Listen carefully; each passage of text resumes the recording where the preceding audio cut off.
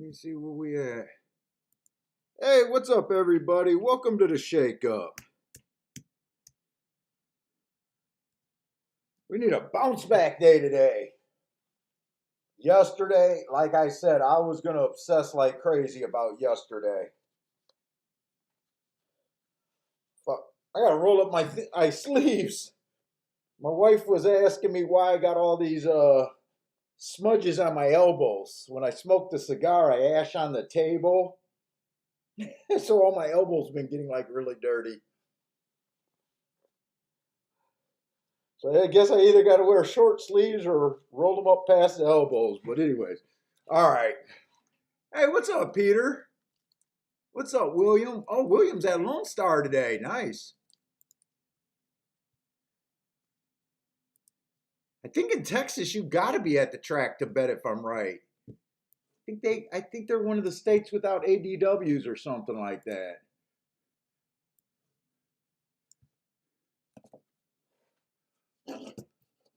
Whew. All right.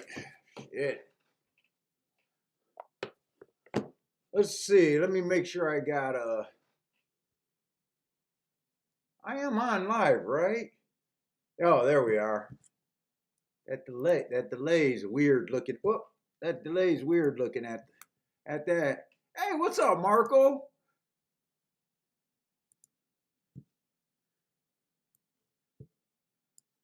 Yeah, I kind of like today's card at Gulfstream. I think Gulfstream has a pretty good card today. I was thinking they got a bunch of tough races, a lot of sprints today.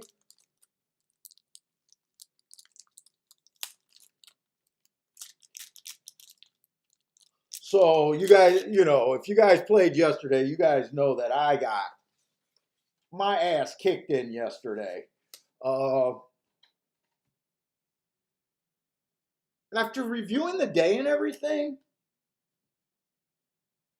there was a few things I was shocked about. I was shocked that all the sprints on the dirt went wire to wire. And I still had a bad day. Speed's supposed to be one of the things that I should be able to spot.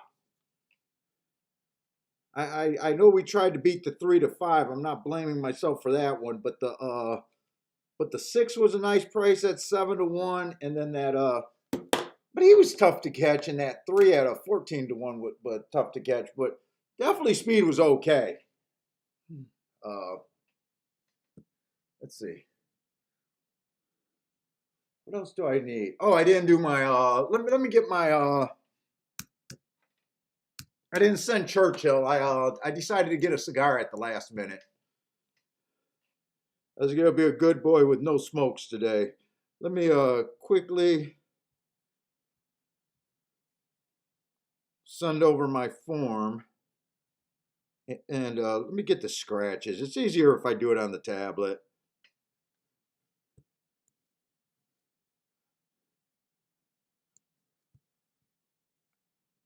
Let's see, scratches. Where are the scratches?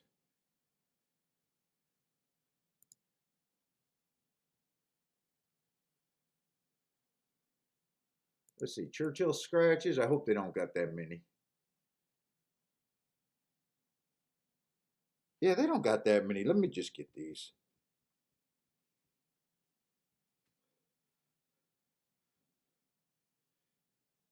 Gulfstream, I did the same thing. I kind of mapped out kind of what I'm looking at early. I don't know if I'm going to make have to make. Yesterday there was a lot of really good marked horses that had the rail, and none of them did better than second yesterday. I kind of think possibly just post 1 and 2 were on the bad side of things. There was a few of them that I thought had to run, and they really didn't. That was the other thing that struck me out. Got me a little.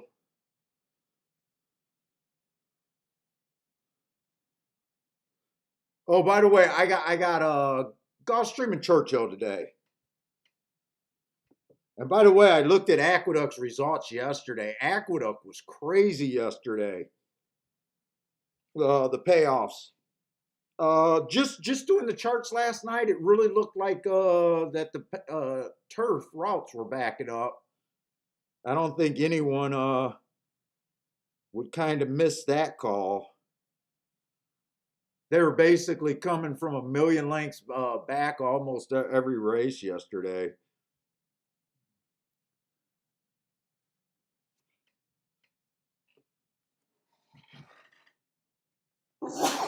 Oh, excuse me.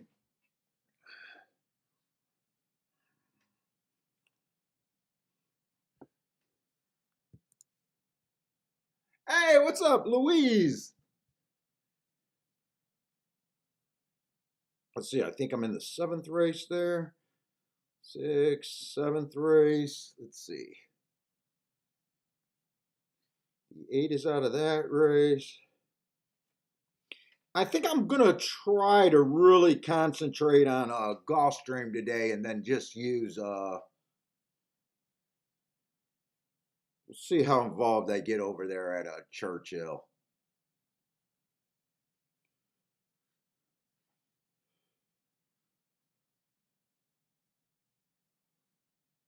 What is this?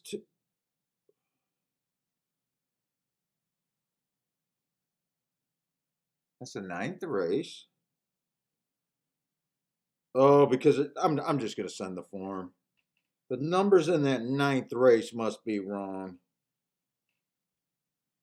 So I looked at the other scratches and they were right. So let's get that sent over. All right.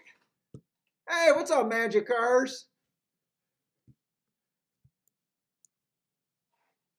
Let me just get this form, get set up. I think we still got plenty of time for Gulfstream's first race. And I thought Gulfstream's first race is going to be a real competitive race. And yeah, I'm still going to be firing today, practicing for that tournament.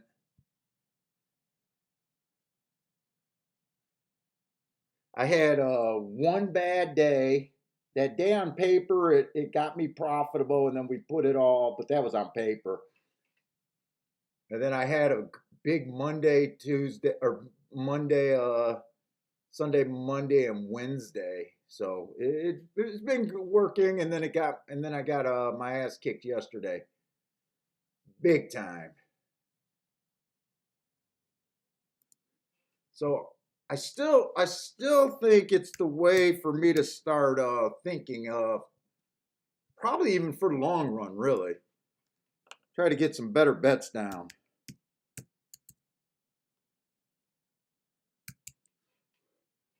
Did I just put the right password? Yeah, I put the right password. All right.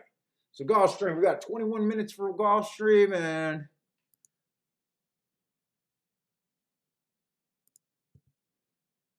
about 50 minutes for the first at Churchill.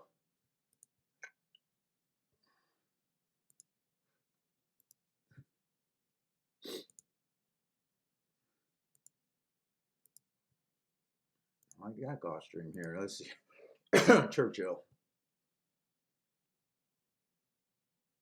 And I looked at Churchill's results yesterday. I don't really nothing jumped out at my mind other than it was super chalky yesterday. Hey, what's up, Thad?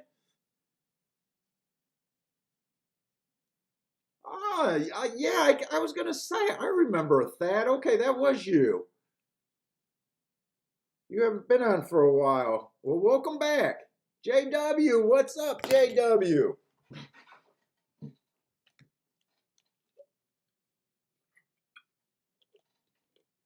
JW says everyone gets their ass kicked. Yeah, they do.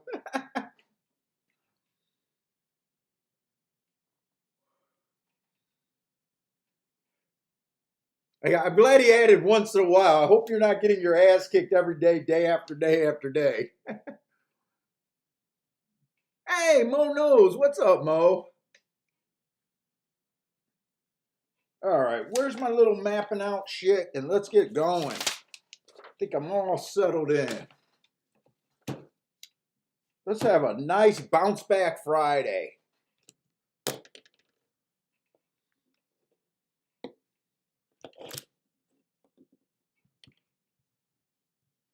And Jared did send me an email. Jared did send me an email that he'd be willing to come on the show probably sometime in December or something.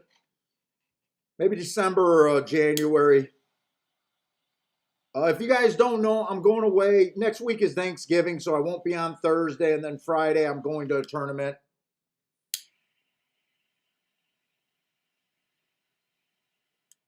Going to be in a tournament on Friday, Saturday. I also got my eye. I'm going to Hialeah. Someone sent me a email today. I think Spencer did. Asking me if that's a tournament that he's thinking about doing it at Hialeah Racecourse. I think that's the 12th of December. I got that one on my list. I think we're going to that one because I think my wife already paid for airfare. We're definitely going to the Chicago one unless something bad, minus some bad thing. We already paid for the hotel and everything. Hey, what's up, Gregory? And then I do got my eye on an Indiana tournament, I think on December 4th. Another live money, relatively small buy-in, live money tournament at Indiana. I want to say it's on December 4th.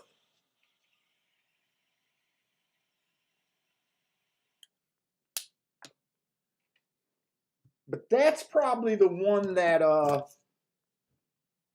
would probably more depend on how I do at the Hawthorne tournament. Because they're all coming up really close together, so that one more up in the air than the other two. Hey, what's up, Joshua? Yeah, Marco's on today. Scotty, the Big Show doesn't have he mustn't be broadcasting today. Marco's back. He's not cheating on me today. Hey, what's up, Lanier? Lanier's back.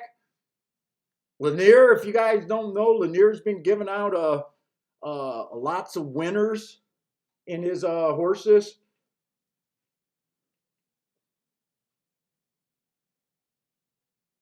Let's see. Marco got plays at Aqueduct, but let's get started at Gulfstream. Let's see, Mono's TV chilling. Oh, Mono's TV is another guy getting lost in the world of crypto and metaverse. I don't know what metaverse is. Oh, you've been lost. Haven't been playing in a couple weeks. Well, yeah, we always get Mo back.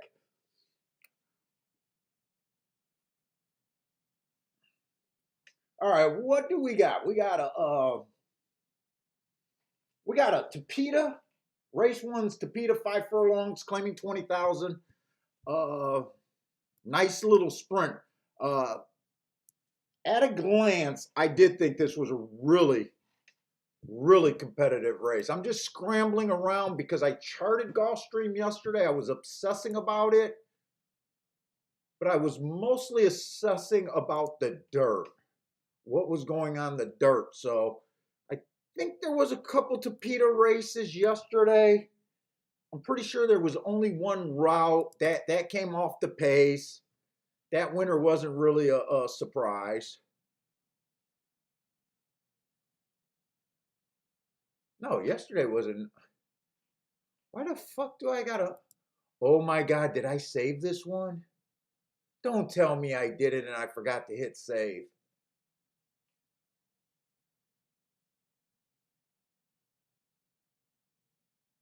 I did it and I forgot to hit save, didn't I?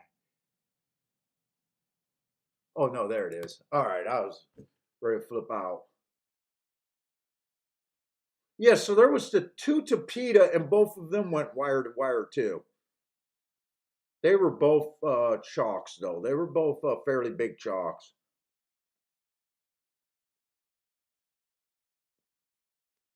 So speed. So basically, yesterday they wired every sprint race, Tapeta and dirt. God, how did I have a? I still don't understand how I had a bad day when there was 5 sprint races and they went wire to wire all 5 races. and I was dead at the top of the stretch in almost every race. The only race I was that 26-1 that just missed by a cunt hair that dueled the whole way. Dude, I'm supposed to have a. That's still shocking to me. All right, but anyways, let's get going. So this one horse, let's see. One is coming from Press Style. Uh, we haven't seen a lot of Press Styles. We've been seeing a lot more of them this meet, probably because of the new Tapeta. Uh, he's also ran at Saratoga, so this is probably not your common as Press Style. He's won at Penn State. Penn State is, I consider that kind of the graveyard of horse racing in your career.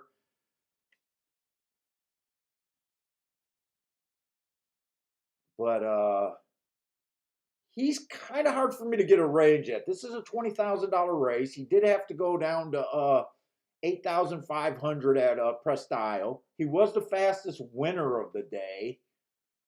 He does have speed. He won wire to wire in a Penn National race. Like I said, I think that's the graveyard where your career should be ended. But he got a good speed figure. I mean, that was a good race. It was not a surface that I keep track of. And then before that, he was at Saratoga. That was a one race sample. I mean, the fractions and everything looks fine of that, but it's still a one race sample. I'm kind of getting a hard read. I kind of put him on my contenders list. But man, I kind of having a hard read. I really want to throw him out. Hey, what's up, Jared? Steamboat Willie, what's up?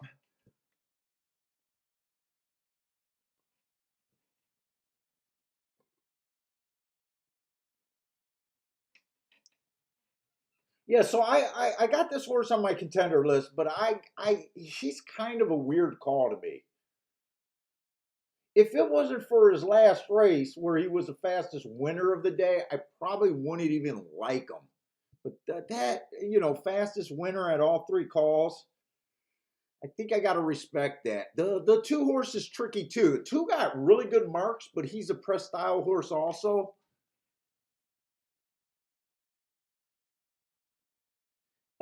3 or 4 races ago, well, let's just start. 4 races ago, he ran against the early pressing day. He didn't have any speed. Just ran an even race, slow, average, but I thought he ran against the track that day. He comes back. Inside of the track was good 3 races ago. He was in the 5 hole. I like this asterisk there. Comes back after, his speed figure dipped when he ran against that good rail. His speed figure goes right back up the next race, average, second average. So I like that improvement there. Nothing's wrong with that. And then he won after the very next race after that at 15-1. So, I mean, to me, this horse is just in good form. He's coming from a track that I do believe is a few levels down from this. We've been seeing a lot of shippers. I like the marks. I got to respect that he's in good form, but I honestly don't really know what to do with him. And I thought I needed to use more horses in this race if I was going to do something here.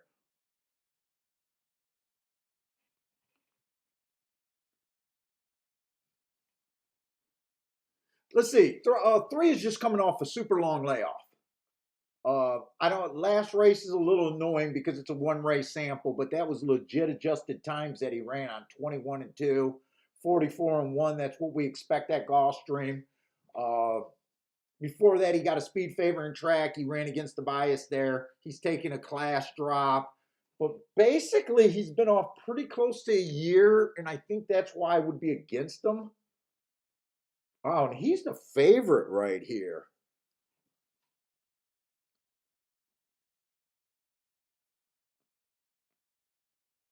He's the favorite, and he's off basically a year. I mean, I definitely can't get to him at that price. I'm kind of shocked that he's the favorite, but this, like I said, this was a tough race. of the 4 horse, stepping up in class. I love that race 4 races ago where he went too fast to win against the bias, but that was at a mile. 3 races ago, inside of the track was good. He was on the outside, asterisk. I like that race. I love the race 2 races ago, went too fast to win. I think he's a little light in class. He's super sharp, and I also don't like route to sprint myself. 5-1. I'm kind of against him mainly because of the going up in class. Even though sharp horses going up in class is sometimes they can be played, and but I also don't like that he been running basically 4 routes in a row. I know he won and ran good sprint races before that, but I got a theory that when sprinters run a few route races, it kind of dull their speed. Takes them a little while to get used to that quicker cadence. So I am against him. The 5 horse I thought was a complete throwout. I mean, his last 3 races, speed figures are terrible. Not that I'm a speed figure guy. Did have an excuse 2 races ago. Inside the track was better, but I'm kind of just against him. Let's see, 6 was one of the horses that I do like. He's a little light in class. He's in really good form. 4 races ago, he had the lead. Average, 1 tick slower than the fastest winner average. I like that race. His speed figure goes up the next race, and I thought he ran kind of against the bias that he did run against the bias that day, and he won that day. That's kind of doing something special. He comes back,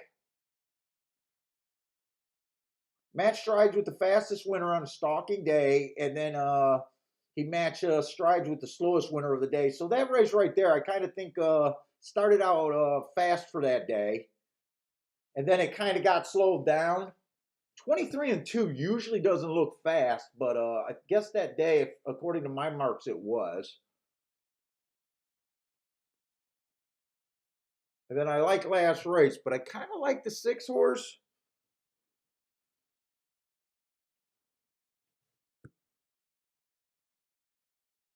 The 7 horse I didn't care for. He's another horse that I think is stepping up in class. He's mostly running at 12,000. He did run against the bias last race. 2 races ago was a pretty good race. He just looks like another horse stepping up that's in pretty good form. And I can't bet them all. And I'm going to admit that I want to go wider this race.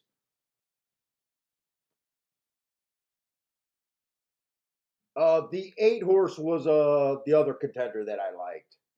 Drop it in class. Been at this level before. He's the other one. So I was considering using the 1, 2, and I'm not even sure about those 2.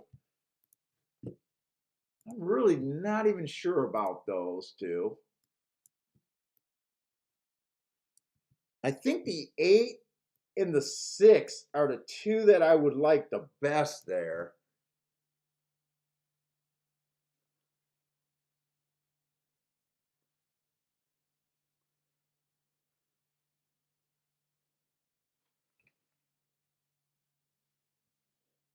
Then I thought this race was possibly a double race for me. Let me do it this way because I'm used to doing my doubles this way and the exactas the other way. Let's see, Jared likes the 4 over there at Gulfstream. Marco Lou's using the 4 and 7 to the 4, 5. Now, Gulfstream, second race, I know I like the 1, 2, 4, 5. I think 4 is going to be the favorite there.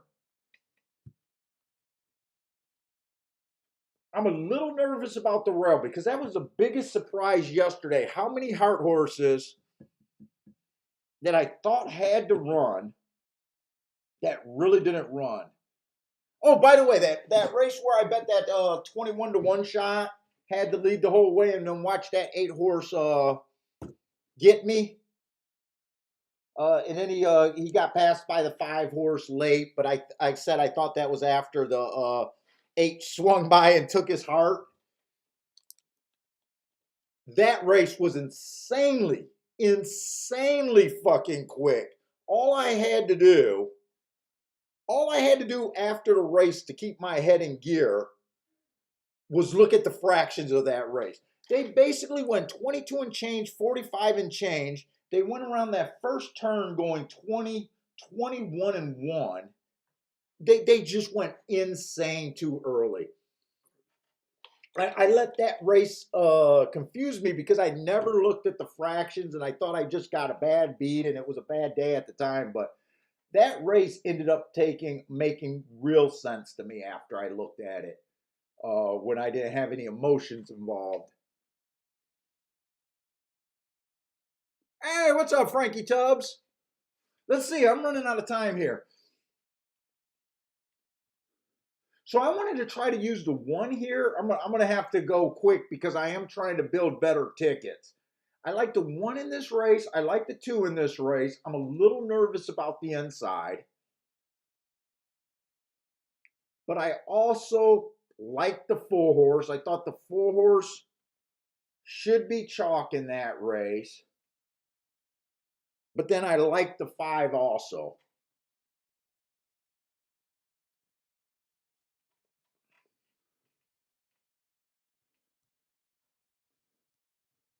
And I definitely can't do a 4x4 double. Definitely can't do a 4x4 double. I think I want to play this race, but instead of starting out just betting 100 every race like I did yesterday and got myself eliminated,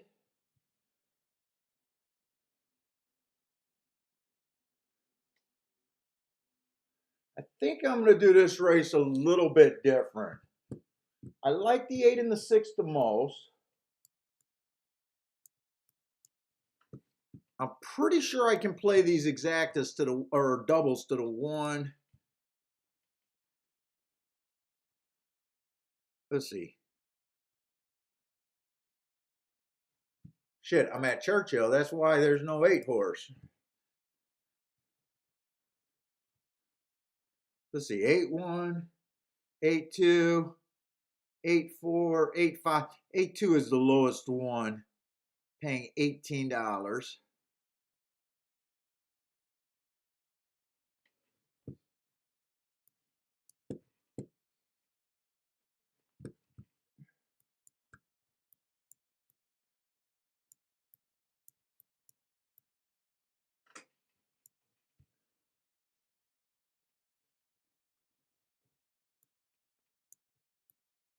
I think I'm going to throw the 1 off my list here at 3-1.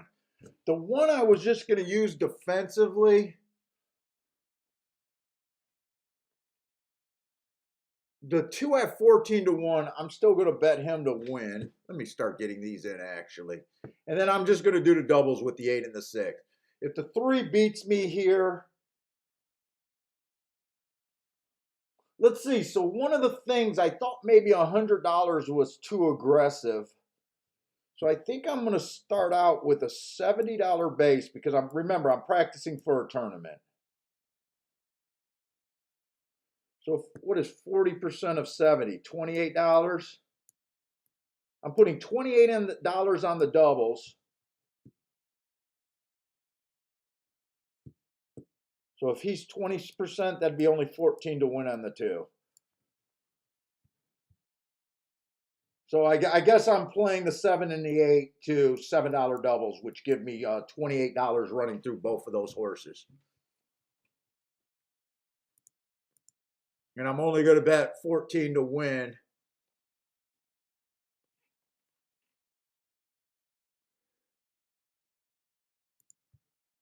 Well, I'm going to have, do 15 to win on the 2 so I don't got to put it in twice. And then doubles, $7 doubles. I think I did the math right there. I want to use 6 and 8. 1, 2, 4, and 5. That should be good. So the other thing I thought, so when I was doing these tournaments with live money on the last 3 days, I got off to super good starts on all of them. Yesterday when we did it, tried to do it with live money again, I got off to a super bad start, and basically what the theory was, I was going to divide my entries into 4 plays. The first day I'm starting with $100 or $400 bankroll, I was going to divide it into 4 plays. So basically $100 on each of the first 4 plays that I was going to do. If I didn't win one of my first 4 races, I'd basically be eliminated. After the bad start yesterday, I started to think that that might be too aggressive. Maybe I want to start maybe with 6 plays before bust, where I got to hit one of my first 6 plays.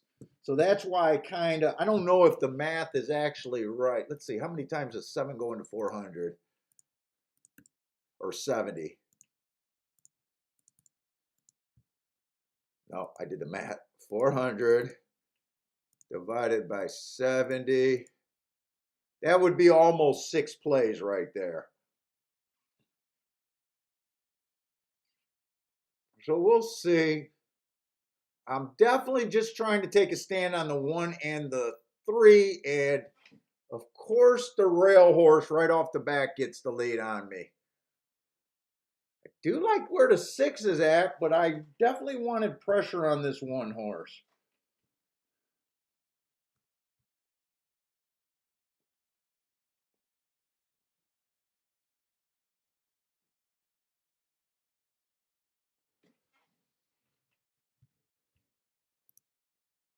Let me blow this up so I can actually see it. Come on with this 8. I gotta walk. I gotta get started.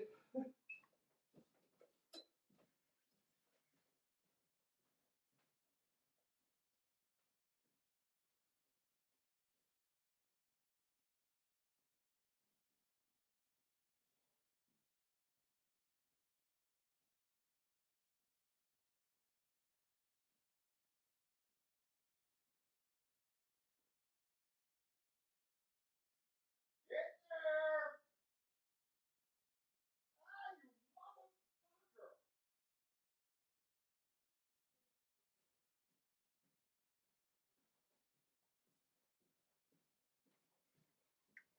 Ah, you motherfucker. I did not want to get off to start like that. Who the hell is the 7 horse there? I beat the 2 favorites. Who the fuck is the 7?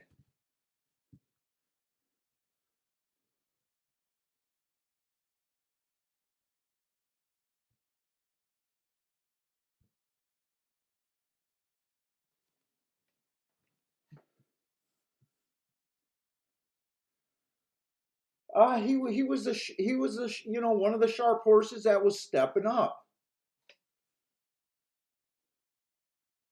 Had an excuse last race. Had good marks 3 races ago.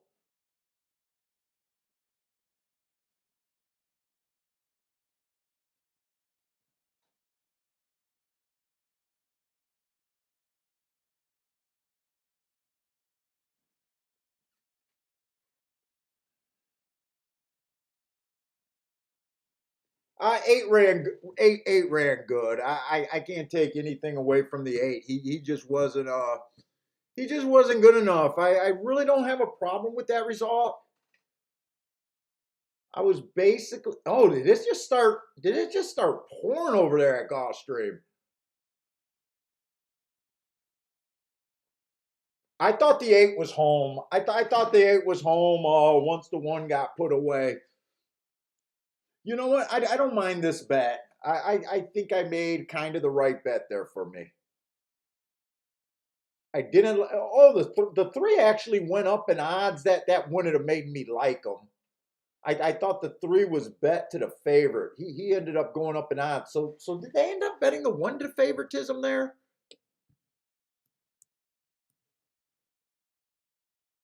They did end up betting that one to 8-5. So it was definitely a right race to play. We got a long shot winner.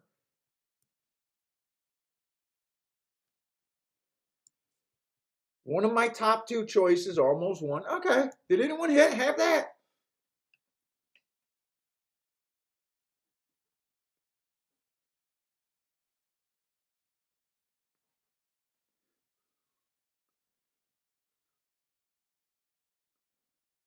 It's because Jared dropped the 8 for a wooden place. Damn you, Jared. Jared, you should have just bet the 8 to win and he would have been a winner. You bet him to win and place and he just did enough to make you happy.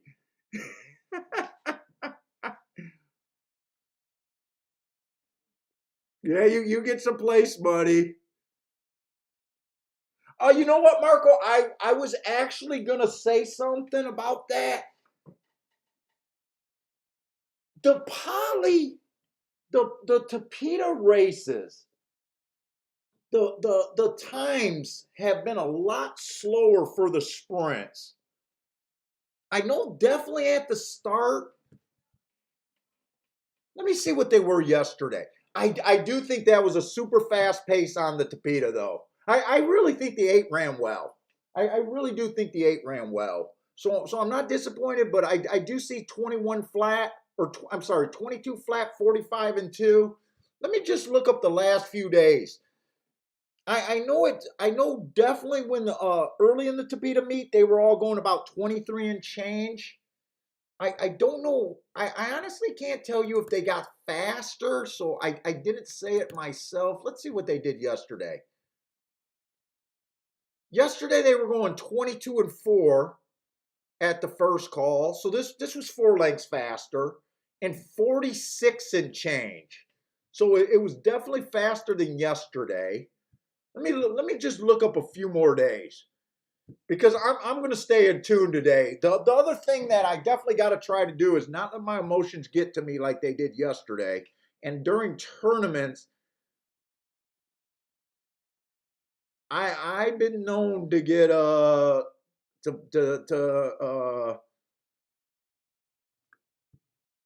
let the emotions get to me.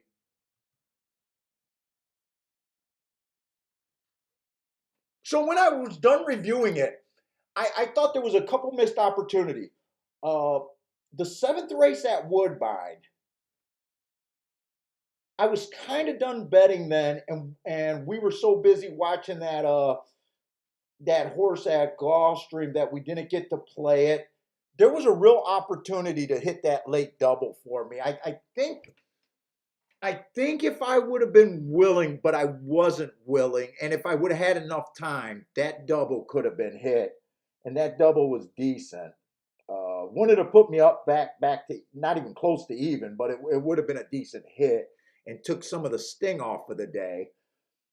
The other race that I it was that 5 horse at 28 to 1 that I just bet to win. I felt that I could have bet him better. I had an opinion that the rail wasn't good. If you remember, all when I played the doubles, all I wanted to use was the 4 and the 5, and then I made the adjustments, and I ended up using the 4, 5, 6, and 7. I want to say. I felt like if I didn't get emotional and buried myself, I should have stuck with the 4 and the 5. And when the 5 got up to that 20 to 1 range, I never seen him at 28 to 1. So when I seen him at like 17 to 1, maybe I think I could have wheeled him first and second with everyone, played post 1 and 2 a little bit less and backdoored a $200 exacta. But I will admit at that time, I wasn't thinking sharp enough.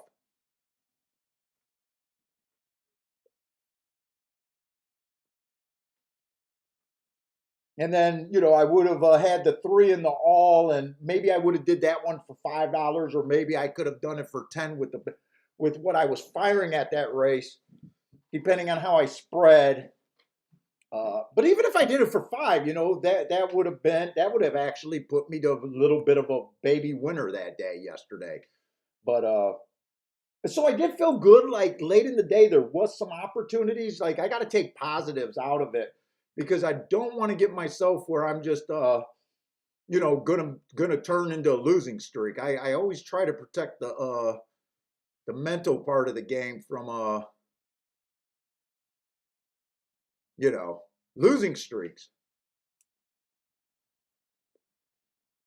Let's see. I was looking up. I wanted to look up some more Tapeta races, sprints, just the last few days, because I do feel like that was a super fast pace there. But I always like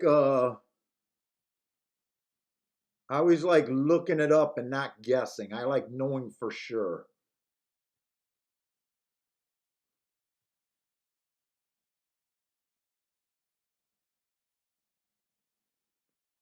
Ah, shit, and I didn't purge my last year's files.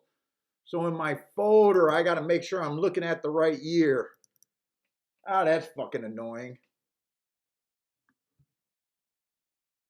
Let's see on the 11th, or no, on the 14th. On the 14th, there was 4 Tapeta races.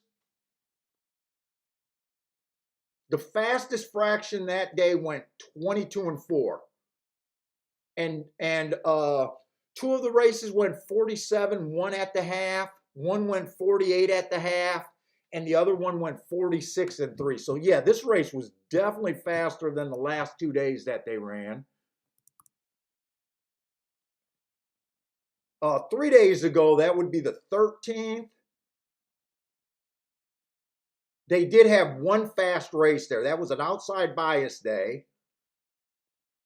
22 and 1, 45 and 4. That was the fastest race by far. So yeah, this would be considered a fast race.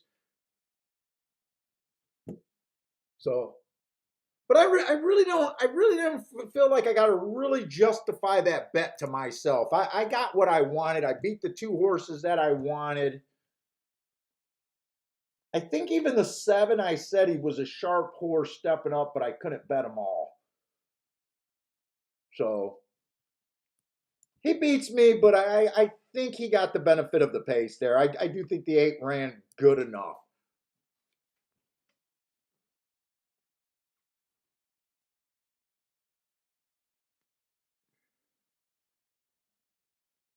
So yeah, I agree with Marco. I do think that was a fast call race.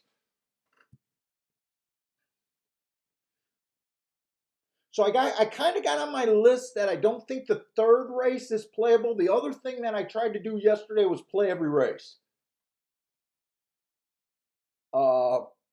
And I definitely don't think that's the right thing to do. I think I got to go back to myself. I was just on a super high uh, from a few big days.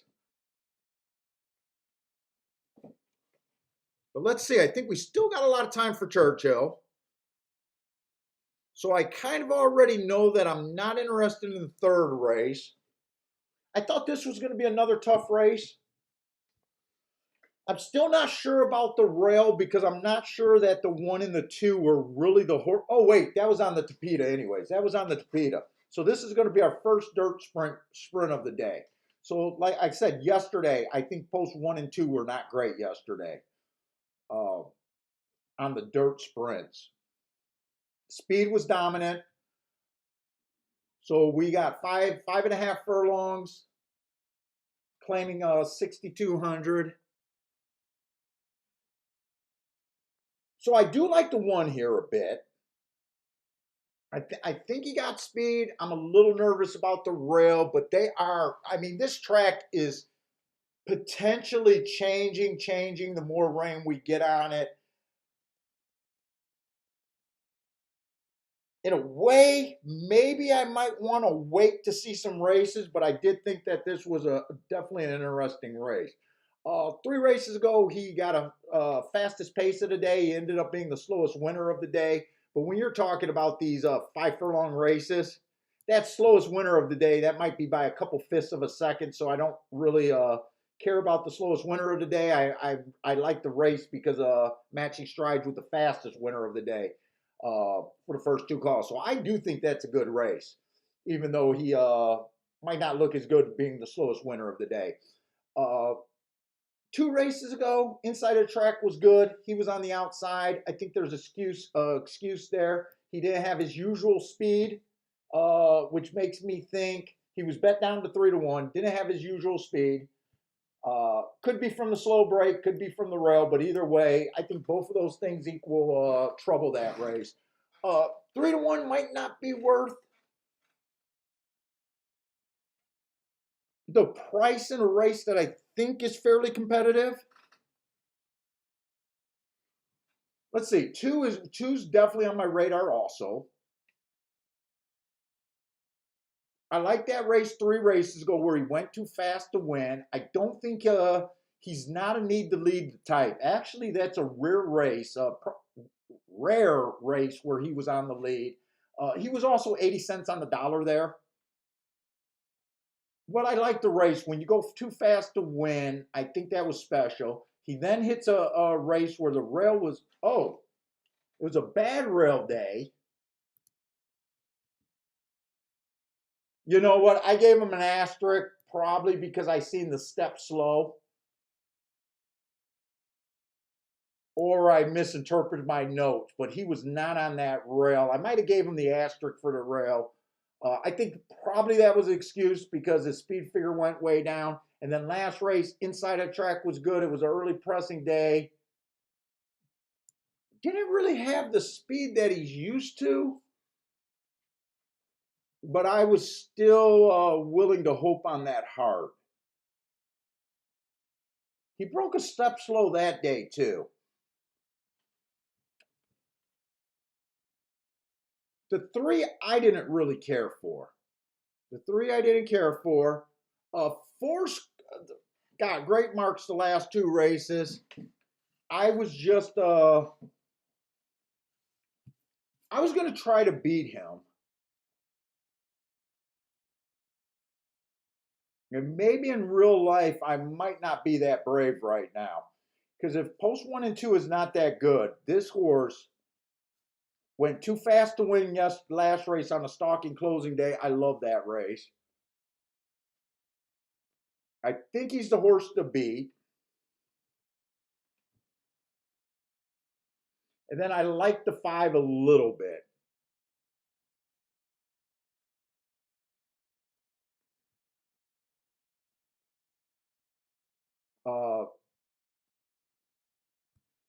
I want to say I remember him and the 4 running on the same day.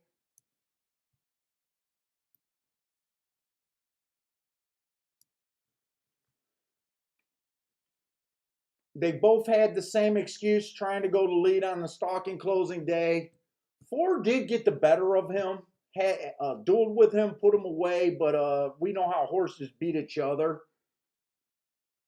I wouldn't be shocked to see him be more competitive this race. 6 I really didn't care for. And 7 looks like he'll be too far back. I don't think 7 can win unless the track's backing up, and yesterday doesn't give me any clue to that. So I still kind of like. I still kind of like the 1, 2, 4 here. I would, or 1, 2, 4, 5.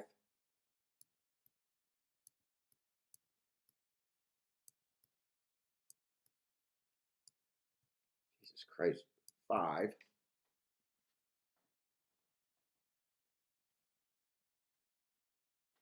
But not really sure how I can approach this. Let's see. I do think 4.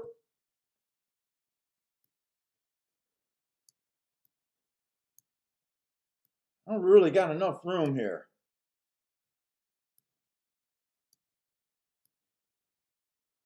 4 would kind of be my top choice here. 5 would be kind of my second choice here. 1 would be my third choice here.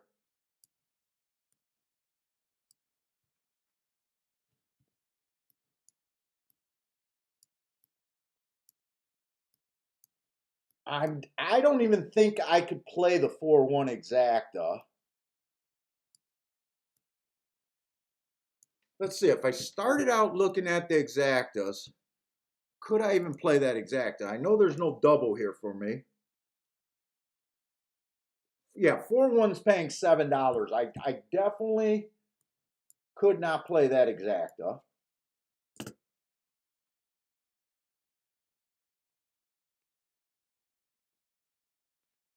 4-2 is paying 47, so that one's solid. Wait a minute. No, 4-2 is paying 21. That one's okay. 4-5 is paying 14. The exactas.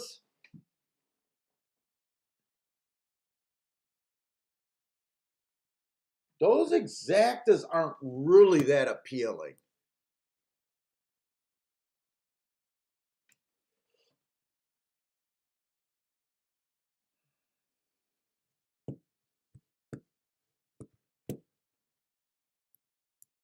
Let's see. I probably, if I had to give a percentage on the horses winning, I would probably put 40% of whatever I bet in this race with the 4.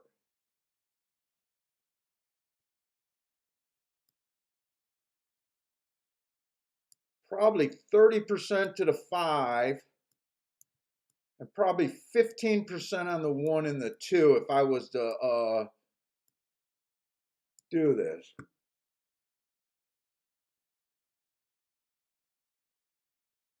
So basically, if I did it at a $100 base, I could do 2 exactas, 4 on top of the 2, 5. Let's see, if it comes in 4-5, that would be $14. That'd be $280 for a $100 bet. That'd be profit $180. It's not usually what I do, but I could do that. If it comes in 4-2, that'd be 80. That'd be about $800 for a $20 bet. I could do 20 to win on the 5. That'd basically be or no, 30 to win on the 5. 30 to win on the 5 if I do it at the $100. So that would be what, about $400 back? 15 on the 1 doesn't do anything. That's just acting as a pure saver.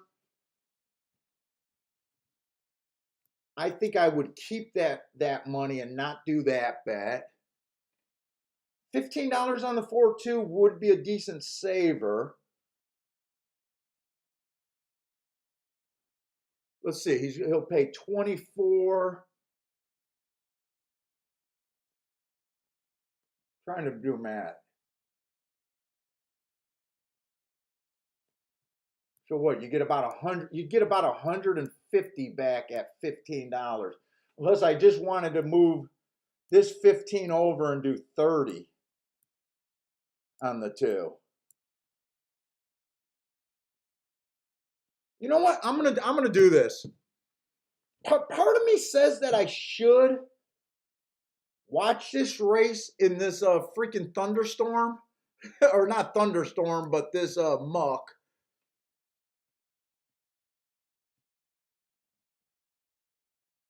But I think I could actually do this bet. I think this bet actually makes a little bit of sense. Yeah, I got to beat the 4-1 double or exacta.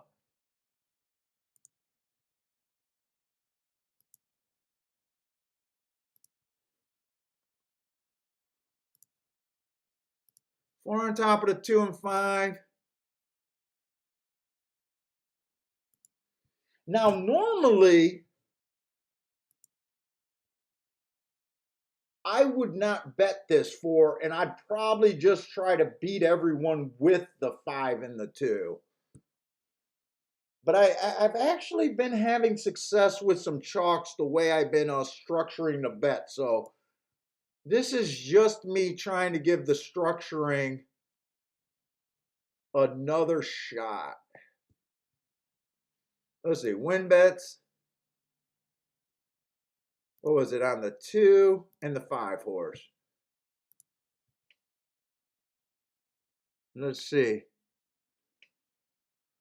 Let's see, $25 there, and then I'll have to get that for another $5. So 2 and 5 again, $5. Oh, and I forgot I wanted to do a $70 base, not a $100. I did this race with a $100 base. I should have did it at a $70 base.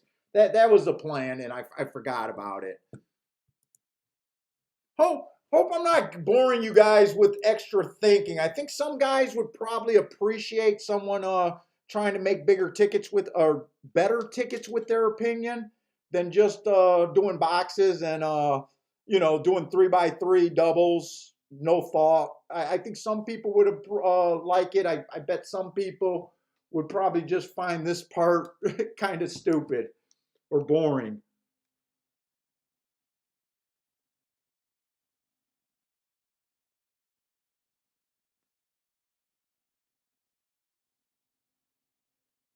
Jared hit the 10 horse. Let's see.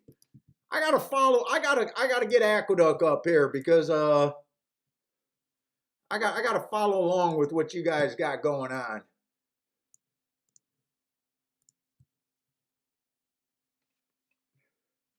Lanier's still hot.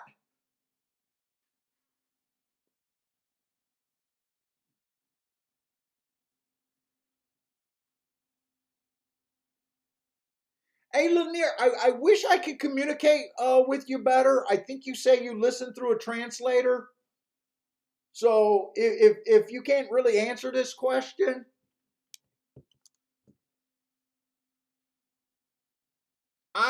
dude, everyone is absolutely respecting. I mean, fuck. No one can deny what you've been putting out there. Uh, I would love to hear how you're betting it. I think I heard that you don't bet.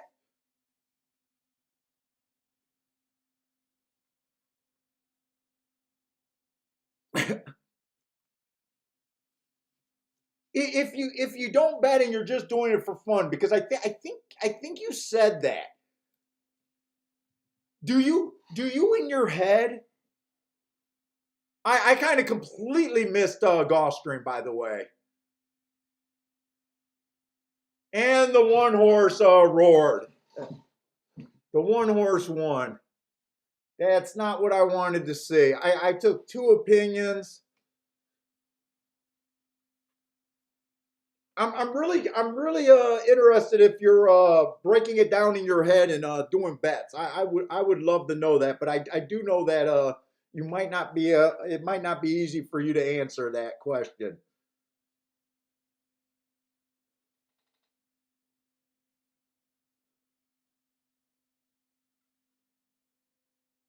I got beat by a horse that I was gonna use. So yeah, the 8 horse getting beat in the first race cost me the double, and my creative betting here was no good. Let's see. It came in 1-3. So I'm actually a little happy about the 4 getting beat on the outside, the 5 getting beat on the outside, and they're going back to the inside of the track. Come on, please let them go back to the inside of the track and I can get happy.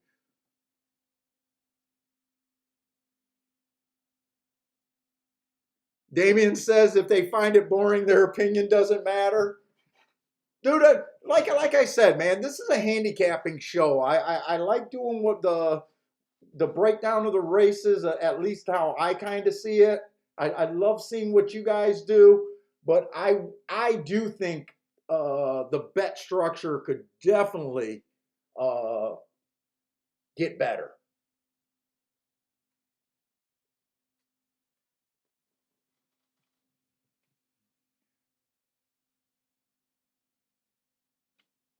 Oh, Damien can translate.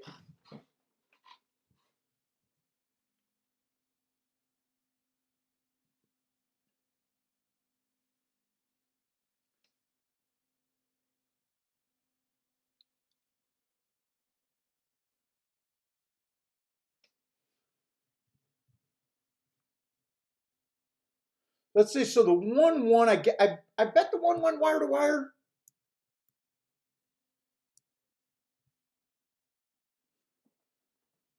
Let's see. Churchill ran their first race today, or they're running right now. We kind of missed it because I am trying to spend more time.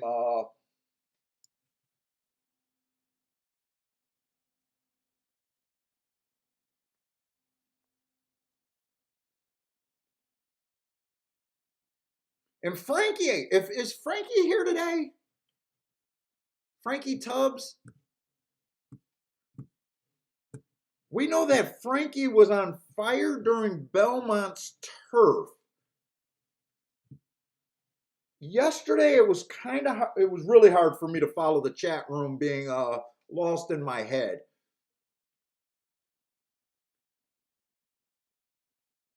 I definitely want to ask Frankie. Oh, Frankie is here. So if Frankie's here, I'm curious to hear if Frankie is if Frankie is seeing Aqueduct as well, Aqueduct's turf as well as he been seeing Belmont, or is he struggling, or how is that working out for him? Hey, what's up, Nick C? Oh yeah, Nick C. Yes, the one can 100% wire here. Sorry, I didn't see the question.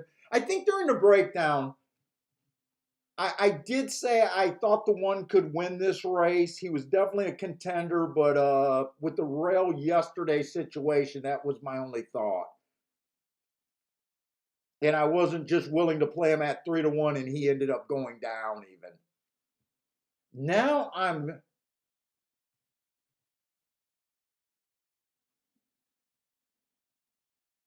Oh, that's Churchill's race.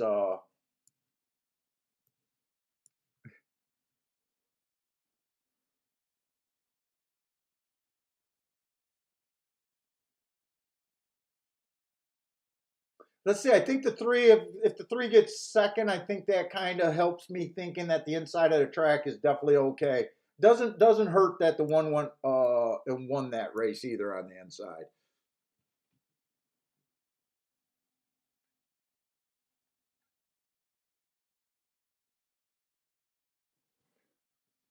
That was a pretty solid exacta. What, $33 for a dollar?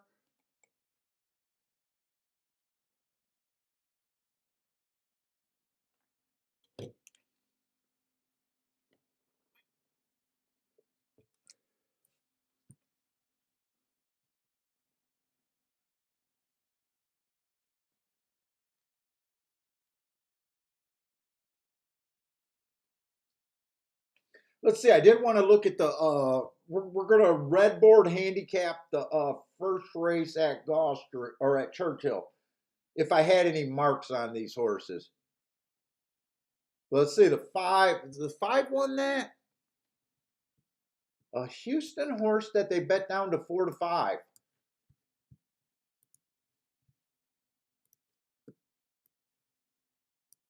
Would I have got trapped there? Because I would have ignored the 5 horse.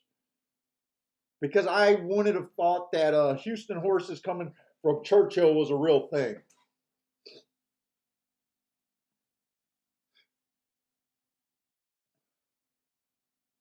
He did earn the biggest speed figure by far, so I could see why he was bet to 4-5 actually. Let's see, the 4 horse was an Indiana horse. 3 horse had some excuses, but I don't think I would have made a bet there just off of 2 excuses and not really know what he was. The 2 horse has absolutely no speed.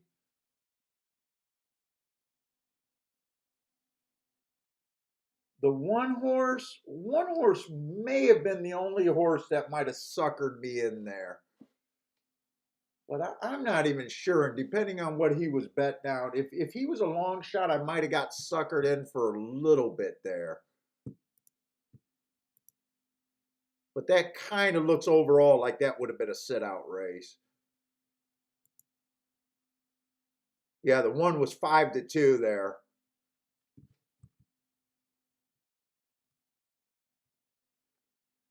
And it says the 3-horse was scratched. I didn't get that scratched, so the 3-horse was scratched.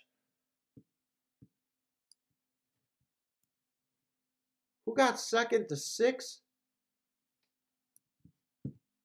Was it the 6 that I seen that got second? Did it come in 5-6 there? Came in 5-6-4, so the 1 did not run.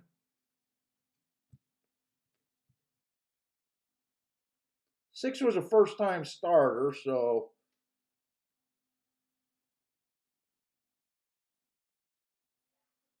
that was a good race for me not to look at, but I really don't think there would have been a play for me there in that race. I really don't think I would have made a play there. Let's see, Frankie Tubbs. Frankie says he lost his mojo on the inner turf. On the outer turf, he feels like he's seeing the outside. He's seeing what I kind of see in stalkers and closers.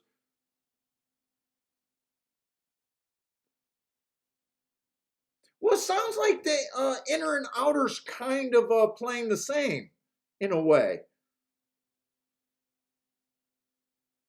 Are you saying that, oh, middling pace? So I'm reading that like you think the inner turf is favoring stalkers and maybe the closers are more dead and speed's kind of dead, is how I interpret that.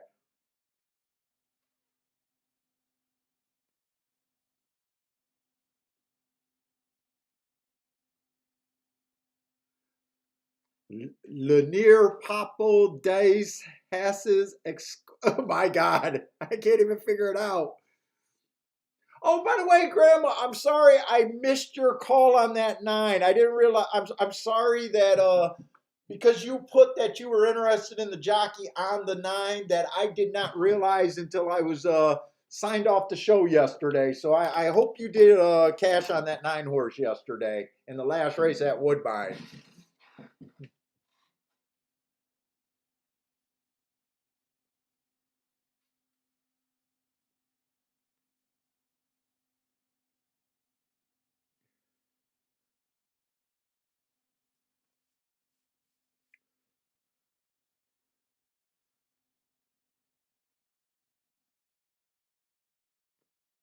And by the way, hi, Grandma. I forgot to say hi.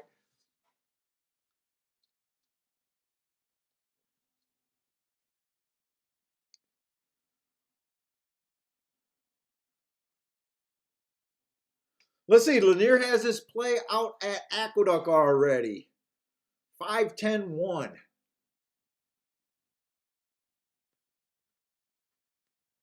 I'm really curious to see if he broke it down because he is on fire for narrowing down live horses. He is on absolute fire. What I wish I could talk to him to hear what he's doing. If it's I think he said I think he works with a computer program, but I think yesterday he kind of answered a question that he does. I think it sounded like he has a computer algorithm, and he then breaks it down from there.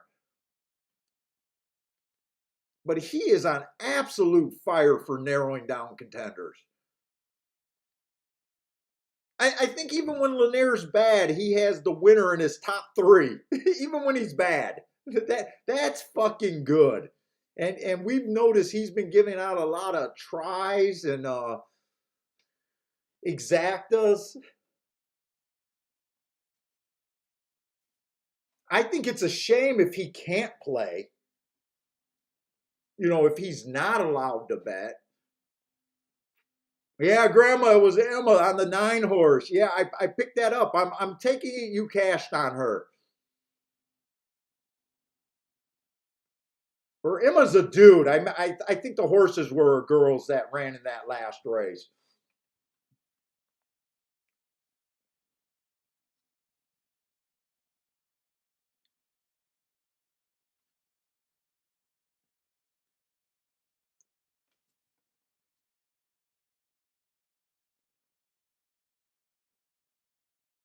And by the way, I missed the replay over there at Gulfstream.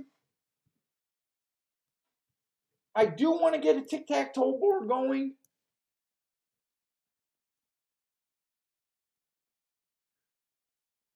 Oh, there's a nice spot for it. I do want to get a tic-tac-toe board going. If the one did not wire last race, let me know. I missed the replay and everything.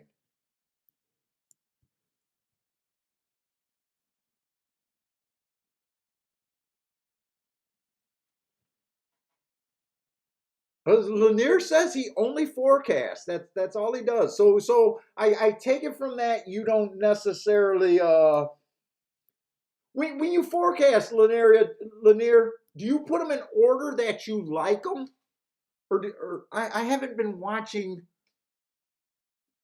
I'm taking it he probably puts them in order that he likes them because they're not in numeral order. Like this race, he likes the 5, 10, 1.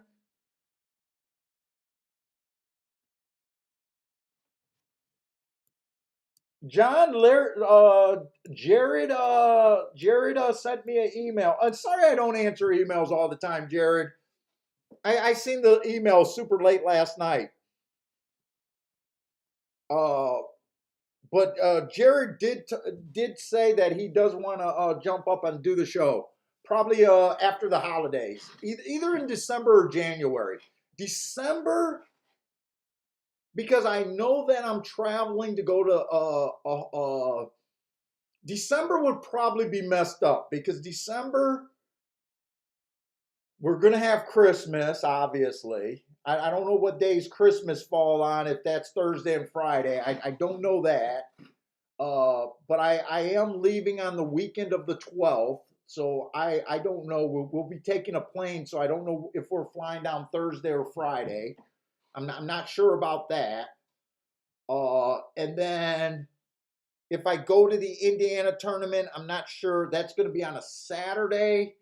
I'm not sure if I'm driving down that morning or going the night before. So, Jared, it'll probably be on in July. Probably.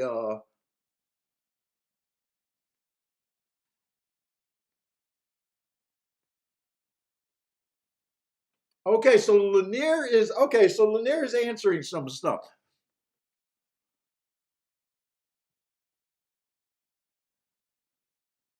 Here in Venezuela, it's impossible to play.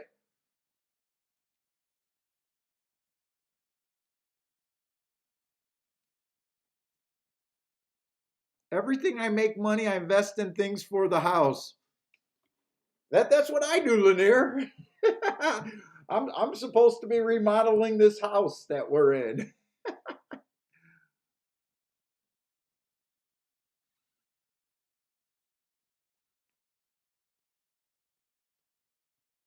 And Lanier says something about donations. I know there's a little Lanier might be willing to if you could follow Lanier and figure out if someone hits really nice off of Lanier and want to send him a donation. I'm sure some guys would probably be interested in that, Lanier.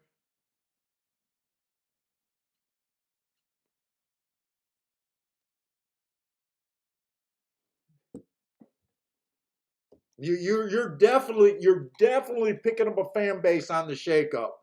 I'm a fan.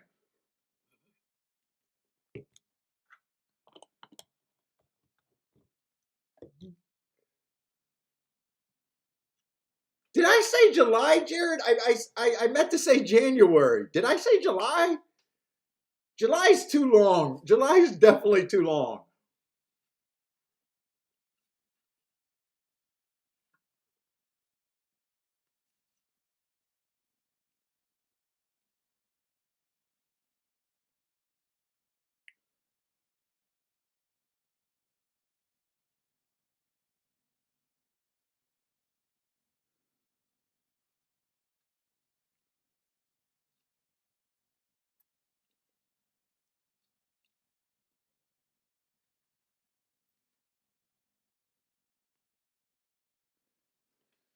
A lot of guys. I know Jared is the guy that gets the most most flack on the show here. I think a lot of people would be interested in seeing Jared on here.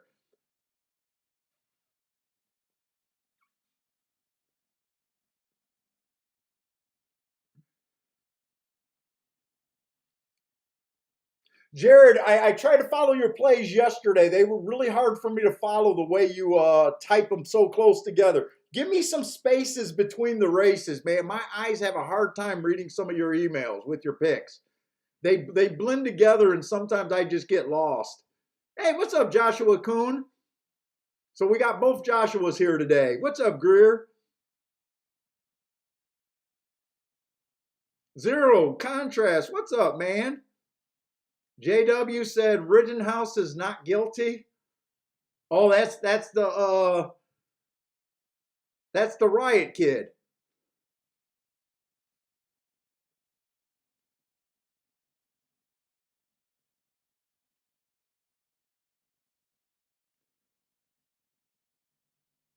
Let's see. Grandma says that would be a great idea, Lanier. Let's see. Is she answering something from Lanier or maybe the donation thing for Lanier? Dude, I think it sucks that he can't play over there.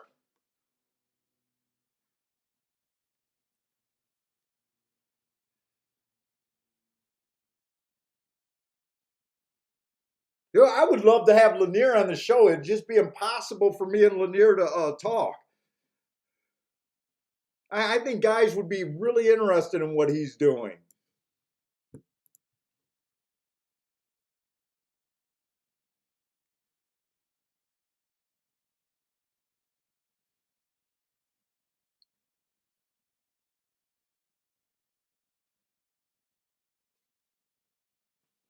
Let's see, this third race at Gulfstream, I was not interested in. Let's see, that first race at Gulfstream, I kind of didn't see. How did I not see that race either? I'm pretty sure the 7 came off the pace. I'm not sure if he stalked or he closed there. That's what I'm not sure about how the 7 ran the first race. Hey, what's up, Howard? Yeah, I'm not touching the Rittenhouse. I'm not doing politics. Politics aside, it looks like a good shoot, though.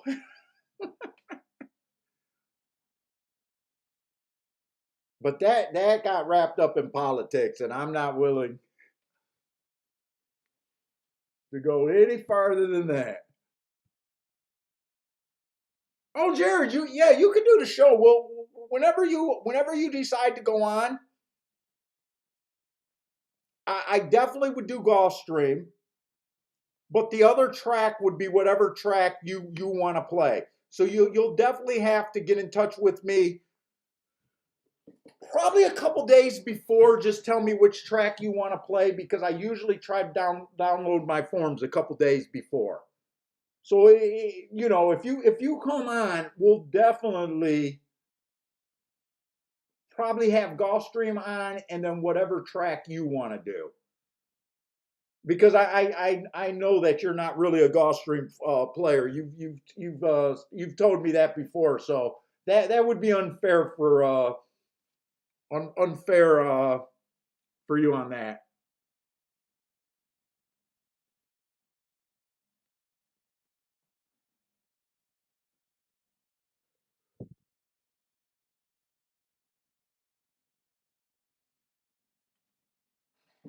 And I'm not interested in this race at Gulfstream, so I think I should go over to Churchill. But let me just scroll up this race at Gulfstream. We'll just start the race at Gulfstream, but for the most part, if someone's interested in the marks, I didn't think this race was lightly raced 2-year-olds for the most part, and most of the horses I think only had one race, and it was just not a race that I normally would play. So this is going to be on a mile. I am hoping with the rain coming down that it's inside of the track. That's definitely what I'm hoping for. But other than that, we basically got a bunch of horses. I don't have any real excuses for anybody, and their marks aren't really that great. So this is just a kind of a race that I'm not interested in. So I'm going to go to Churchill. Churchill, we're going to be a $20,000 claimer, non-winners of 2 lifetime sprinting.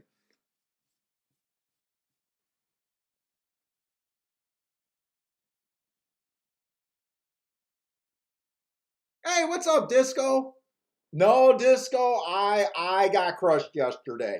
I did have that 5 horse at 26 to 1 that got beat by that 3 horse. That was the only horse that I could have bet better. That was my last bet of the day. I think I would have hit the 7th and the 8th at Woodbine.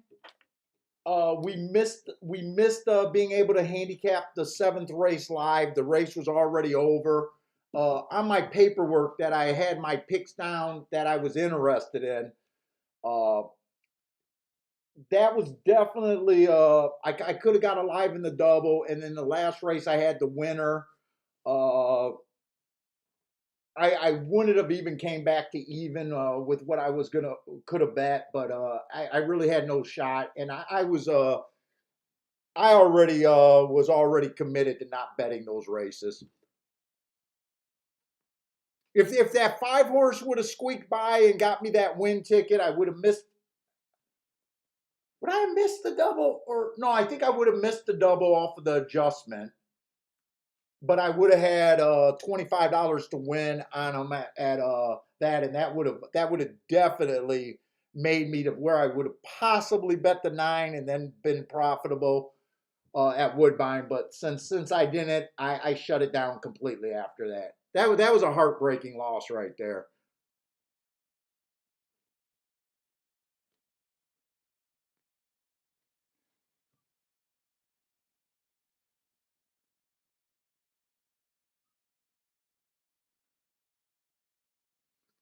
Hey Greer, what do you mean no one can read what he likes? I think the 3rd race at Gulfstream he likes the 265. You can't read that? Maybe on your screen it didn't come through or something. I'm not sure right there.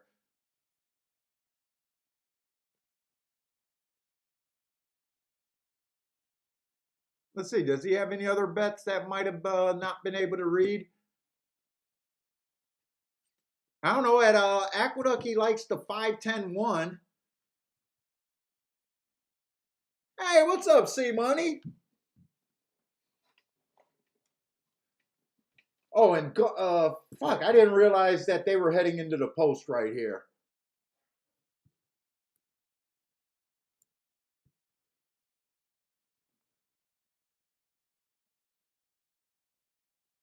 Oh shit! And I kind of wanted to take a shot here.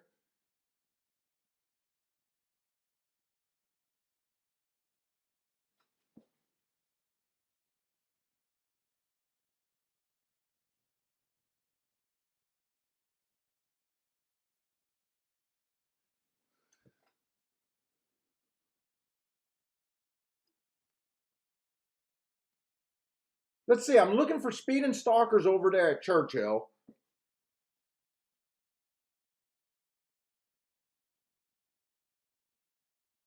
And I kind of was interested in the 4 horse. I don't think he's a true speed horse. He did win on speed favoring day, but for the most part, he looks like a stalker. But he does have a couple of excuses.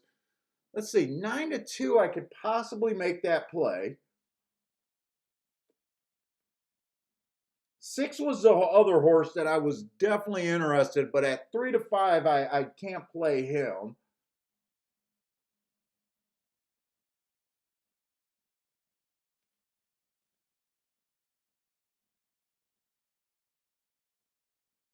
The 4 is a tricky horse. I could see the wait, no, I meant to say the 5. The 5 is the other tricky horse.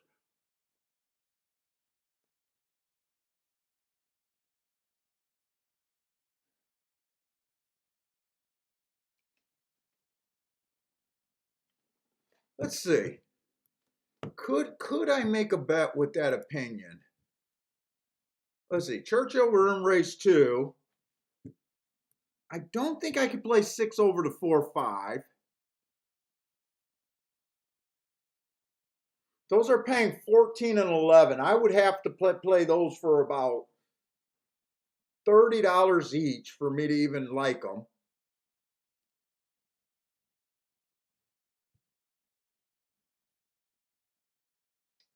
Let's see, if I played 6 over to 4-5, I would have to do that for 30 bucks each.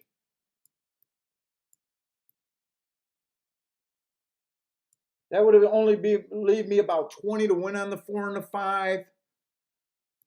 But if you did that at complete bet, that's not a good bet, because if the 4 to 5 wins, you're just asking to break even.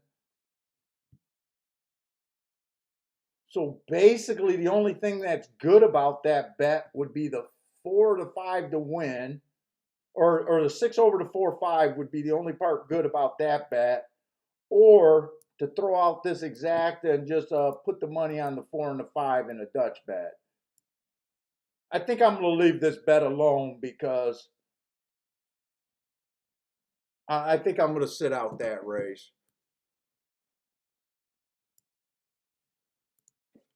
But basically, I'm down to the 6-4-5.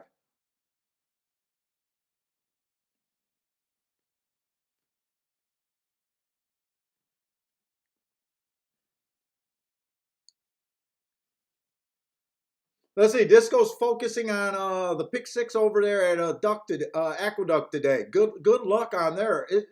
I think there's a big carryover at Aqueduct today, right? So if you guys are pick 6 players, reduce your takeout. If I'm right about the carryover, if I'm wrong about the carryover, I don't follow that, so I'm not sure. Let's see, Gulfstream. I missed the race completely. I am getting super excited with the 2-horse winning at 17 to 1.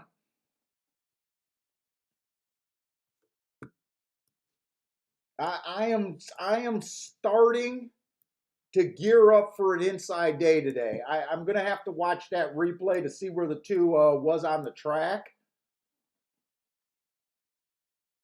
C Money says there's 26,000 in the pick 6 carryover there. Frankie is thinking that the rain changed the track today. I do too, Frankie, and I'm starting to gear up for Gulfstream. They beat the 6 at 7 to 5. I'm not sure the 6 should have been 7 to 5, because that would have been a race that it would have been hard for me to have an opinion on anyone there. Let's see, and I'm definitely glad that oh no, that's Aqueduct where the 5 is winning. I was going to say that the 5 took a massive bet late at 3 to 2.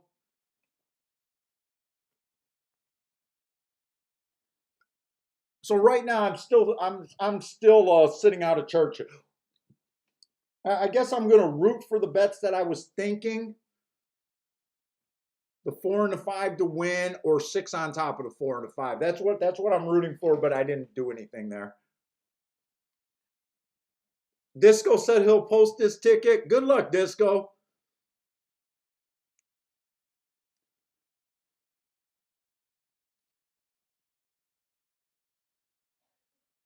God damn, if I'm right about the rail being good today, why couldn't this have been yesterday? We were all over the rail yesterday. Disco singled the 1 horse at 20 to 1. That ran third. Got beat by the 7 horse.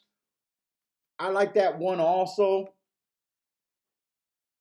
I had that one at about 15 to 1 that had the lead all the way around, that got beat by the 8, as well as the 5. But if the rail was good that day, I think the 1 possibly could have won that race, even though he went insane fractions.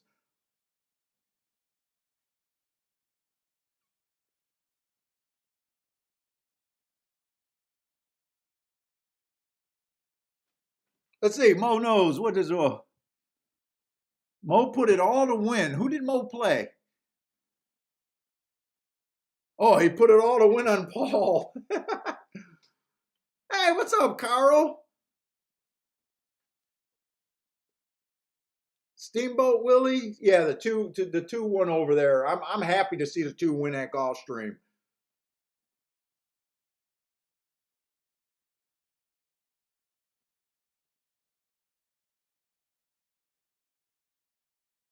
Right now, it looks like 6 got the lead and in control of this, and it looks like the 4 and the 5, one's the only threat here. But one looks like he's gearing up to be a big threat to bust that exacta. So I'm glad I wasn't willing to do that. 6 did win, so that was not a shocker. He was the top choice there, but he was everybody's top choice.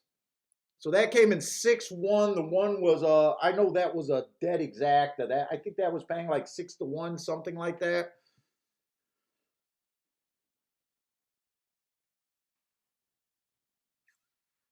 Did Lanier give out another exacta?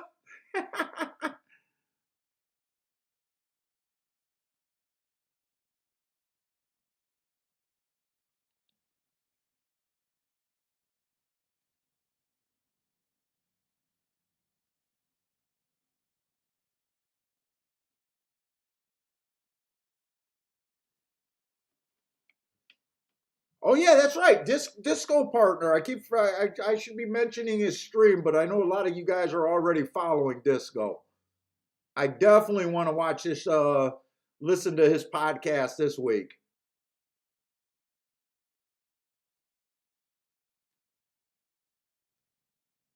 I definitely want to hear that one. Thanks for reminding me. Actually, I know eventually I'll listen to that, but I'm definitely going to listen to that right after the show today.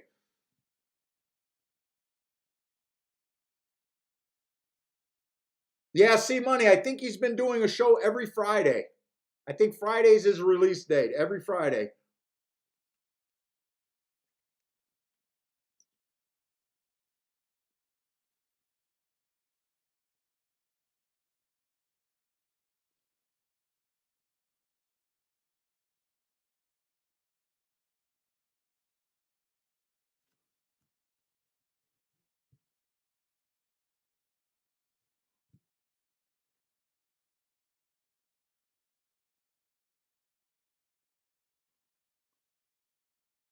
And who was the person that couldn't read Lanier's pick?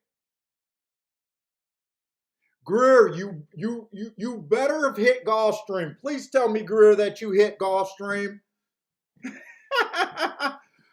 please tell me you were looking for his pick. We read it out loud.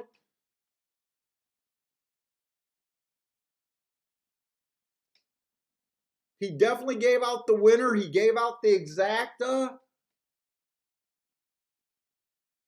I'm not sure who ran third, by the way. He might even gave out the try there.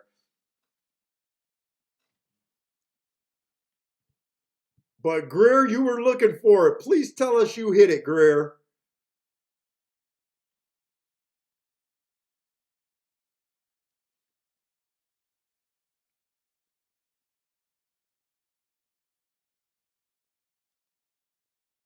Oh, William Horton, thank you very much. Thanks, Lanier. I had the 2-6 exact at Gulfstream.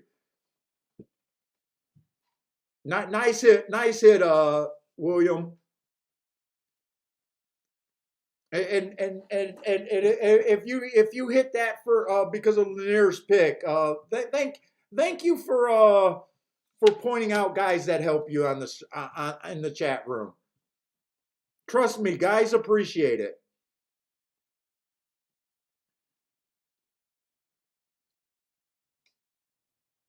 And I did catch the eye on this 2-horse. He did run up the rail. He did run up the rail at Gulfstream.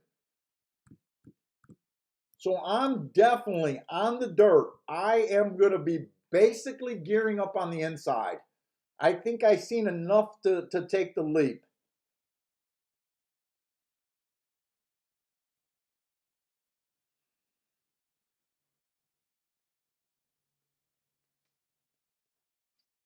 I wish I had, I honestly wish I didn't have such a bad day because maybe I could have said that we're just going to go back to the inside of the track like I usually did. I like the one, and maybe I could have did a 1, 2, 3, but that's the only way I could have did it. But I would have had to be pretty freaking confident. And after yesterday, I know I'm going to be a little bit less aggressive today.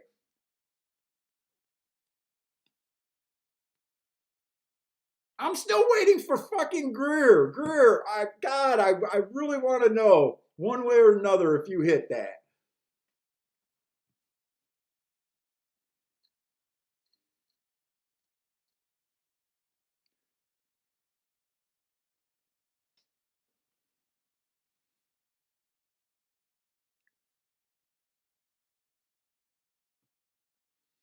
Let's see. And Disco did throw up his. Oh yeah, that is a nice skinny ticket.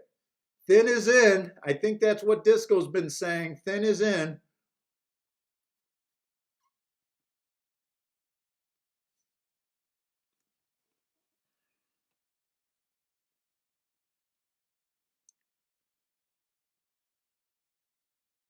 Let's see. I'm just not sure where that pick six starts over there. Is this the pick six race?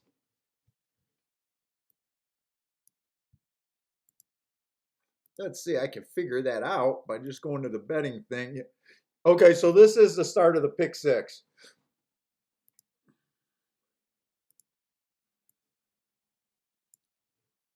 Oh, and he's singling the 10.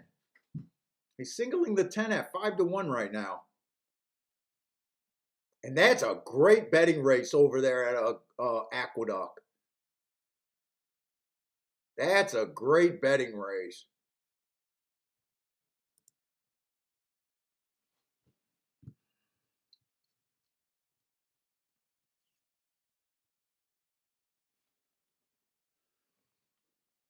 Let's see. So Gulfstream, we're going to be in the fourth race. So that's going to be a dirt race. So I'm ready to get involved now. A little disappointed that the favorite is on the rail, though. I am a little disappointed about that. Let's see. This is going to be a dirt race.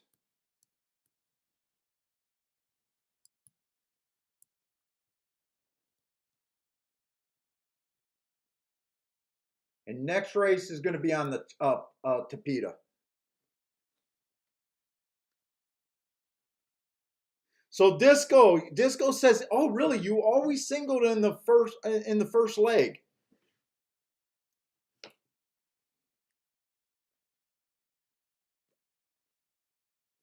So Disco is not a funnel guy where they go wide and then go narrow at the end, trying to get alive, trying to survive. You're not a funnel ticket guy.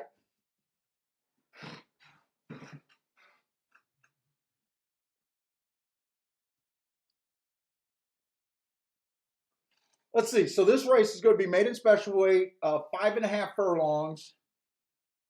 It is a 3-year-old maiden though, maiden special weight.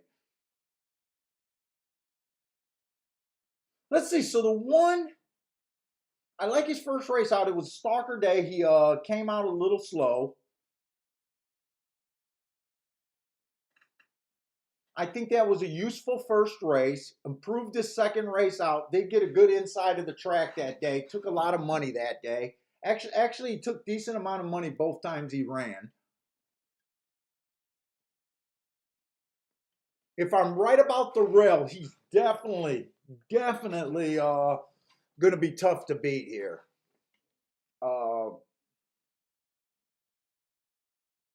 I'm not sure if he's a 50% chance to win here. The 2-horse ran on a bad rail last time he ran on an early pressing day. He ran an extremely useful race, took a lot of money there.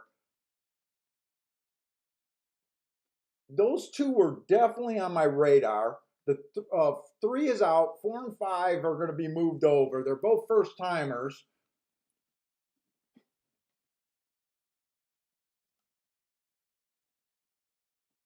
My original thoughts were I was going to be interested in the 1-2-7. I'm probably not going to use the 7 now that I'm thinking inside though.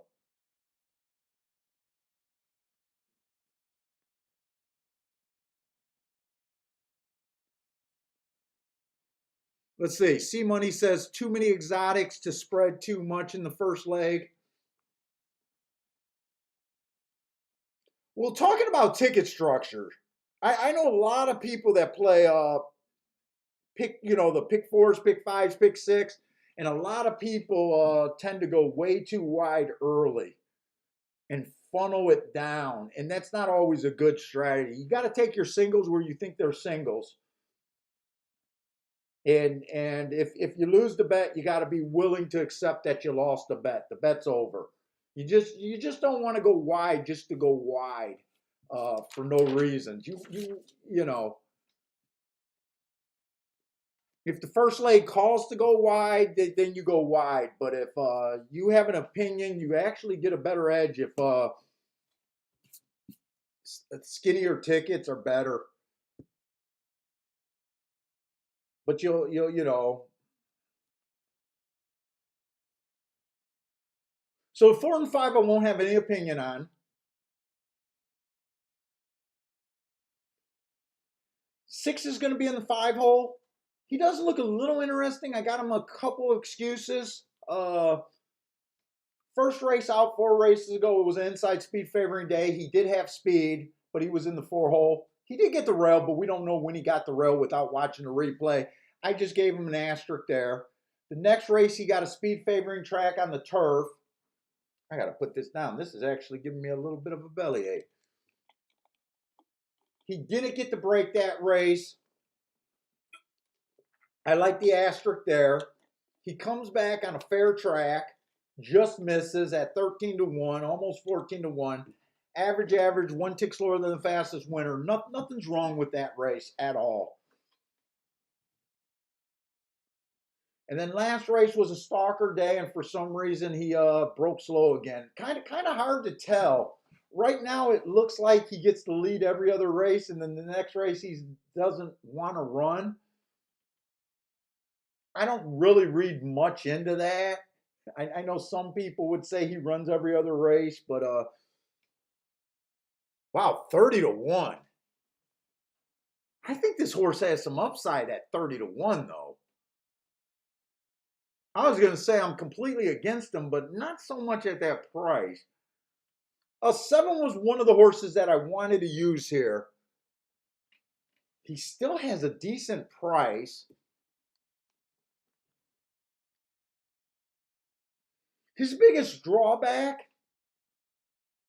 is he dropped in class the last 2 races. I don't really find that a drawback. I love his race 4 and 3 back. His last 2 races don't look as good, but he was a content. His marks don't look as good. I think he's a serious threat other than he's going to be on the outside today.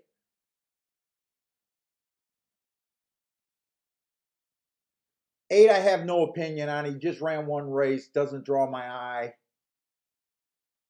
And then this 9 horse ran against the speed favoring track on the turf. I think that's a good race. Went to a route, but he's just going to be too far. I think I mostly want to use the 1 and the 2 here.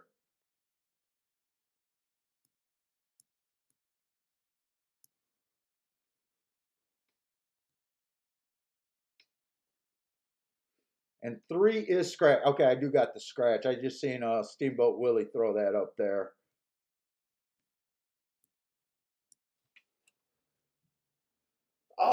The 1 horse at 3-5 obviously is not what I usually bet, but oh,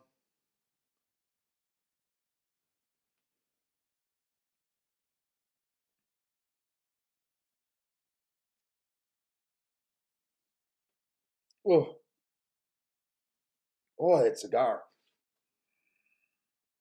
Let's see the next race. I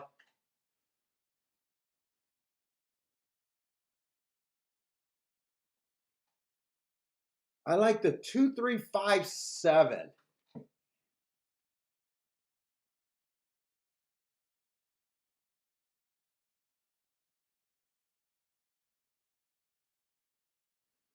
Yeah, I like the 2-3-5-7 in the next race. I'm not sure.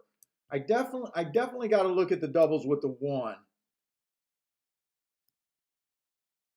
to even see if I can do this. That's the 5. 2, 3, 5, 7. Hey, what's up, Roy?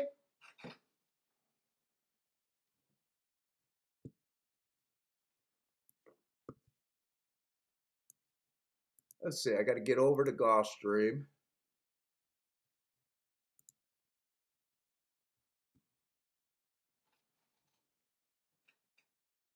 Let's see. 1 to the 2 is paying $5. Obviously, I can't play that. 1 to the 3 is paying $6. I can't play that. To the 7 is paying $47. I can definitely play that.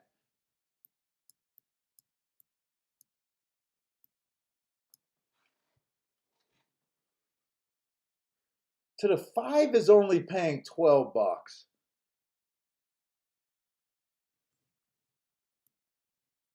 I might play that.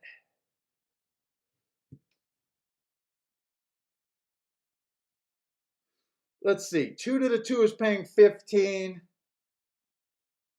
If that's the worst one, I'll play it. Let's see. 2 to the 3 is paying 37. 2 to the 5 is paying 31. And to the 7 is paying $196. I can play them all with the 2. But I can only play 2 of the 4 with the 1. I think I'm going to have to play here, though.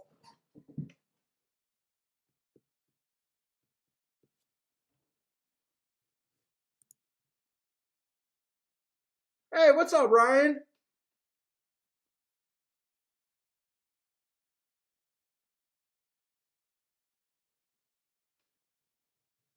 Is that at Gulfstream you really like the 9 horse?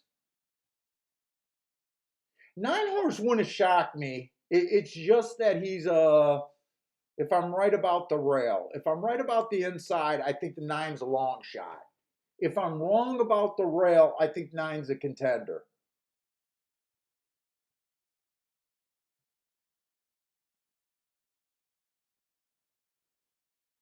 And I'm even going to put a small win bet on the 6 horse. I like the excuses on the 6. I think 6 is way down on my contender list, but I do not think he's a 42 to 1 shot.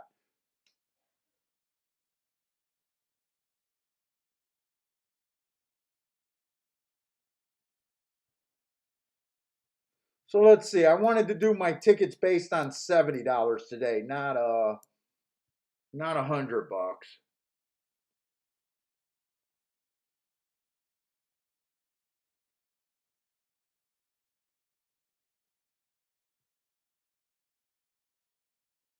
So I might put 35 of it going through the 2 and 35 of it going through the 1. And really hope the 2 wins. I need the 2 to win there.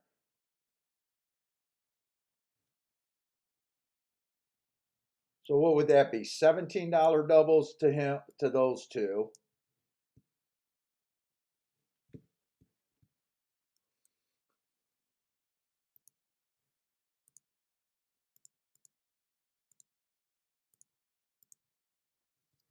And we'll just call these $9 doubles instead of $8.75. We'll just do those for 9.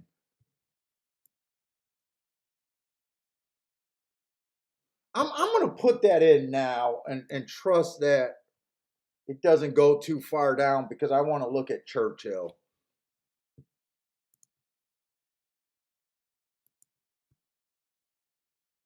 And it takes me a little bit longer because I'm breaking down these odd amounts. So sometimes I got to put them in twice. 1 to the 5 and 7. So I got to do 15 first. And then 1 to the 5 and 7 for another 2.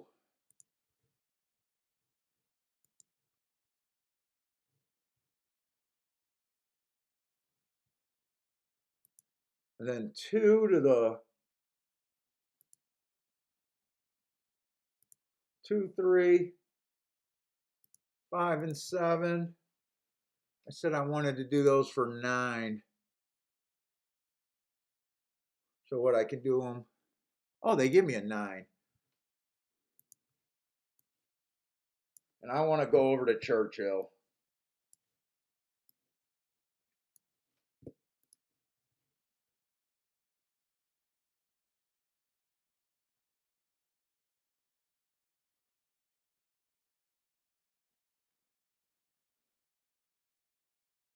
Oh shit, that's right. I wanted to bet the little bit on. I guess I'll just put 10 on the 6 to win.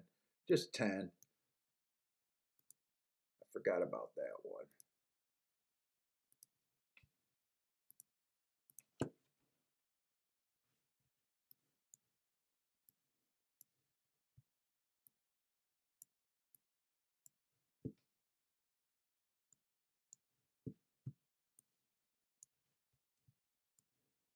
Fuck, I need. All right, Churchill. I think we're going into third race over there at Churchill.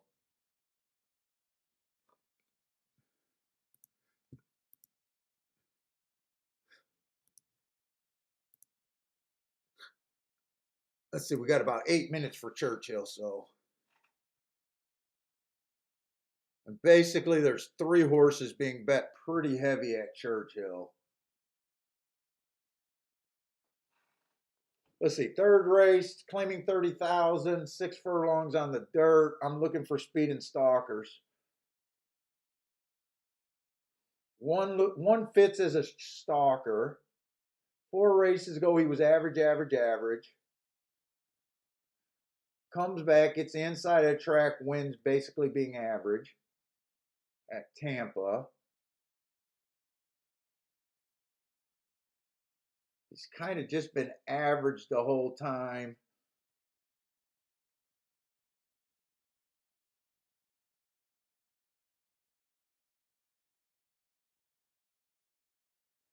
Let's see, this 2 horse ran on a bad rail, ran on a day that the rail was bad. He went too fast to win, so I do like that race.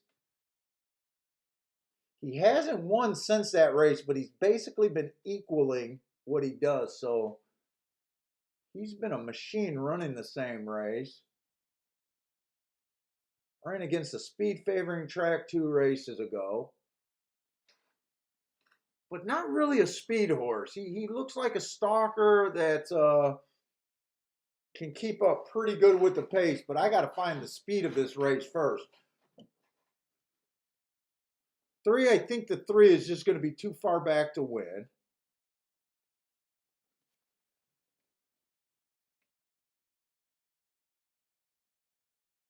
I don't have these Del Mar races on the 4. He does look like he got speed. I can look up these 2 Belmont races, though. Let me try to come back and look those up.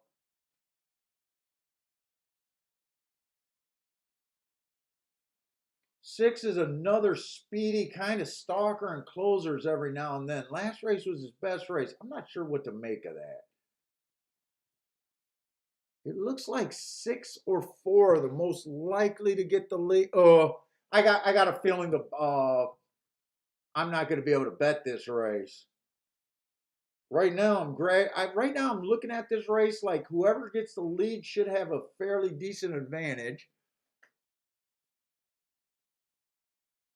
They're kind of betting the 3 horses I like the best, the 2, the 4,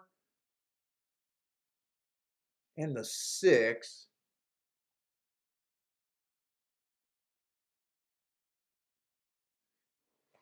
Five would be the only horse at odds that I would be interested there. 5 would be the only interesting key horse.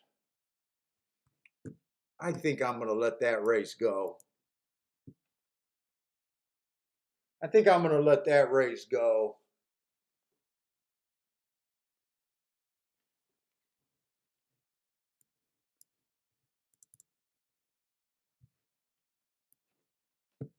Margot likes the 1 at Churchill.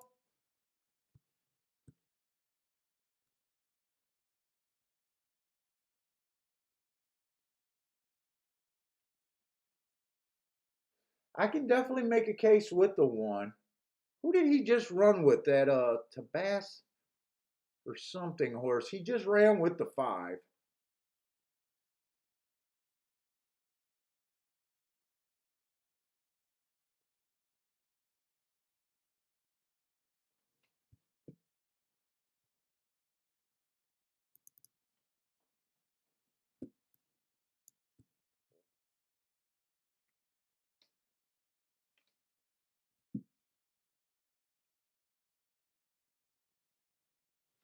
Let's see. Looks like Gulfstream's finally approaching the gate. Let's see. July 6th. I can look up that July 6th at Belmont.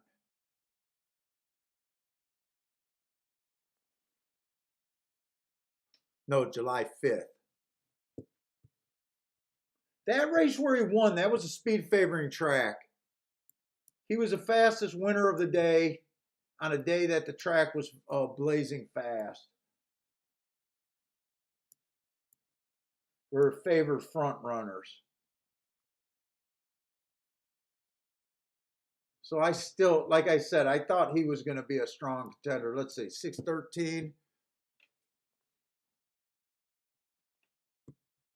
That was on the turf. That was a bad rail day. He was off the rail. He was fast that day too.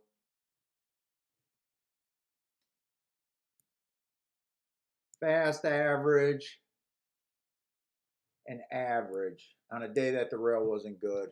Let's see. Gulfstream's finally in the thing. So let's see.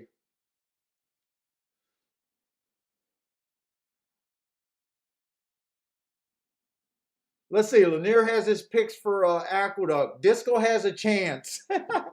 Right now, I got to look at Lanier's picks to see if anyone has a chance. He likes the 7, 2, 10, 11 there. In Gulfstream, I have a chance because Lanier likes the 1, 2, 9. So Marco Lou, you have a chance with that 9 horse. Ooh, one did not break. Oh, don't let this 7 be the boss. Come on, 2. Up the rail, 2.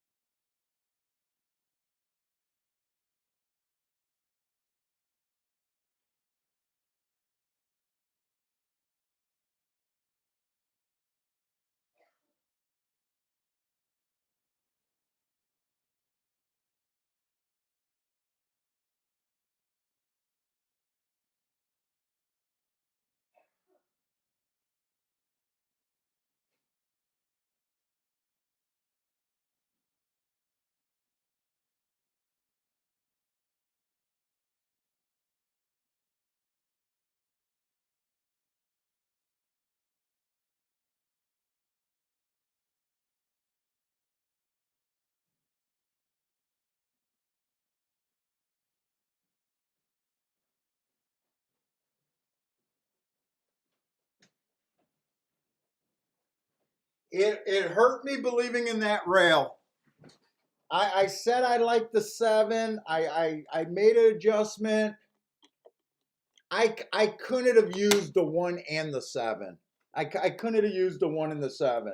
I went with the 1 and the 2 because I thought the rail was looking really good.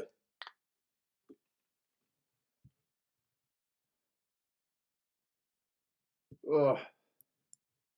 I needed that too. I would have had a nice hit with that. Well, I would have been live to some nice tickets with that too.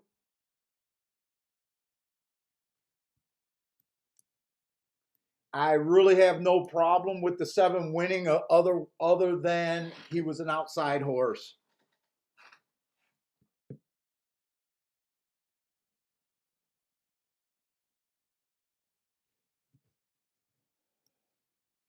Other than him being an outside horse.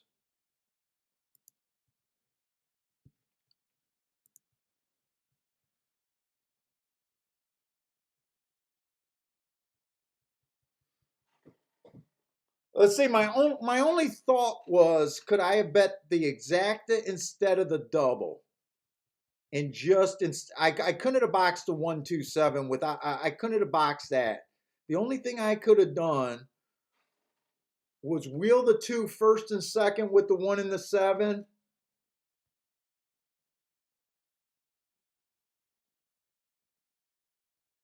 But that combination only paid 10. But no, I had to play that how I played it.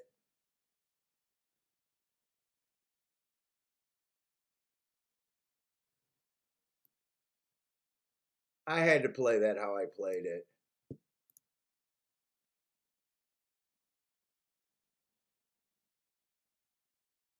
And Churchill just finished. Yeah, the exacta was my 3 contenders, but too short of prices for any of them. It came in 641. I think we were looking at this 246.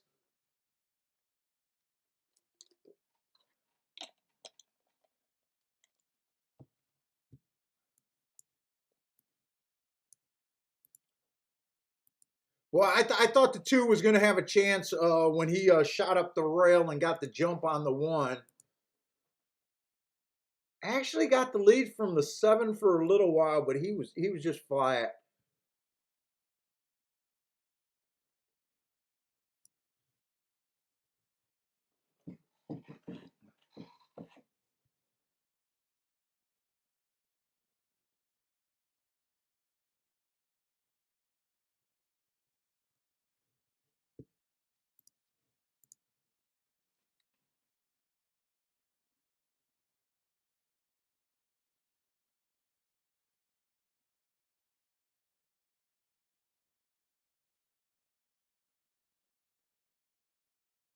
Yeah, a lot of late money came. A lot of late money came on the 7 because last I seen, I think he was like 3-1 or 7-2.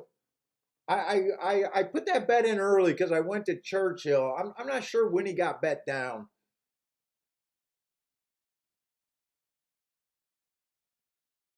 I'm not sure when he got bet down there.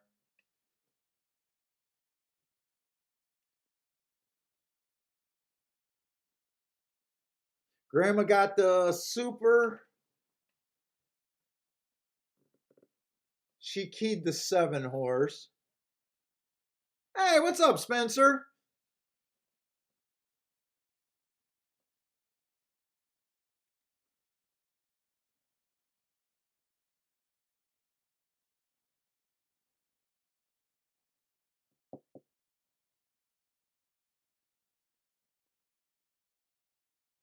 Let's see. 7 was in what, the 5 or the 6 hole?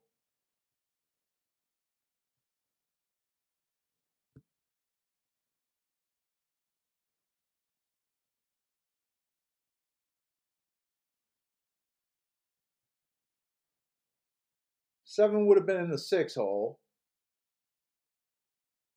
He was the best marked horse on paper. And in fact, on my thing, I like the 127. I thought this 1 was going to be a big chalk. And going into the day, I thought I was just going to key off the 2 and the 7. But really, I couldn't have done anything different with the exactas. And I got a feeling if I would have played the doubles, what did they bet those doubles down to? Is that board still up? Could I have just I don't think I could have got away with the 1 just thinking that the rail was bad. That's the whole reason why I got away from the 7 and favored the 1. Let's see. Could I have played those 4 horses and not used the 1? It would have been tough for me to do that. Let's see. Gulfstream Park. 7-2 was paying. You know what? These don't look right now. I'll have to look at the wheel pace to see if I could have included the 4 races. That was the only thing I could have done. But I don't think I don't think I could have done it. But at the start of the morning, I thought I was going to be just on the 2 and the 7 there and throw out the 1. Me getting excited thinking that the rail was dominant. It's only gonna matter if I could have played these doubles. So I'll look at the wheel pace to see how bad of a mistake. But I honestly don't feel like I could have done it.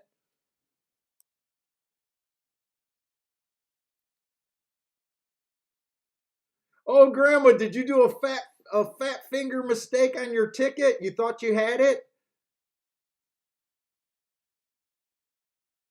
Oh, I fat finger tickets all the time wrong. Every once in a while, I would love to see myself fat finger a winner, but I don't think I've ever done that.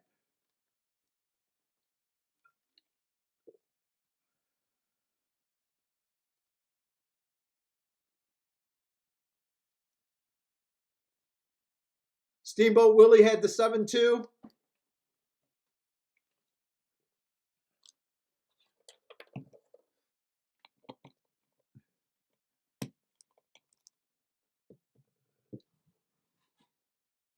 Let's see, what are these doubles? Because I think the wheel pays were wrong. Let's see, I was trying to get alive to the 2, 3, 5, 7. So to the 2, I couldn't have played 7-2. To the 3 is only paying 16 bucks. To the 5 is paying 26.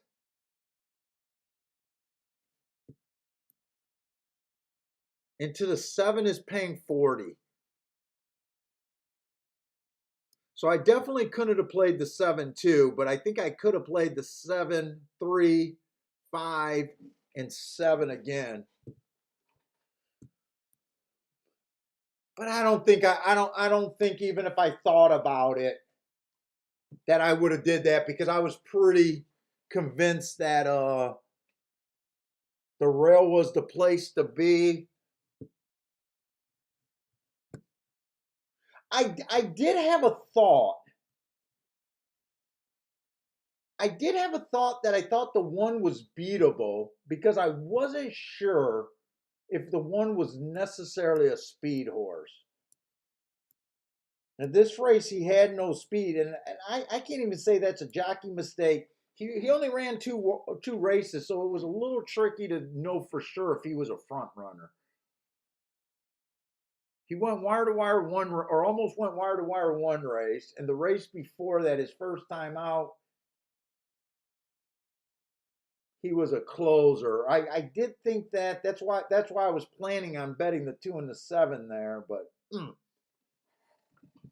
well, we'll see if that makes that big a difference.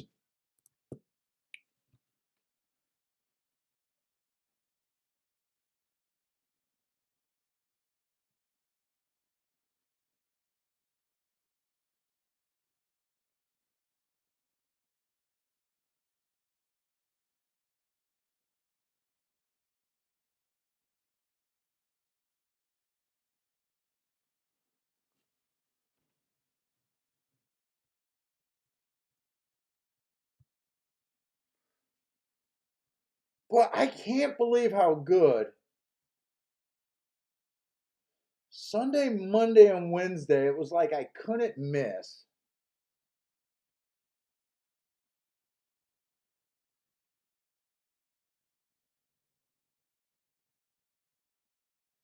Yesterday, I was so bad. I don't understand how you could go from not being able to miss to being so bad.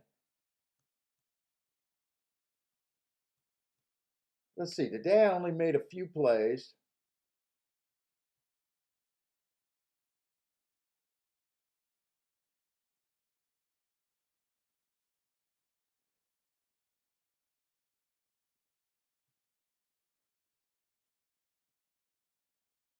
Let's see. First race, I did like the play there. I got beat by a horse. I do like the play I made there.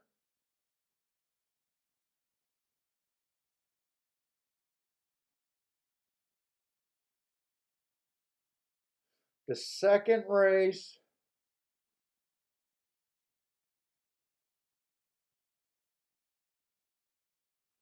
let's see, if the 8 would have won, I would have had a $7 double. So that was just a case of second-itis, and I got beat by a horse I couldn't have. The 7 horse won that race. I beat the 2 favorite. I like that play. The second race, I was leery of the rail, and I didn't want to. I didn't want to just play the 1. I had him on a contender.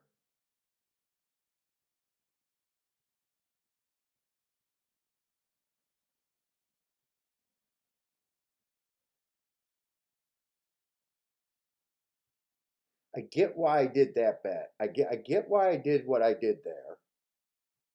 Third race was no play. And then I came out thinking that the rail was good. So we'll see. We'll see how today goes.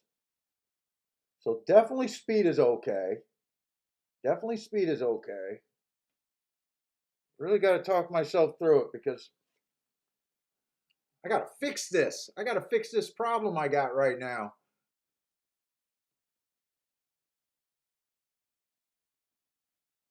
So Spencer, are you thinking about going to the Hialeah tournament? I don't know if you're still here. I think you were the person that sent me the email.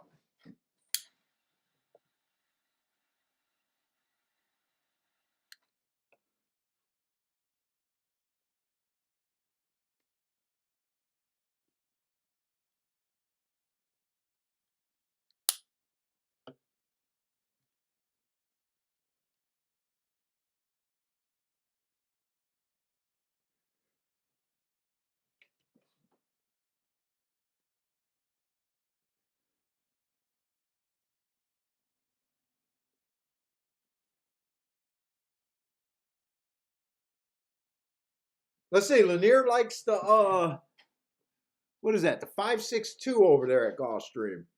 Oh yes, you're thinking about doing it? Kiki, did you book the airfare for the So you think we're pretty much 100%, right? Hey Spencer, I think we're 100%. She did not book the airfare, but she said she will. Uh, I hope to see you there. If you're there, man, come up and say hi, man.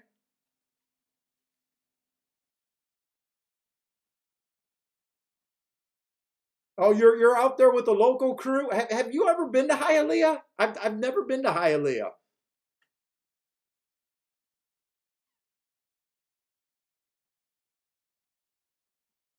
Well, right now is the trip just based on airfare? What day we're flying out?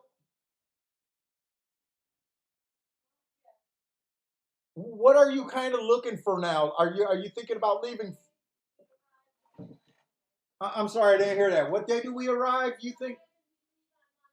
Okay, so she's thinking about flying in Friday and leaving Sunday. That's the day of the tournament, isn't it? Oh, the tournament's Sunday. Okay. I think I do remember seeing that it was Sunday. We'll check it, but I do think it's Sunday.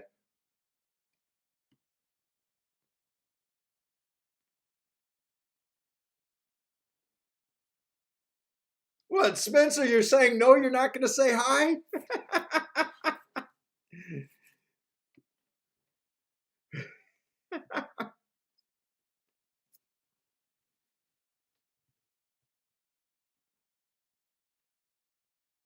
Are you going to try to fly in early enough to go to Gulfstream on Saturday or no?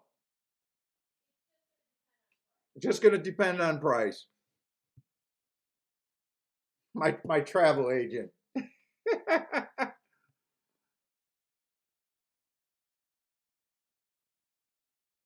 Yeah, Spencer says tourney is on Sunday. Yeah, I do remember that because I think the Monmouth was Saturday right before it, and they're back to back.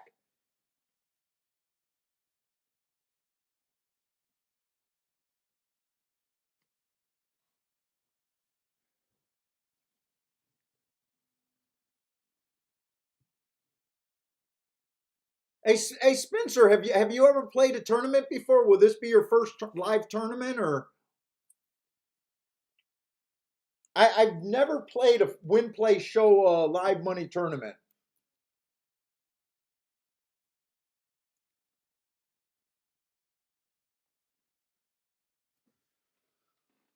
Let's see. Gulfstream, I did think this was going to be another tough race. I kind of was liking 4 horses here, but I know I like the 7 horse a bit. And seven's a super nice price here.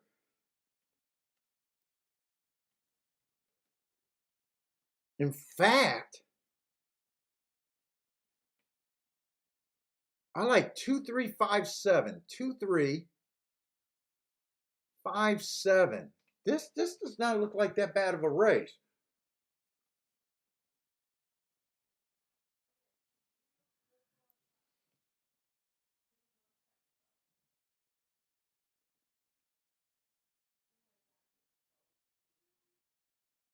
Oh, this is your first live. Is that second comment that you're just going to practice doing the win place and show, trying to get your score to a certain level? I do believe in practicing for tournaments.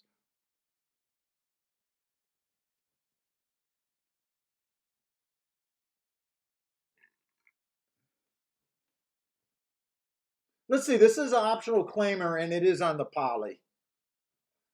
It is a 5.5 furlongs. I overall thought this was a pretty tough race. The 1 horse first time out, the rail was bad. He was in the 5 hole, didn't really bother him. He ended up being average. That shouldn't have been a slow. He matched strides with the slowest winner and just missed there. He then tried 2 stakes races before breaking his maiden. I kind of wasn't sure what to do with this and what I thought about this horse. Uh, I'm shocked that he's 9-2 in a way. But my first thought was to go against this horse. I didn't have the morning lines, and I thought he was going to be the favorite. The 2's definitely one of the horses I was interested in. He is the favorite right now. He's been going match and strides with the fastest winner of the day. He's undefeated. Probably a little over bet because I do think this is a field where this is a tough field right here. Uh, and I don't think he has a 50% chance to win this race. I like him, but I don't think he's a complete 50% shot to win this race. So I'm not sure how I'm going to approach this race. Uh, the 3 horse inside of the track was good. First time he ran against the bias. I like that. His speed figure went way up the next 2 races. He went too fast to win 2 races ago. I like that. And last race he won. He got a nice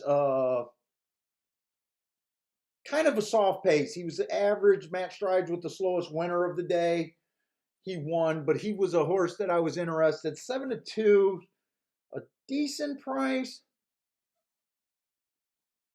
But is it decent enough for a field that I will admit it's tough?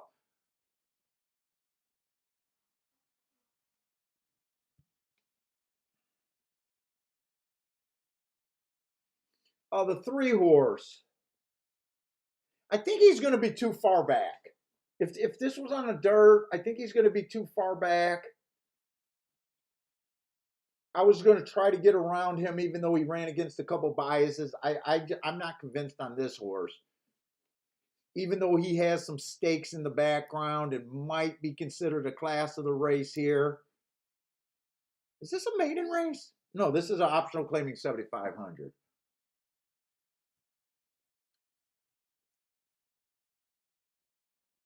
Let's see. 5 was one of the horses I was interested in, but he's 3-1 now.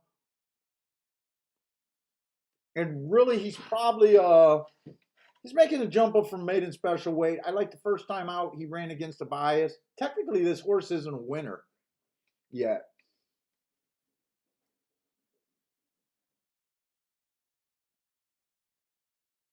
I think pretty much every horse can win this race, even my throwout horses.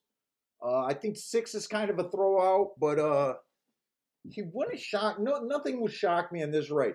7's the horse that I'm probably going to have to play here.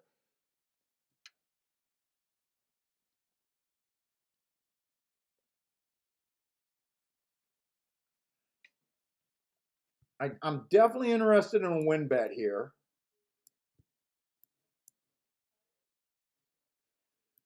I think I'm even willing to do the 7 in a key box here.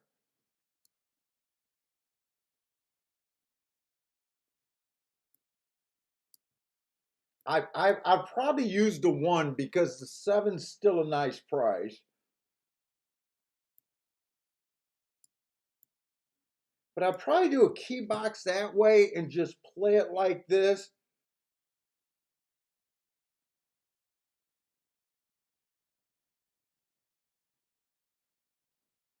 Seven to win in that.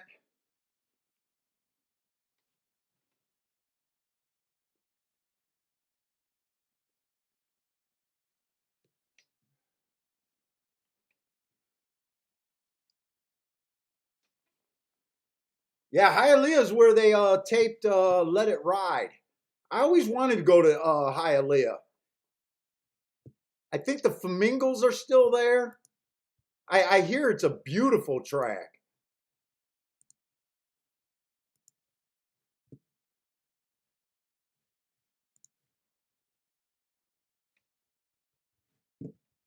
That's that exacta box. Actually, key box. 5, 3, 2, 1.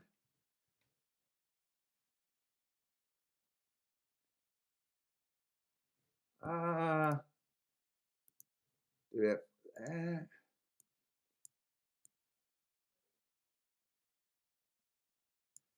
is there enough time to look at doubles here?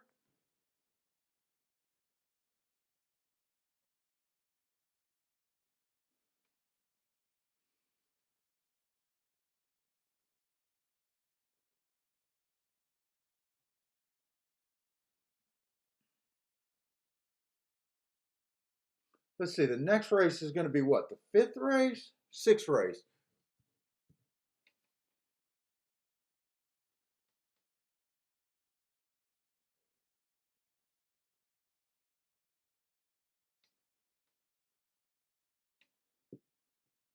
I like the 1, 2, 4 in that race.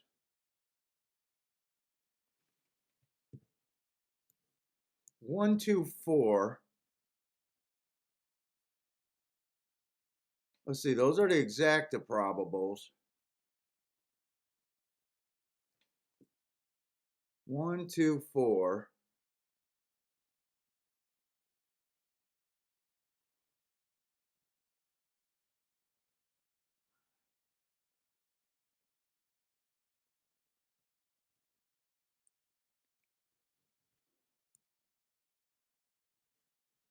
I'm going to go doubles here too.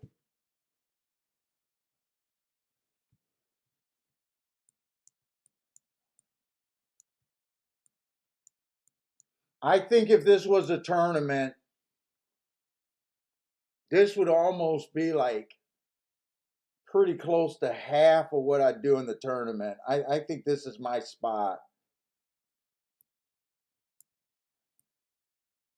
I would probably do this as 2 separate bets. I think I'd leave the set. Well,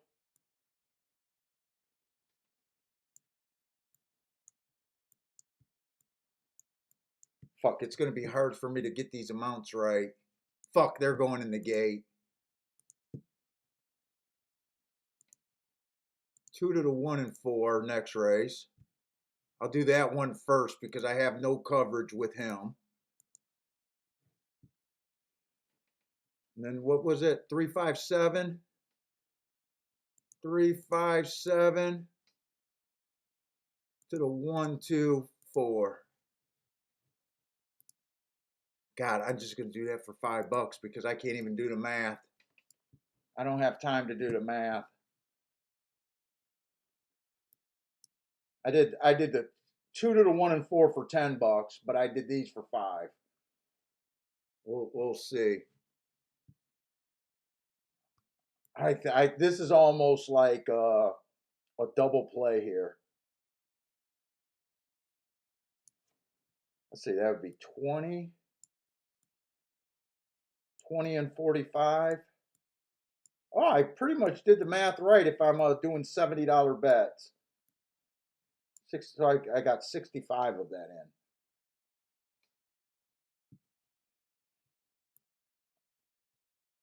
I need to hit this exacta. I need to hit this exacta. 7's obviously the best outcome. Steamboat Willie likes the 1, 2, 3. John likes the 2, 3, 7. Let's see. Hialeah is a beautiful track way back when, but it is run down last time I was there. Shingles falling off the roof. Needed a good cleaning. Again, it was what they had.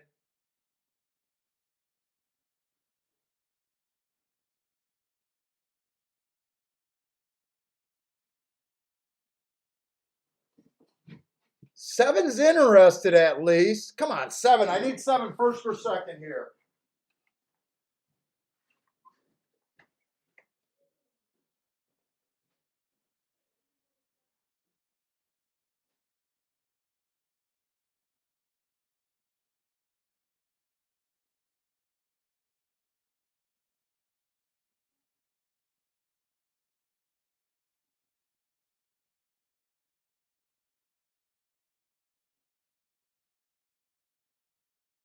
Come on, 7. Don't give up here.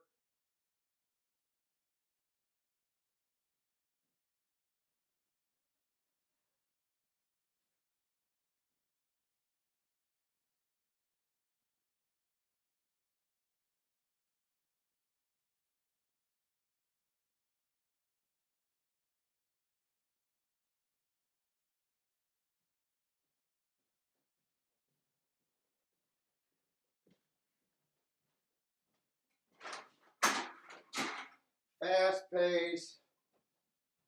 All right, I think 3 wins, so I'm going to have some doubles alive, but fuck. Tell me the 3 at least one. I'm not sure who's inside, but I don't think it's the 5. Definitely not the 7. I need 3 to win. At least I can hit a double.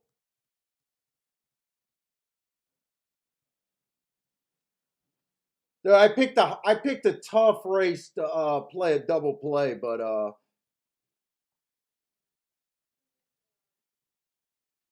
kind of pace did they get there? I thought 7 had it at the top of the stretch, and he just fell apart. The pace that's the second to Peter race that the pace fell apart in.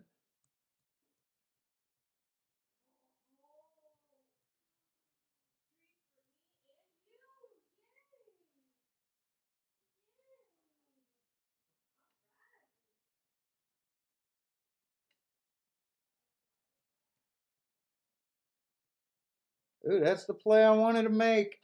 I can't that's definitely the play I wanted to make there.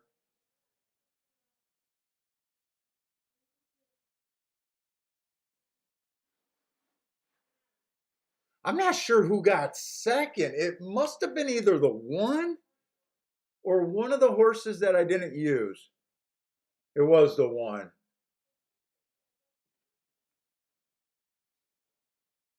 It was the 1. All right. I got some doubles alive. I don't know what that's going to end up being. Steamboat Willie says 3-1-2. Nice. Oh, you boxed the 1-2-3.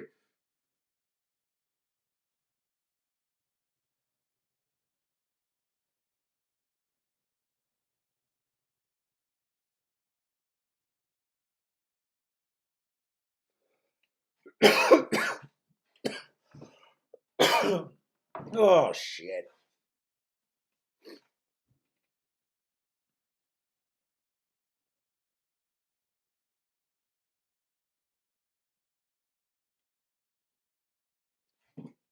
Let's see. That was not a fast pace. They went quite a bit slower than that first Tapeta race. Fuck. Done with my.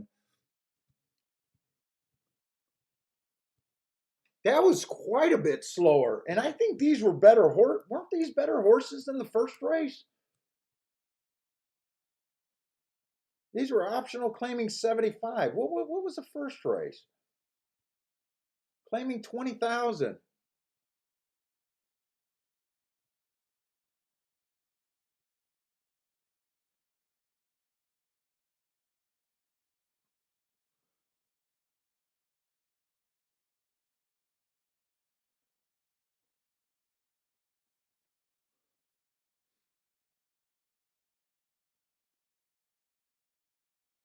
Oh, Boulder's putting up. Oh, I see. Correction on the result. Three. Yeah, it came in 3-1-2 there. 3-1-2-7.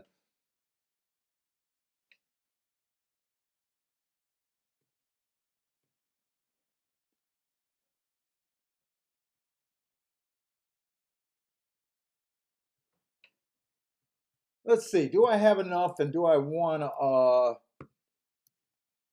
Let's see. Churchill is going to be the fourth race.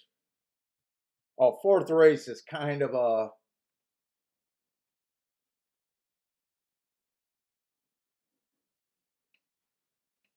unplayable race for me. And the horse that I would be most interested is the one horse.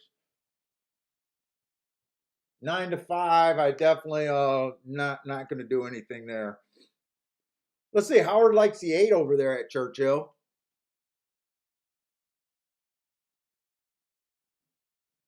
Case G noticed that grandma. Yeah, I had to give grandma a shout out because I didn't notice that till after I signed off that grandma had that 9 horse in the last race.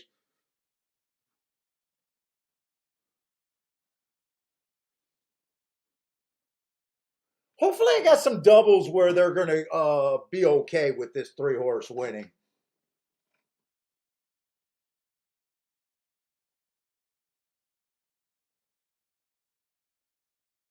Hopefully, my doubles will be okay. I just don't have them for that much. I should have stuck to my guns and left the 2 out of there and just used the. I could have bet that better by not using the 2.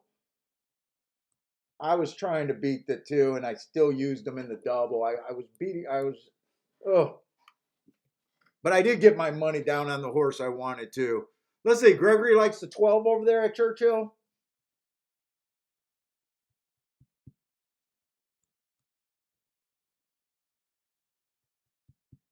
If I played this race, I would have to use the 1 like a single, and that would be an aggressive play for me. Because of so many first-time lightly raced horses. So I'm definitely not gonna do anything. So I'm gonna be kind of rooting for the 1 because if I had to play this race, that's what I would be doing, and I'd be betting everything through the 1 in the this leg.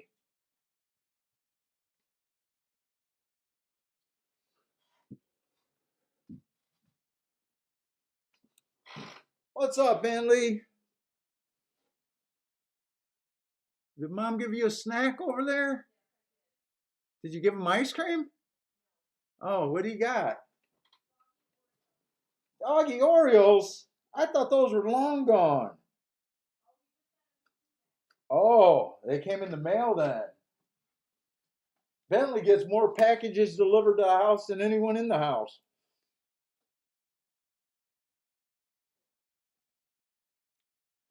One did not get a good break, in my opinion.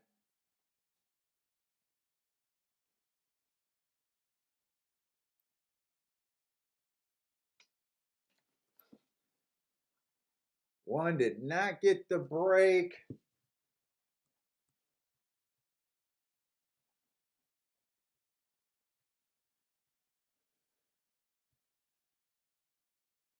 He doesn't always go to the lead, so he might be okay, but 8 looks loaded.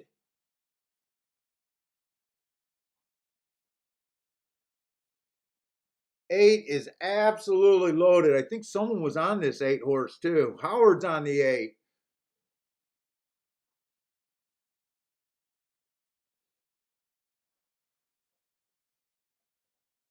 Seven's still fighting, but I think the 8 just put him away. Now we're just holding on for Howard.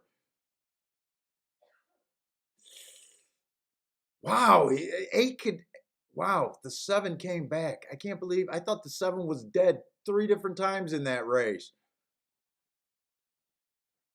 Come on, get up for Howard. Ah, Jesus, man! I thought the 8 had that Howard that. I thought the 8 had him measured the whole stretch run.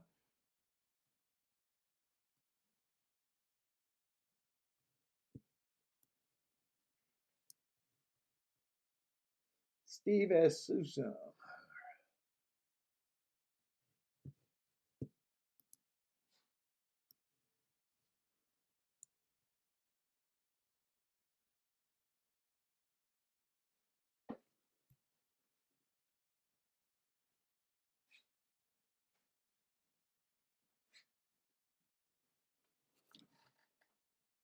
Are they all gone?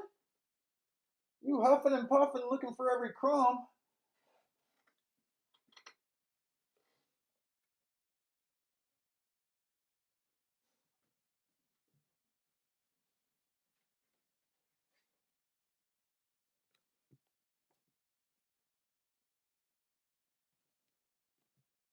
Oh my God, I'm shocked at this betting board at Gulfstream.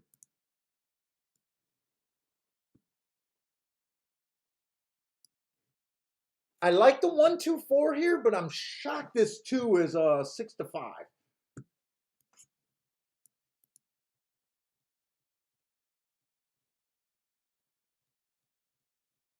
6-5.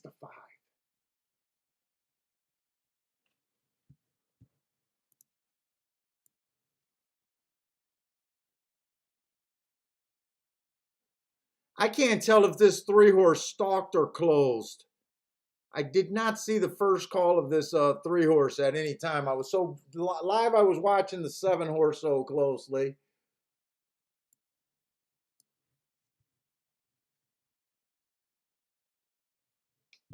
So who was that horse in the first race?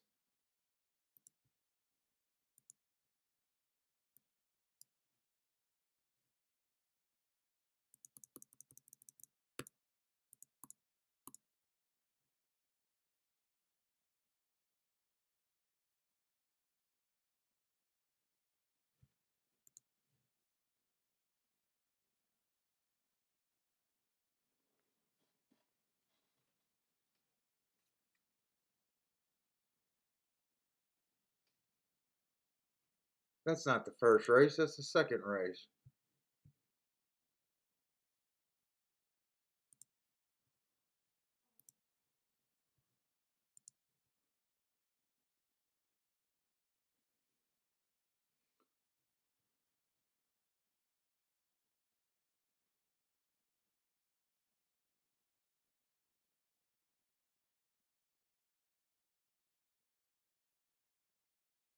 So that 8 horse in the first race, I think ran a really good race.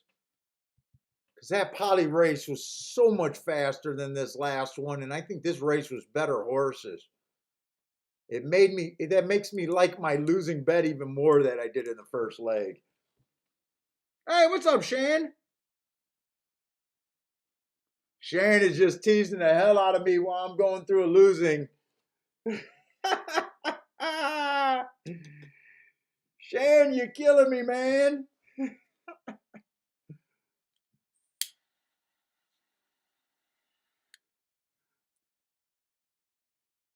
Hey, what's up, Mac and Co?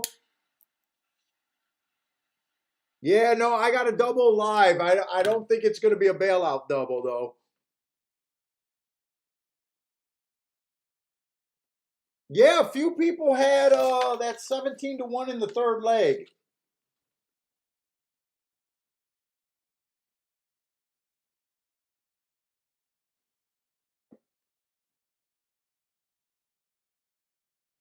Yeah, Marco Lou, I'm liking my 1-2-4 even more now. I'm hoping to bet the I'm hoping to ignore this 2 horse and beat him.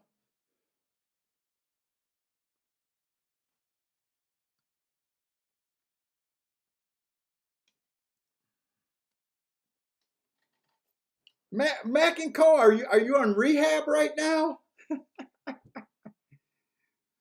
You're on your 7th day of no betting. No Shan, no booms today. I do got a ticket alive. I'm not sure if I don't think it's going to be a boom though. I have a ticket alive.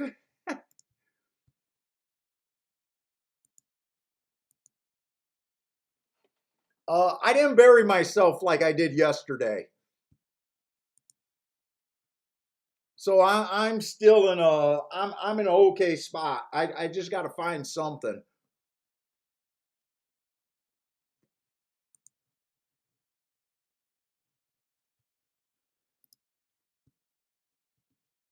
Let's see. Could I have a boom here? Let's see. The wheel pays.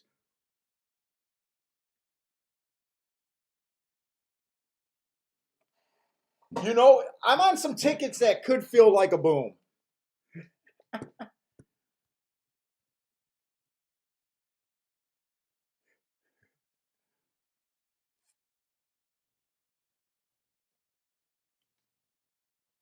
Let's see. The one is paying 39 to 1. My two is only paying 13 to 1.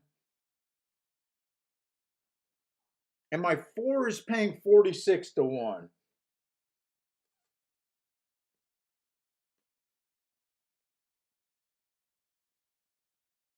I haven't done anything at Churchill. What did I bet today? I bet one race.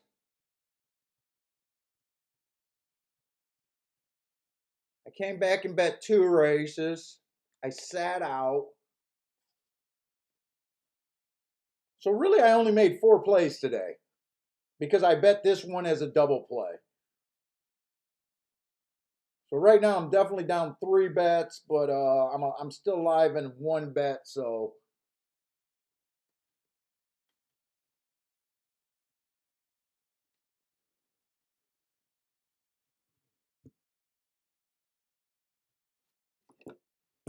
let's see if I can.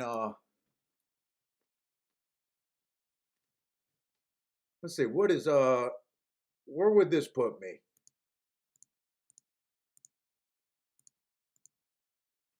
If the one wins, I'll get 2 of the 4 bets back. A little bit more than 2 of the 4 bets back because I've been doing a $70 punch today, trying to get more plays. So I'm getting almost 3 plays back. Almost 3 plays. If the 4 wins, it'll be better. If the 2 wins,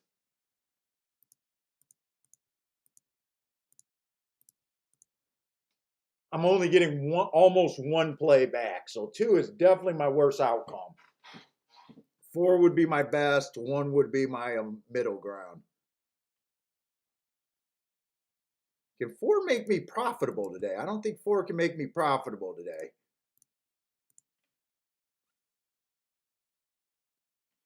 It'll only make me down like 1 play. So I'm in an okay spot because I still like the horses I'm alive to.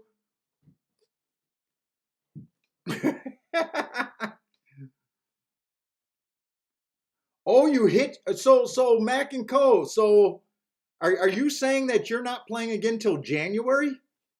If everything goes right, you're gonna try to set out to January and replay next year.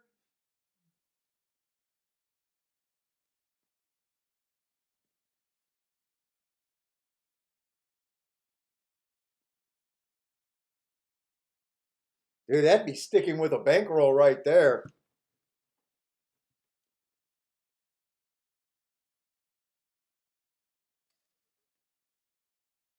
Oh, you're trying not to have. Oh, so if you don't play another bet, you'll actually be profitable this year.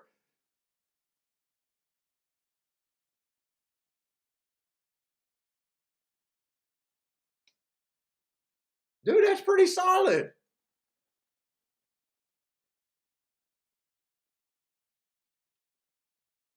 That's pretty solid. Break even in this game is pretty damn solid.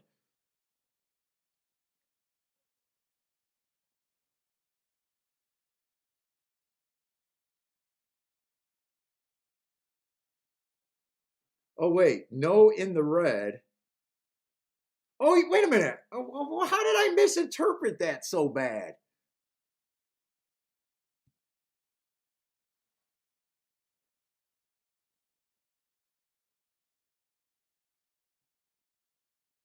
Oh, I interpret you're not trying or trying not to have a losing year to being right now you're even if you don't or even or up a little bit.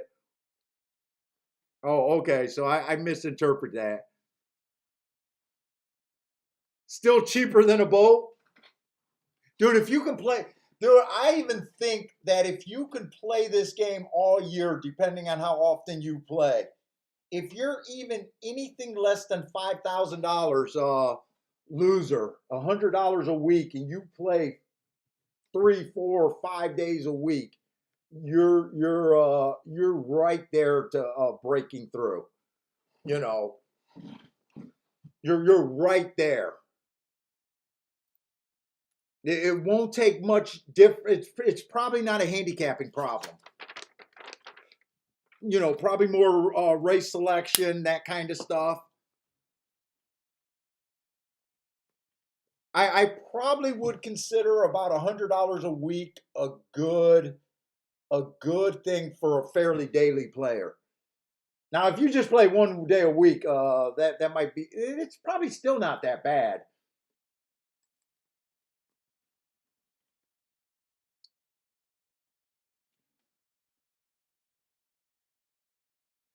Yeah, Case, I actually do.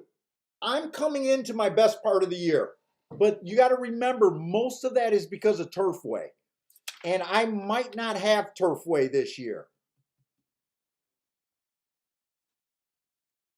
But I absolutely love winter racing.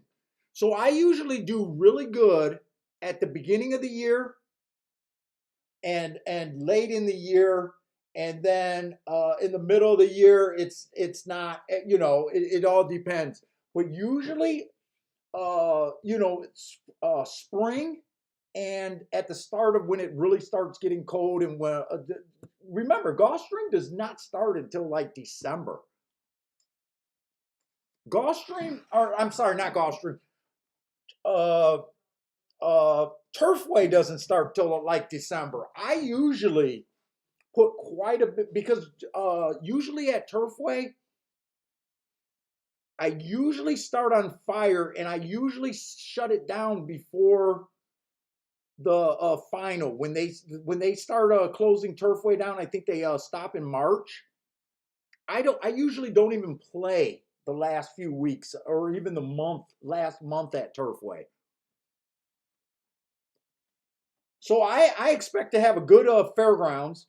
I expect to have a good Hawthorne and a good Turfway. And Aqueduct used to be really good. Then they had that year or two where they were nothing but 5-horse fields. But that changed the last 2 years. So Aqueduct, I am expecting good things from Aqueduct too.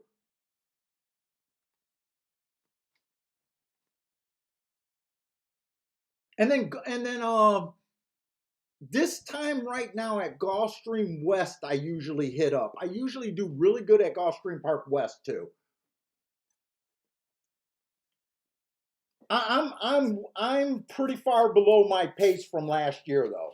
Last year was one of my best years without hitting something crazy. But I am below that pace. But I really start to enjoy. I really love winter racing. When these tracks start hardening, not Florida obviously, but when like Aqueduct starts getting hard and becoming a super paved way, Hawthorne gets that way too. Hawthorne just started, so I think Hawthorne's getting to be about 3 or 4 weeks in. So I'm going to start really looking at Hawthorne.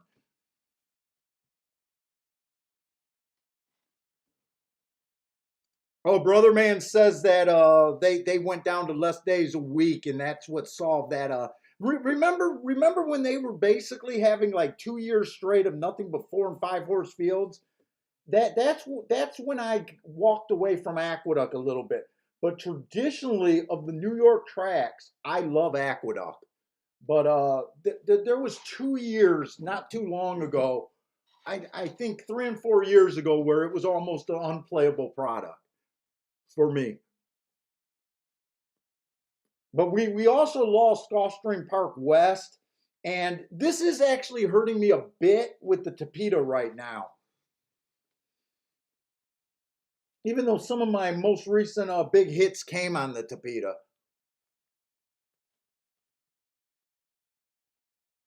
And then, like I said, this Sunday, Monday, and Tuesday, or Sunday, Monday, and Wednesday was huge for me this week. I won between $2,000 and $3,000 each day, and then that's why I was so aggressive yesterday. And yesterday I gave close to 1,000 back yesterday. Yesterday was I try to have less than $10,000 losing days throughout the year. If I can manage that, I'm doing good. Those are what I call my meltdown days. When I'm really feeling it on the stream and stuff, and I'm having a meltdown day. That's roughly what, when I say I can't sleep at night. That's when I can't sleep at night. Yesterday was one of those days.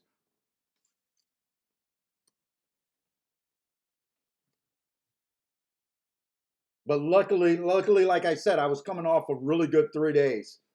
And then Saturday I didn't play. Saturday we did the stream, but I did everything on paper on Saturday.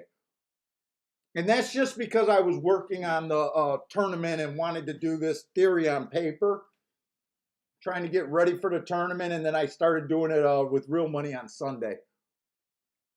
So it worked 3 days. Yesterday it was terrible. Today it's manageable right now. If I hit one of these two good doubles, I'll only be down like 1 or 2 units at the $70 play thing. So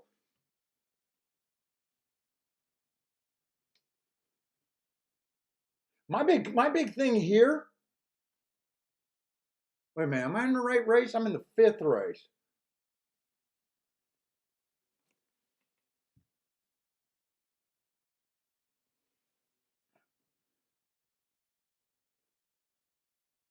I'm really thinking about doubling down on. I like the 1-2-4 here. I'm really thinking about doubling down. Wait a minute. This is a sixth race, not the fifth race. Sixth race. I'm really thinking about doubling down on the 1 and 4 here.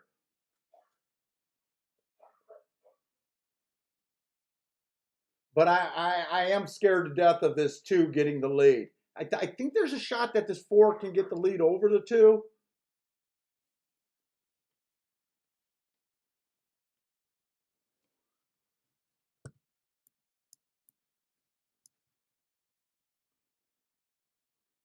And I shouldn't have been messing around. I should have been looking to really bet this race.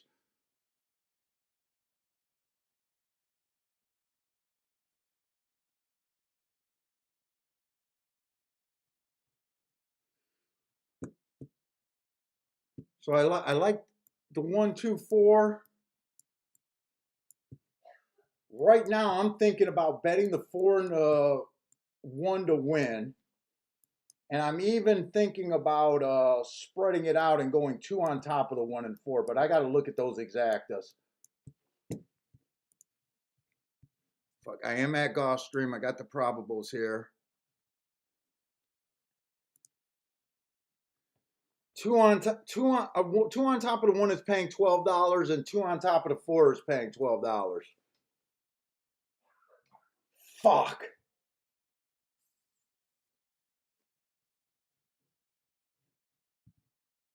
I don't think I could do that exact, but I think I could do $35 to win on both of these.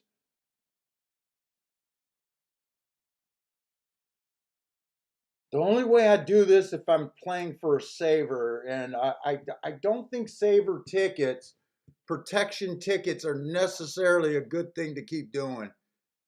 I haven't really been doing that today. I don't think in the long run it's good. Let's see, if I put 25 to win on both of them, you know what? I think I'm going to do it for, and those two for $10. I think I'm going to do it.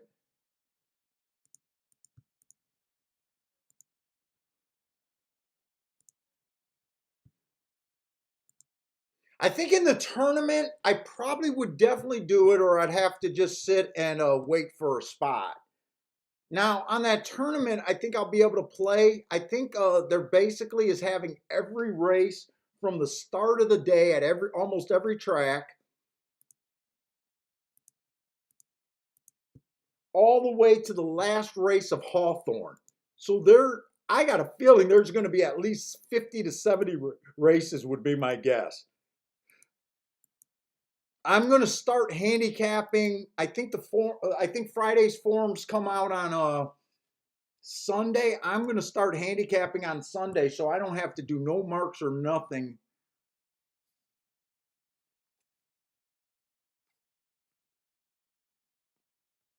Let's see. Shan says if the 8 wins, he'll send me a packet of cigars.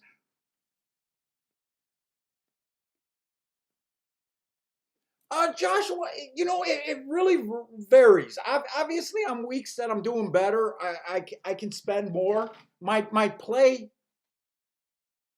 goddamn, the one or the okay, the 4's up there, but the 2 did get the lead.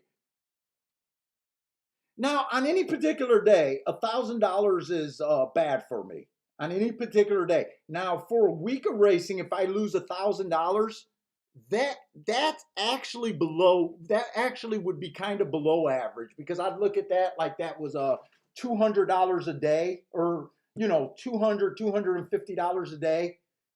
That's not bad. The way that it usually happens. The way that it usually happens is, this is what I tell everyone. Come on with this one.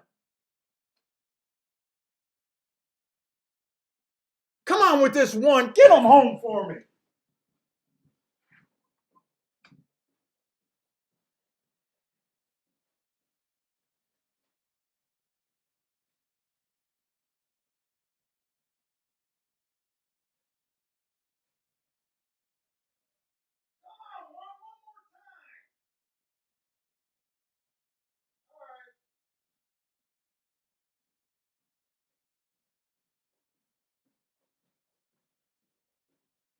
All right, I did that $10 exact. So as long as that stayed at about $12, I will pick up 120 and I'll hit the double. But anyways, what I was trying to get to say, this is almost what I expect to happen throughout the year. If I have basically 100 days where I'm expecting to lose basically $500, right? That's kind of what I expect. I'm looking for 10 days or less, hopefully less, where I'm going to lose $1,000. All right. I know I'm going to have roughly 100 days where I am going to win between $200 and $500. We'll just call that a solid $300. So right there, if that just happens, I know I'm in the hole. I'm expecting to have between 5 to 10 days, 5 to 10 days of basically Rolex days. They can be quite a bit more than a single Rolex or that, but I need to have roughly, so maybe I have 3 Rolex days and maybe 1 double Rolex day that gets me to the plus 50 grand.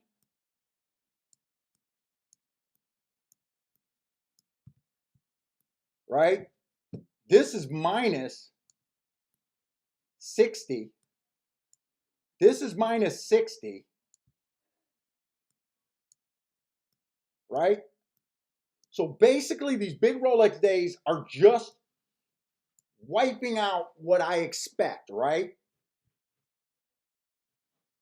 This at 300, because some days I stop at 2, some days I stop at, 5, when I shut it down. That's another 30. So basically, you got, let's see, that's 100, that's 200 days.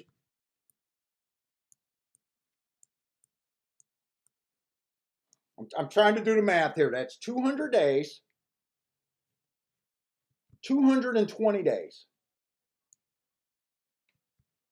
That's 220 days spoken for out of the year, right? I play between 4 and 5 days. It used to be 5 days every year. So let's just say I take 2 weeks off. That's 250 days. The last 30 days, it all depends on how many of those $1,000 to $5,000 days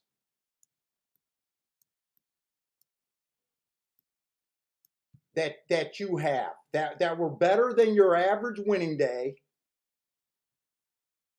not as great as your Rolex days. It all the most of the profit comes between those days, 20 days. So I always say it's basically you're trading money back and forth. You're trading money back and forth. And that's kind of how the plan basically works out. So it's really coming down to basically 20 days.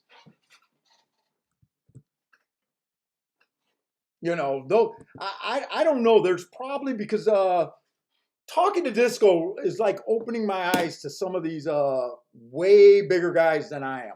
Absolutely way bigger. I'm just a very small guy who's luckily able to survive with where I'm at. Uh, and that's just how it works every year for me. It's never a skyrocket. It's never just straight win win win.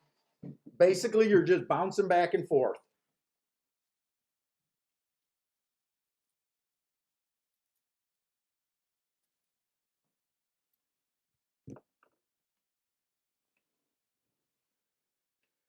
Tell me this exacta paid at least $10 to $12. Paid 11.30. So I do actually pick up. I'm glad I did that extra saver bet. I hit the exacta. I am still technically down today. Uh,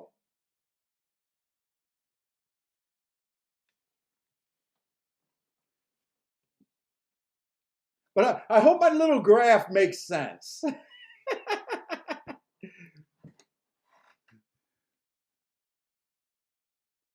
I guess that's just getting back to Joshua's question. It's just hard to say. You know, those days that I come in and I hit the first race and I get up real fast. Those are shutdown weeks. Some of those I would spend less. My overall handle's been going down. I'm not a big handle. I'm actually getting less and less handle. My handle's been going down. So it just depends on how much I'm forced to fight throughout the day. On those weeks where, those days where you see me hit that bailout race for a nice, where I say I'm going from the outhouse to the penthouse, my handle, obviously, if I have a few of those that week, they obviously go way up.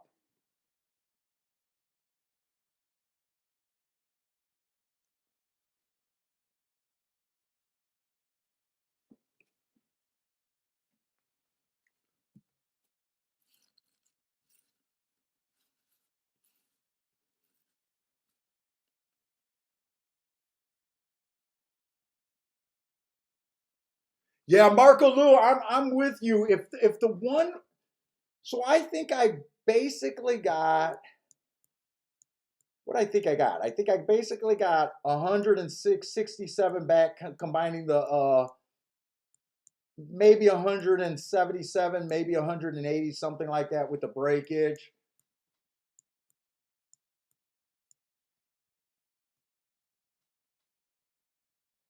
So I'm down a little bit, but I'm still like where I can not feel any pressure.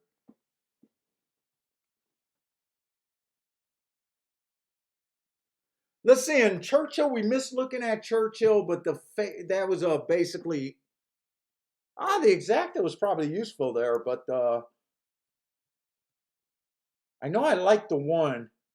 I remember when I was looking at the doubles, I remember the one catching my eye.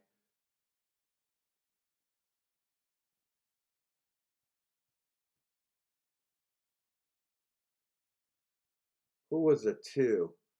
Two actually beat the one. I had a few horses that I didn't have marked.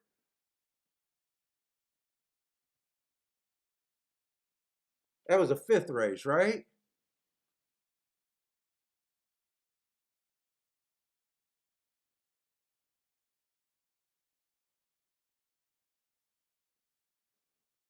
Two's usually a horse that I would have tried to beat, probably just being route to sprint. But I wanted to try to beat. I wanted to try. I don't think I would have tried to use the Ohio horse that I have any marks on. So I don't think I would have been interested in the three and the four.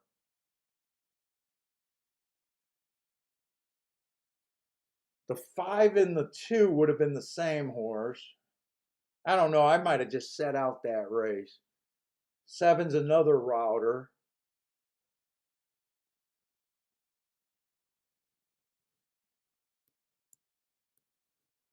I possibly would have used the eight because of this race, even though he's been running some route races with no speed. I can't even say if I would have used him. I might have been able to hit that exact or sat out. I'm not even sure. But I just want to look at the results just to see. And I don't know why I like talking and writing on a chalkboard.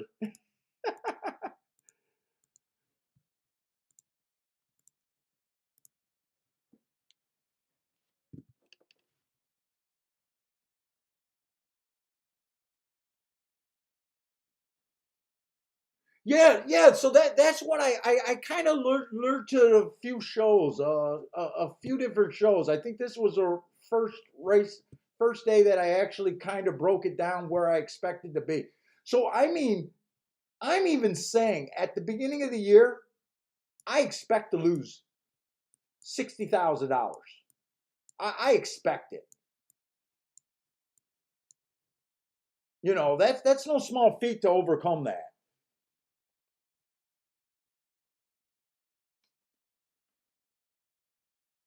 Shan just hit the boom over there at Laurel. Nice, Shan. Now stop picking on me, man. Stop picking on me when I'm struggling, man. And your eight didn't run at Gulfstream, so you don't even have to keep your promise and send me some cigars.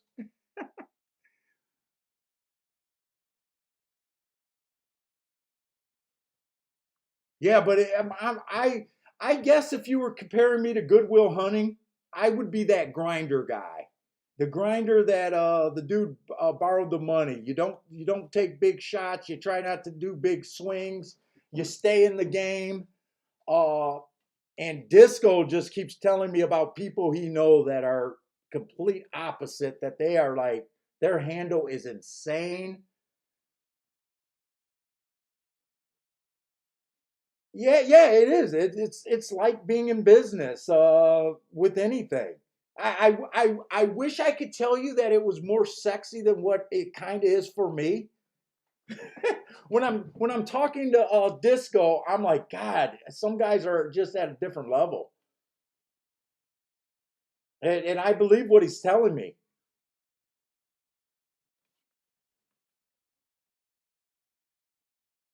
Yeah, and Joshua, another thing, I never have that money to lose. I never have that money to lose. You know, I can't even say that I'm willing. If it just started off at the first month and I blew my entire bankroll, I would definitely re-ante again. But I don't know how many. Thank God it's never happened that way.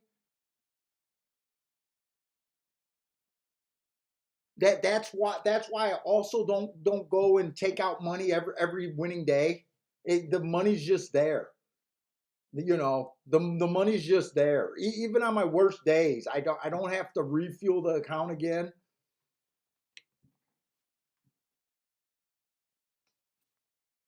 And that's why I say it's so important. It's so important. If I could get these meltdown days down to zero a year, think of how much easier, you're taking one what is that, 1/6 of what you have to make up. You're taking away. If I could just limit this, and just think of how much easier it would be if I could say that my winning average day was $500, but it's not. If it was $500, my average winning day would completely cancel out my average losing day. But it doesn't. My average winning days, those $100 of winning days, are less than my average losing days. So I really need 5 to 10 Rolex days a year.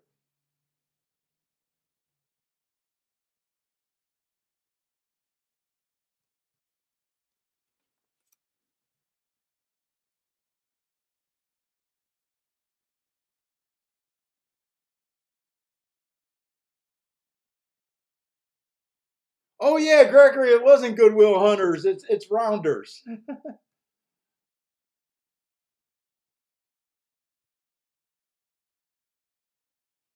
Let's see, Gulfstream Park. We're going in the seventh race, and I closed out everything. So I did the exacta instead of doing the doubles.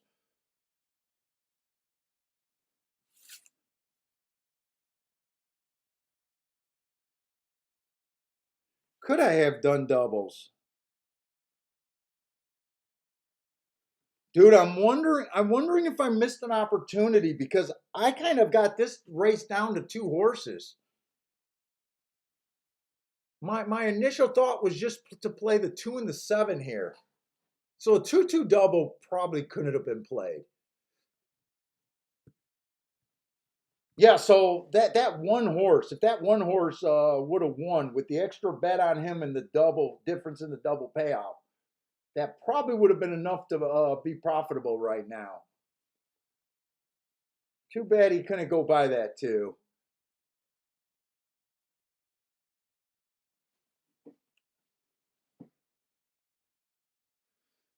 Let's see, we got the seventh race at Gulfstream. That is going to be on the Tapeta. And I have noticed, I haven't been doing the tic tac toe board today, but the Tapeta so far did come off the pace both races.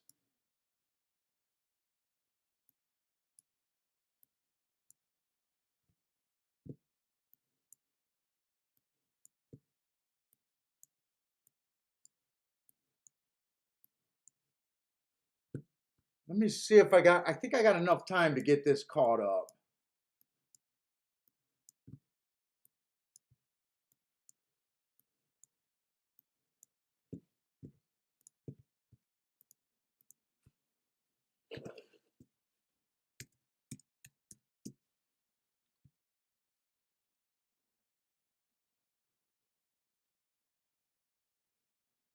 Why did I go to Gmail instead of Equine Base?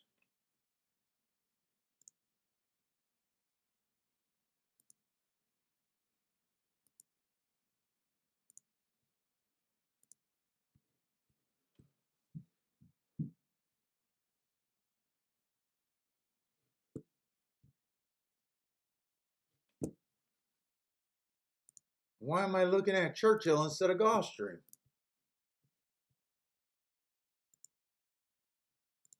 Are you calling me names? Or are you talking about work? She's in there going, moron. Shut up.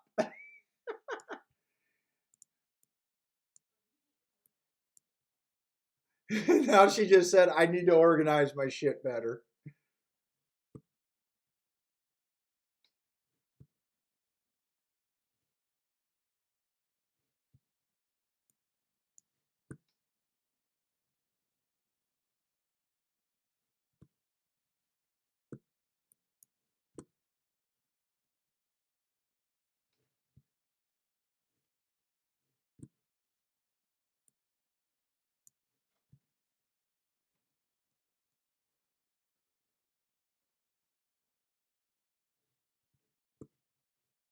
Let's see. 7 was in the 6 hole when he went wire to wire.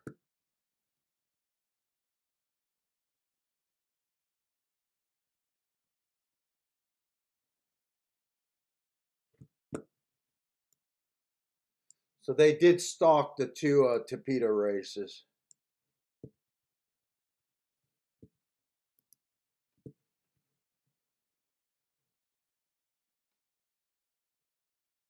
And last race, the 2 horse just went wire to wire. I'm pretty sure. And I'm pretty sure that was on the dirt.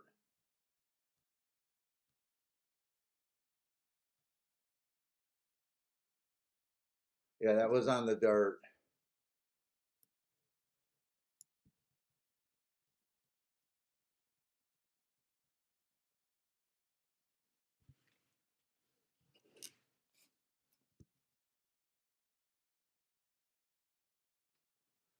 Let's see.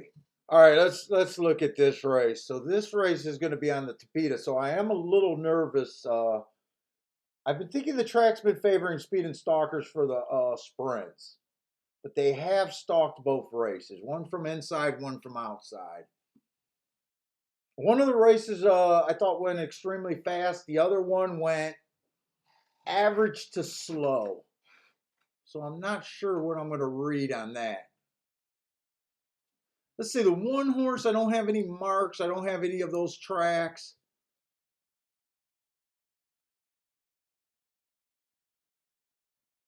I'm going to ignore him. I'm not sure. Let's see, he's wired, he's stalk sprinting. He stalked to win while sprinting.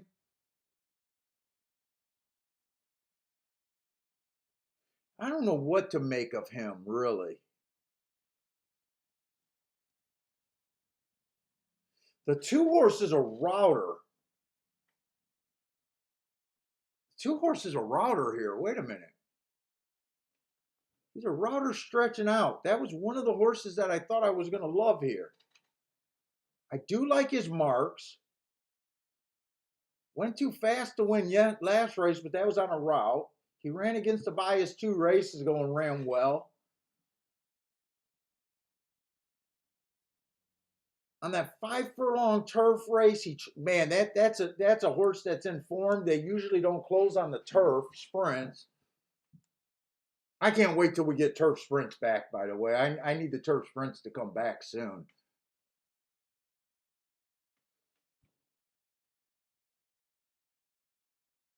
I got a feeling he'll be coming off the pace.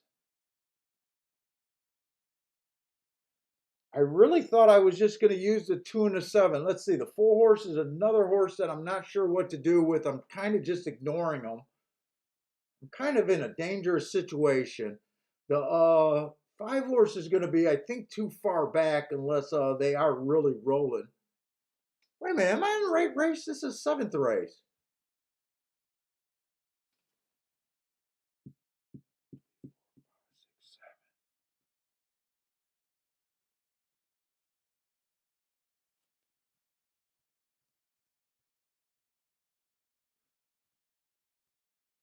Oh, I put the graph in there. That's why I thought I was wrong.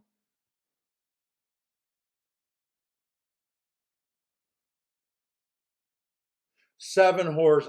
This is a horse that I trust on the front end. 3 races ago, he ran against the inside bias. He went fast for the first 2 calls while running against the bias. I love that race. He comes right back to win. Slowest winner of the day. And then last race he ran against the inside track. I thought he ran pretty well there. He's only 3-1 here. I don't see, I might single this 7 horse instead of using the 2.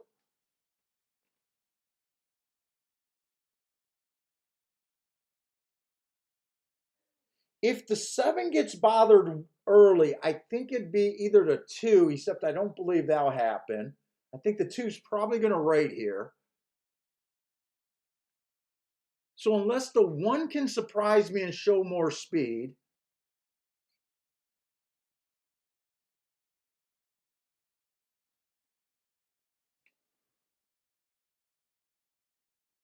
or the 4 can, I think I see a scenario where this 7 can get a lead here. Hopefully a fairly easy lead here.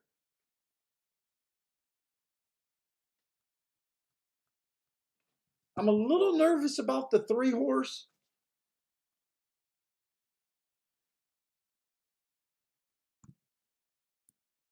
Who has some class, who's been running against some better horses. I kind of want to use the 7 as a single.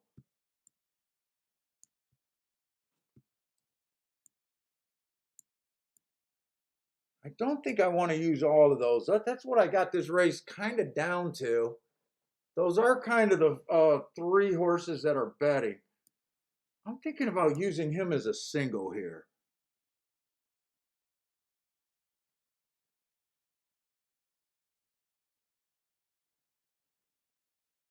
The next race is going to be a dirt sprint. Speed has definitely been good.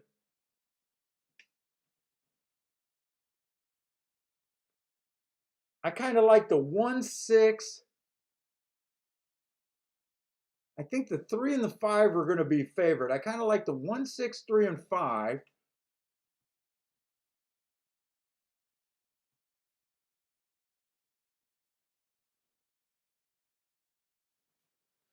If I do the single, 7 as a single, 7 to the 1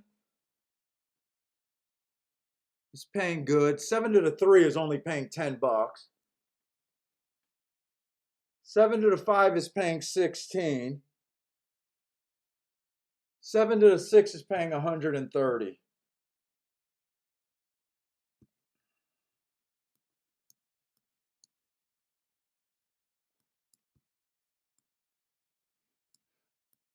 I think I'm going to throw out the 3 next race.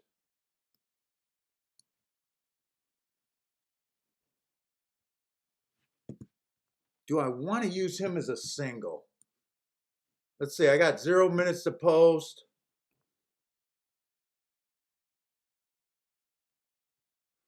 Let's see, I'm going to start. I'm going to put my first double in. I think I want to do those for $10, just a 7 single. And I might do them for more.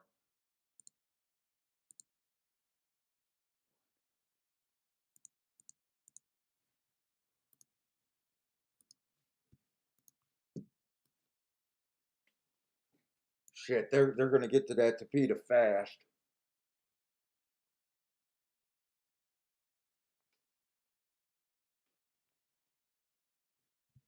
You know what? I think I'm going to repeat that ticket. Just repeat that ticket. That's all I'm doing. If the 2 and 3 2 or 3 beats me, I got to live with it. I think this 7 can get a lone lead.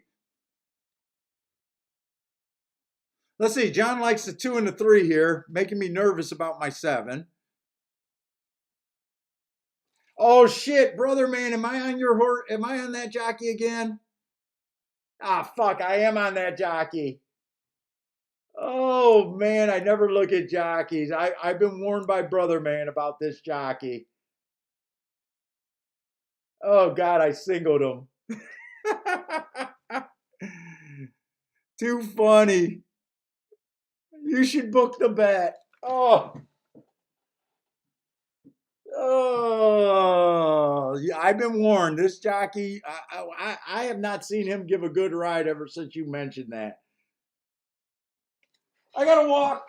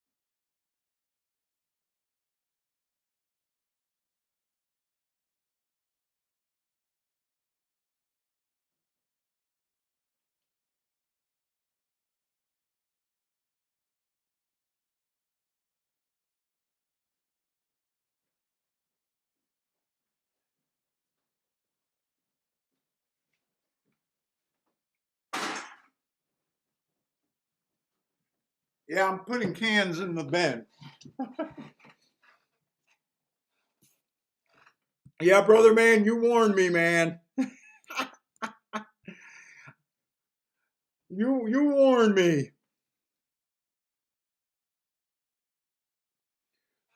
Gregory got it. Gregory hit the 9 at 9-1. Nice hit, Gregory.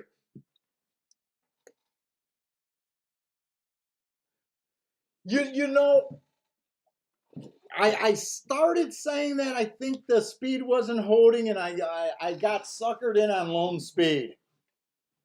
And I should have known that I couldn't bet that horse with that jockey on him. But, really,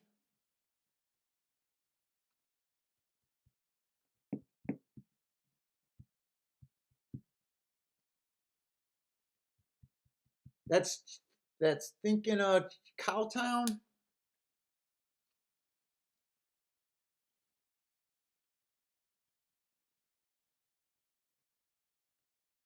He wasn't really on my radar. I thought he was going to be too far. I thought he was going to be too far back.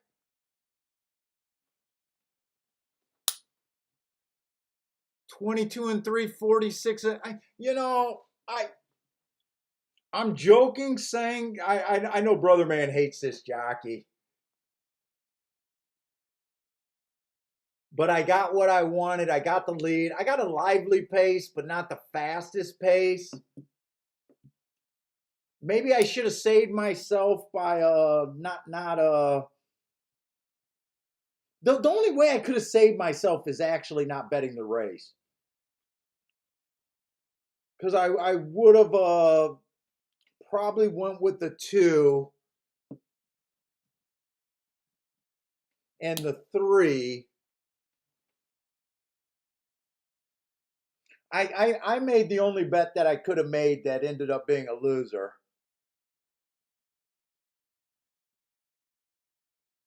I was a little leery about the track. God, maybe I should have just did a $10 double instead of doubling the bet.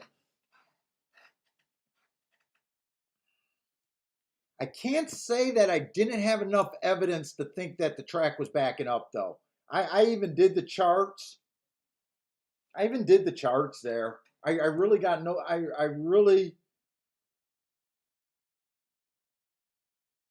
really can't complain. It was either make that bet or don't bet at all. I think is kind of where I would have had to be.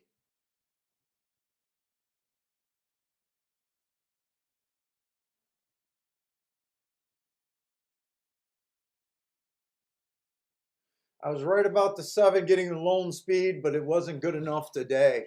It wasn't good enough today.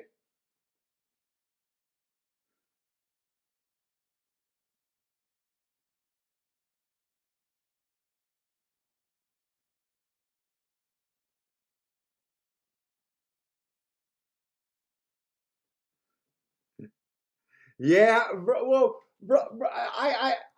you know what? I still not going to look for jockeys. I'm still not going to break that thing. But yeah, you warned me. Yeah, you definitely warned me. I could have got off of that bet just by thinking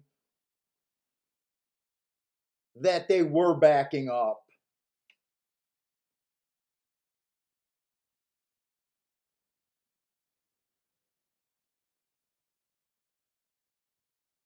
But I'm a sucker for lone speed.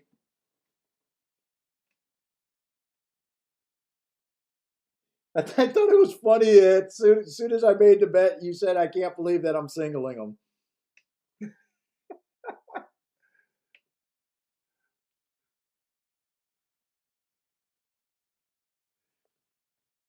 Yeah, I did. I did notice that was his first time, but I didn't notice that handicapping. I noticed that after you pointed it out. So you would have thought that was even worse. Would you have been that hard on me if he was the rider all the time on him? I'd like to think that you wouldn't be on as hard on me on that. Yeah, he did go. He did go to a jockey, to a way worse jockey that you have disdain for.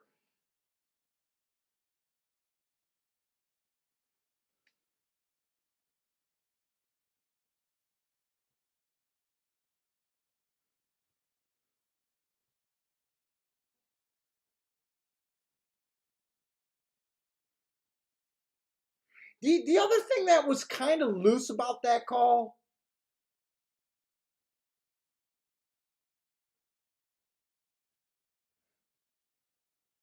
I definitely see the 3 that was making a giant drop.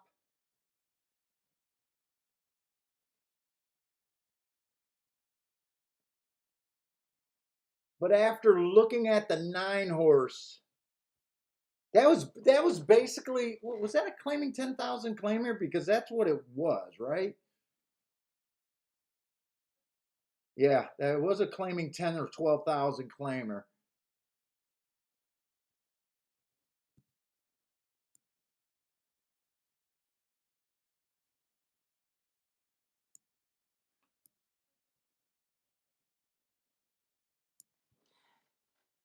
The 9 horse,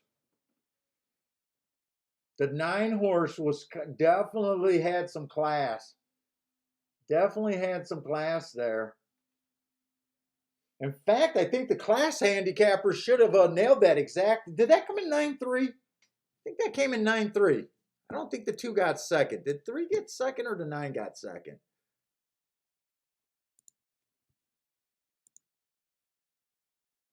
Yeah, it did come in 9-3. Those were the 2 classiest horses in the race, if you want to say that these horses had class. So really, I got no problem with the result. I just don't. I guess I don't like my bet as much as I did when I put it in. But I did get what I wanted. I got what I wanted.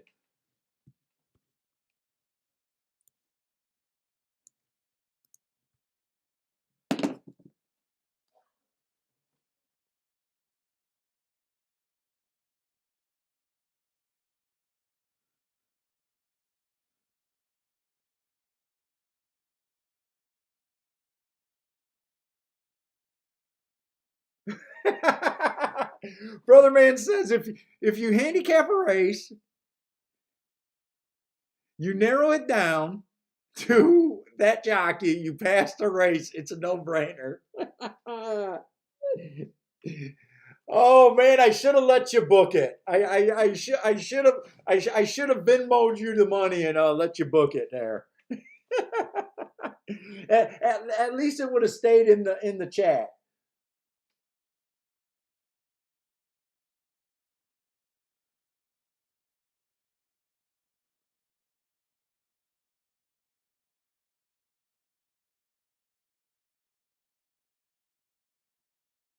Take it easy. I think Magic Card's taking off.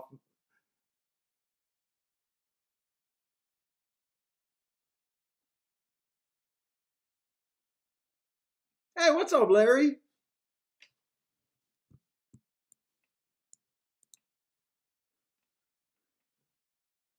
Let's see, six race at Gulfstream or at Churchill, and they're already pretty much back to the gate.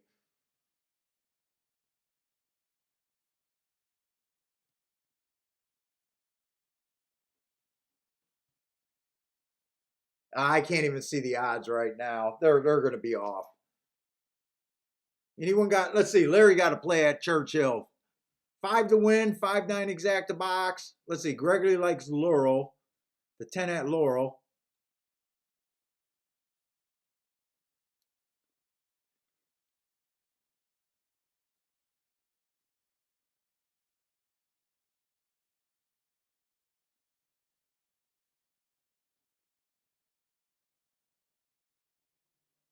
And he likes the 10 and the 11 at Laurel in a box.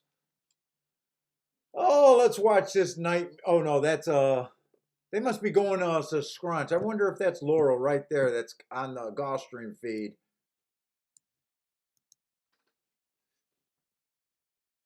Let's see. What are we rooting for? Is Larry the only one with a play? Oh, Grandma likes to play at Churchill. The 7 at Churchill. Ooh, 7 at 64 to 1. I'm losing track of the saddle cloths there.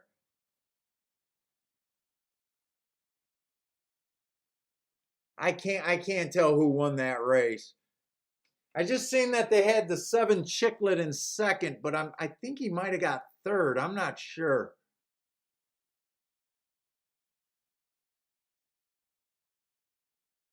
That might have been 8.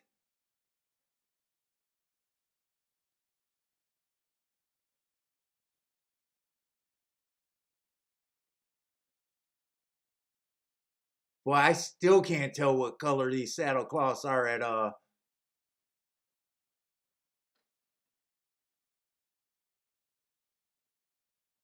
Churchill. 8679, all outside.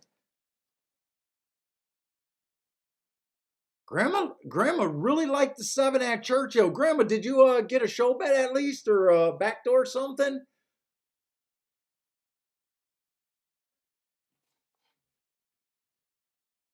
God, 6 to 1, 8 to 1, 64 to 1.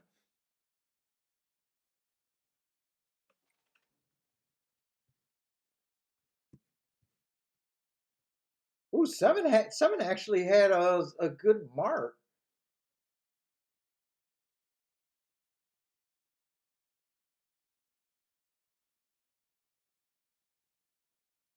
The 8 horse ran against the speed favoring track 3 races back, and then I don't have the Ohio races.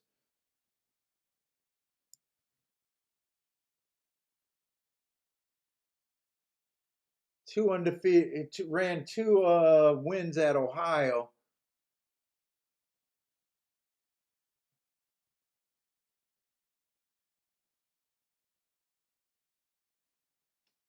Boy, 6 would have been a tough.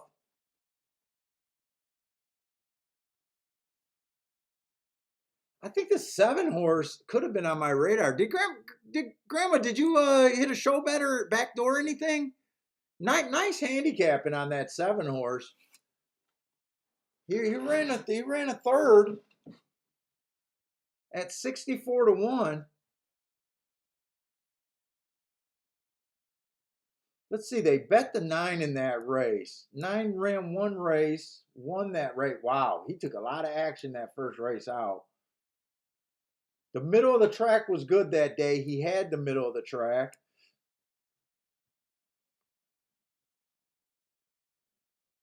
He's been off since May.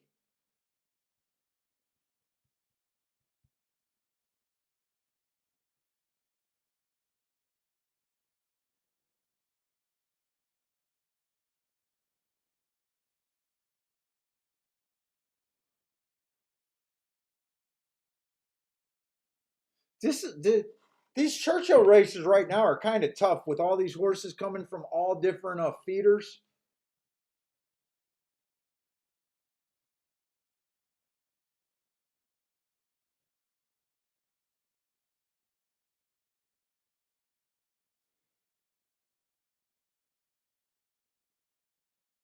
Oh, you would have had something if you would have boxed it. Oh boy.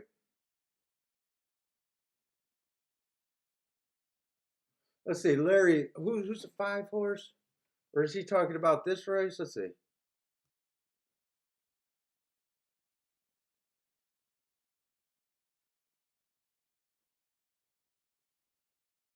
5 ran in the stakes 2 races back. I have no idea. I don't think I would have played this race.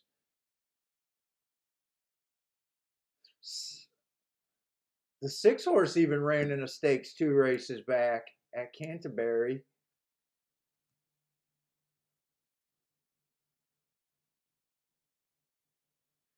I don't think I played a single race at Churchill today.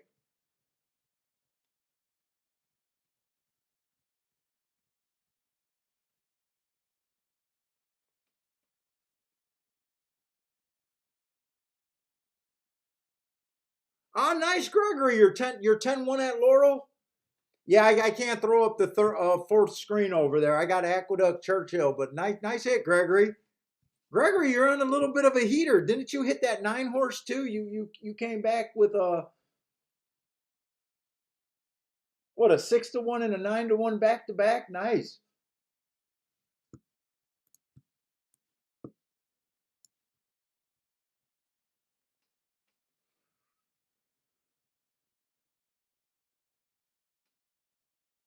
And Gulfstream, we're going into the last 2 races here.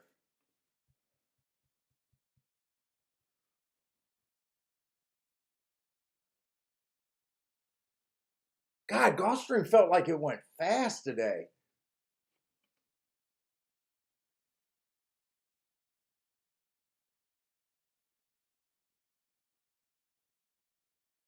Hey, what's up, Jeff?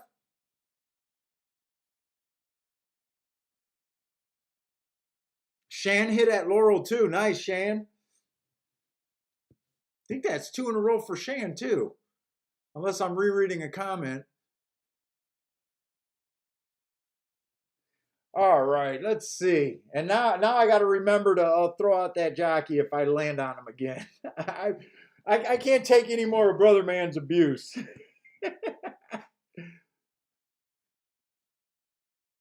Let's see. We got a dirt race, dirt sprint, and our only Tapeta route race today. If I'm going to play the double here. And I think dirt sprints have been speed. And on the inside, except for that 7 horse winning earlier in the day.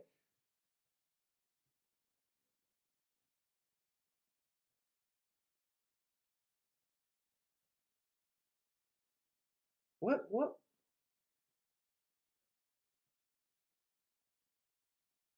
I thought I did a tic-tac-toe board for Gulfstream that I had up to date. Ah, there it is. 1, 2, 3, 4, 5, 6. I'm not sure where the 9 came from last race, but it really doesn't matter because we don't have any more Tapeta racing that are sprints. It really doesn't matter. So speed has been good at Gulfstream. If it's not inside, it's definitely been horses wiring.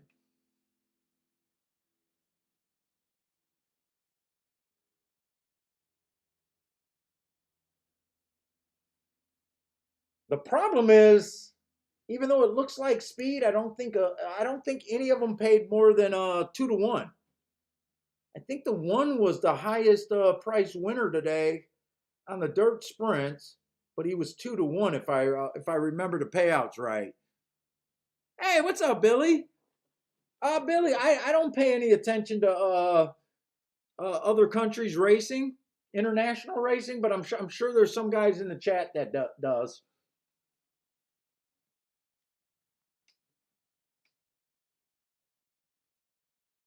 Uh-oh, Gregory's on a heater, and now he got the 5 at Delta. Good luck, Gregory.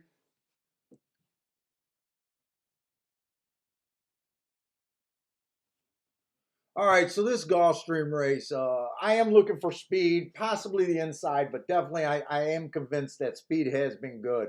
They have been kind of chalky, though, today. This one horse, 4 races ago, stalking closing day, went too fast to win. Absolutely love that race. Comes back, went too fast to win. I actually like that race, too. Took a bit of a layoff. His speed figure went up, but he didn't have this speed last race or 2 races ago off the layoff. But then, he does look like a speed horse to me.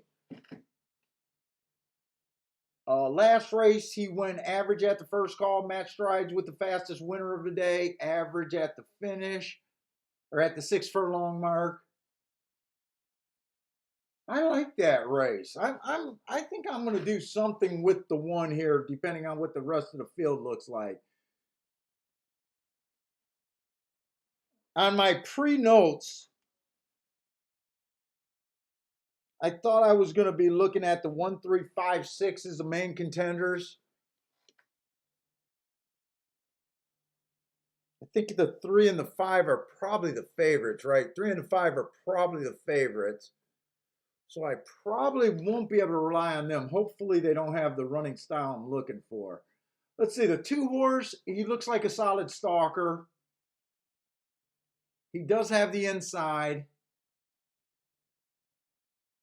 2 races ago, he ran against the inside bias, came back, improved his speed figure a little bit. I think he's in decent form. He won that race next time out, slowest winner of the day.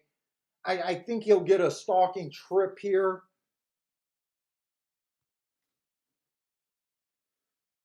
Let's see, the 3, I don't have a lot of work. He's coming from a track that I'm not familiar with. He went fast for the first 2 calls on a stalking day last race at one of those handicap races. I have not been keeping track of my forms like I have been, and I wish I could look up the makeup of that race.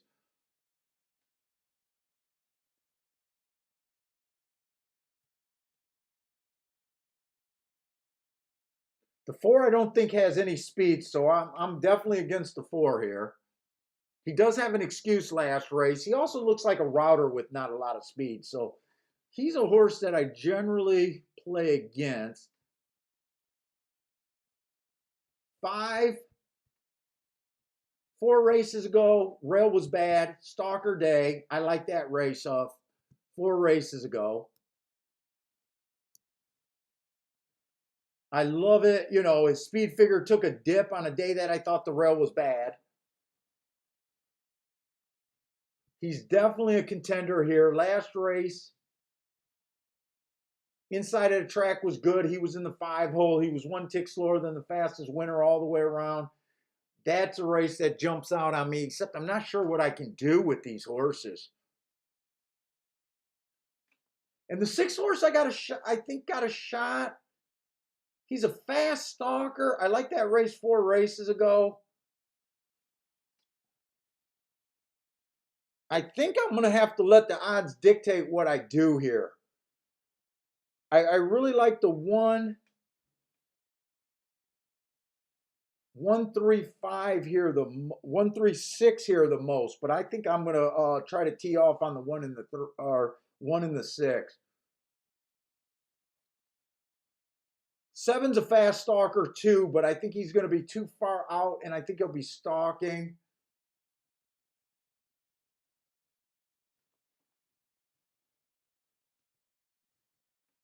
Let's see, if I start with the 1-3.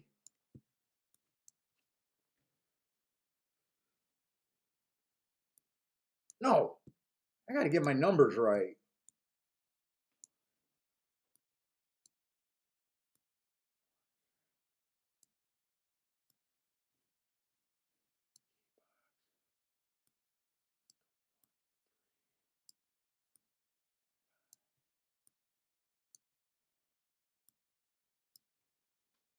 think I'm going to do a key box there.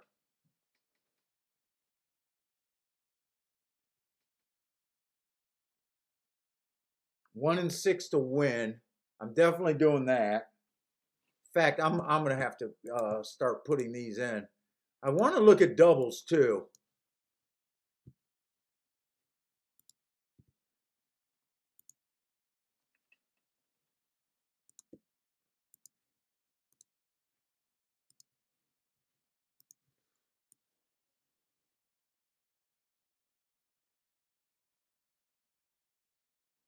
I even think the 2 can do something here.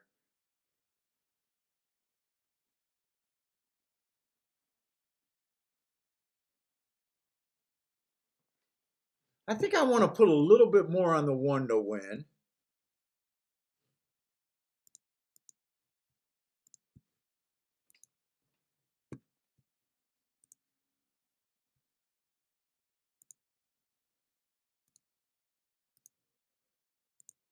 One and 6 with the 1, 6, 5, 3.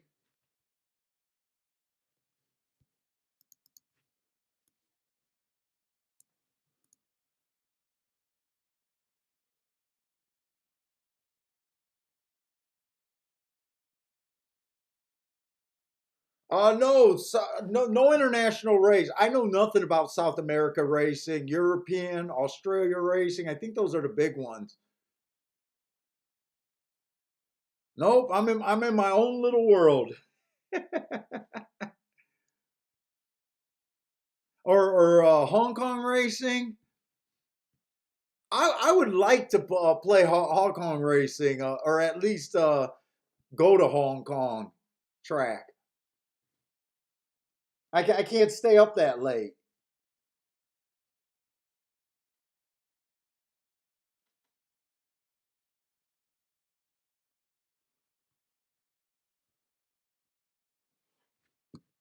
Let's see. I like the 2, 5, 6 and the double.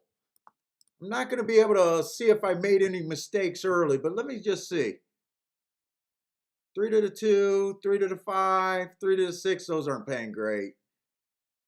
5 to the 1, 5 to the 3, 5 to the 6. Those are actually paying okay.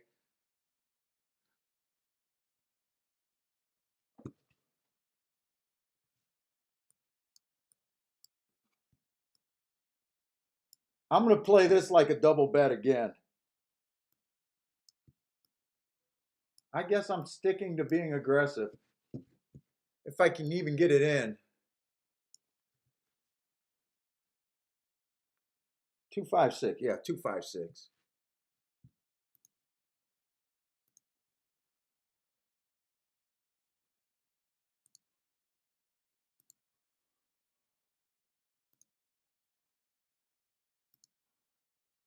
2, 5, 6.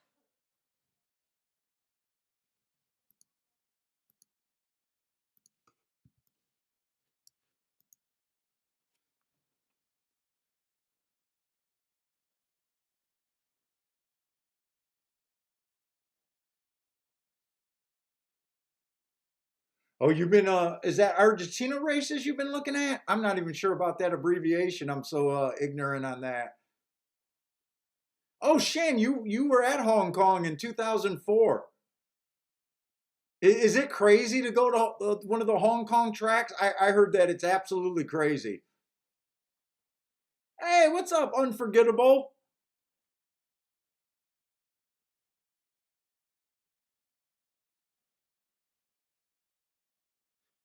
Who got scratched here late? It must have been a horse that I didn't have. Is it the 4 that got scratched? Yeah, 4 got scratched. Okay.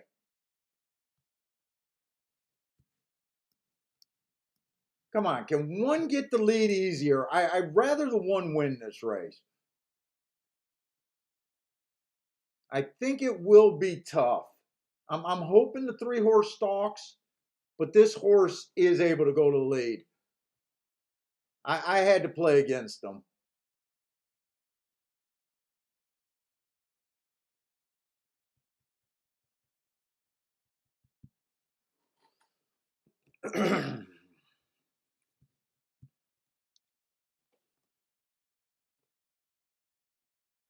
Gregory's taking a shot with the double. 1 to the 2, 4, 6, 7. And a 1 all double. Come on, let's get this one home, Gregory. Come on, can we get the lead on the inside? Oh, we don't want to see the 3 getting the lead, that's for sure. Oh, that might be the 5.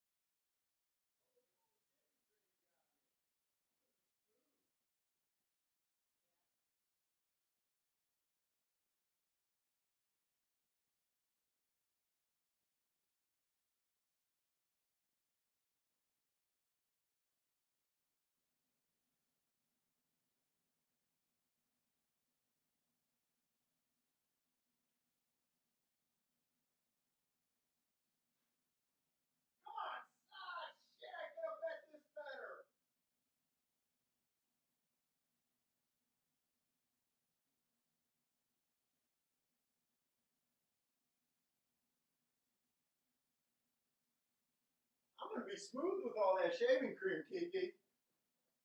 Yep. I'm going to be smooth. I could have bet this so much better. Wait a minute. Did I hit? Wait. Did I wheel the? I think I wait. Did I?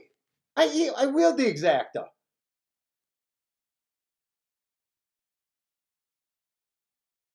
Did I wheel the exacta? Woo! I wheeled the exacta. Oh my God! I forgot I did that. I knew I played the 1 and the 6 to win. Why did this 3 have to run? Why did the 3 have to run? Hopefully, I'm going to be just fine with the exacta. This is the second 8th race in a row where I like the 26 to 1 shot. Yesterday, I got beat by a K hair and thought I could have bet that one better. Oh my God, why did this 3 horse have to run today? Don't they stiff horses in racing anymore?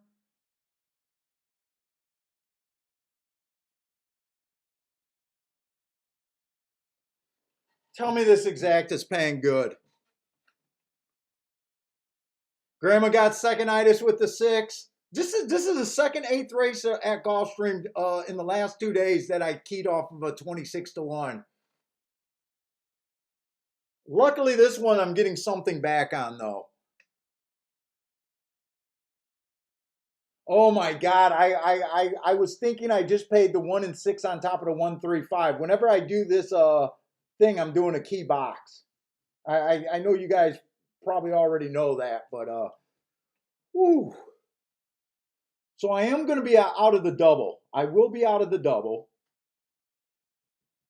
Obviously, the win bet's no good, but I will be cashing this exacta.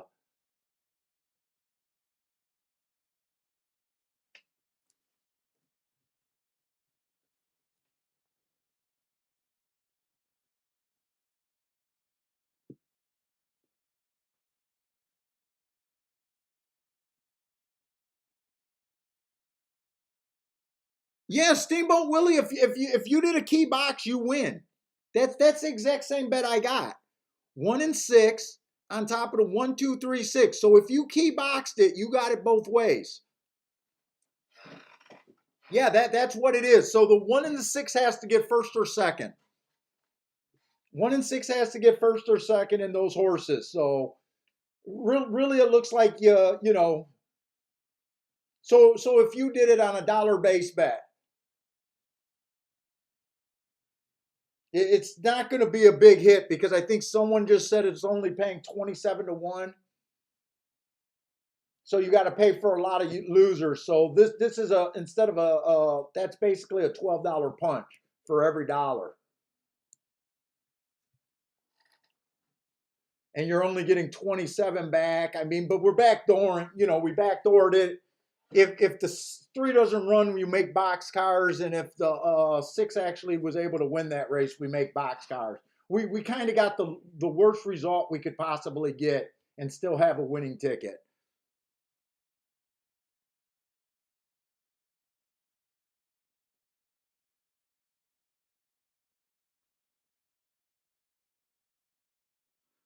So did you hit it or you're just alive, Disco?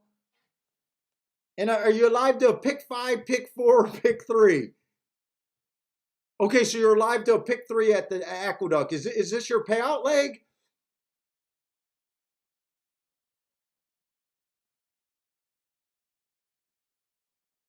And are you? Wait a minute. I said if one leg misses, we roll it back to a pick five. So are you saying you're just alive to a pick three, or you also alive to a pick four also?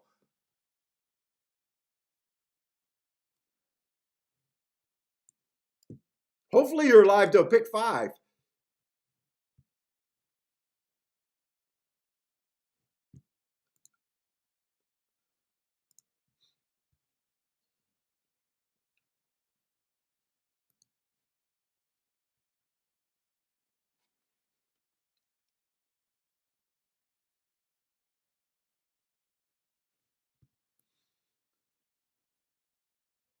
Yeah, Steve-O Willie, yay me. You weren't sure you had a winner there.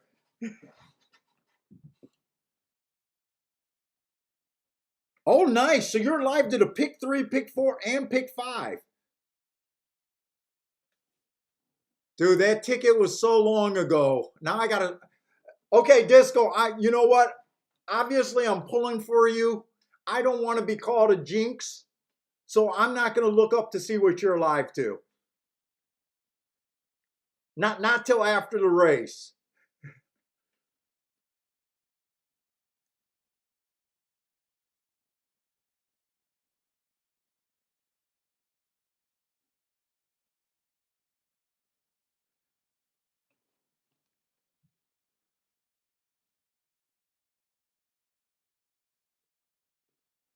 Let's say, brother man, Billy, you have to look at Royal Sports Park of Bangkok. Nothing like it over there.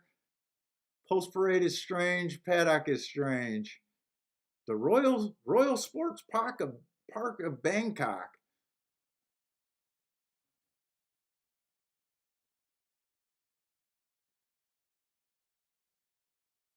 Disco, are you sure you want me to look at it, or you want me to look at the email now or later?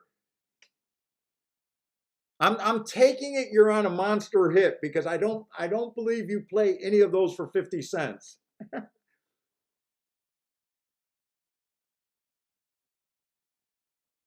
Shan is on a heater over there at Laurel. He got a third time a boom at Laurel. Nice job, Shan.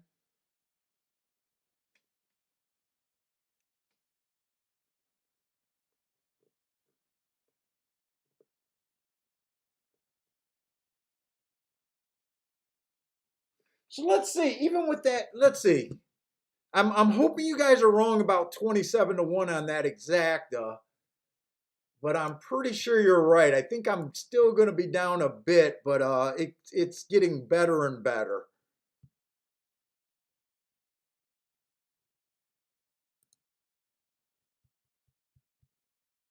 Maybe at the tournament, maybe on one of the entries, I shouldn't play early.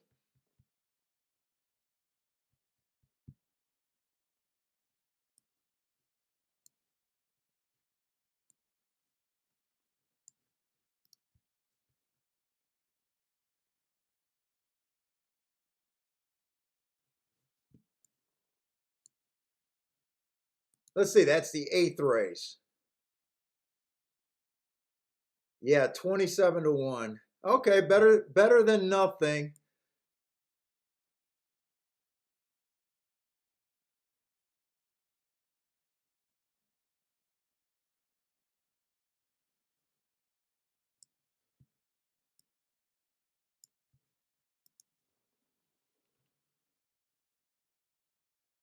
Let's see. Let's see if I could try to look at Churchill. So far at Churchill, I made 0 plays today, and not because it's just been a time issue.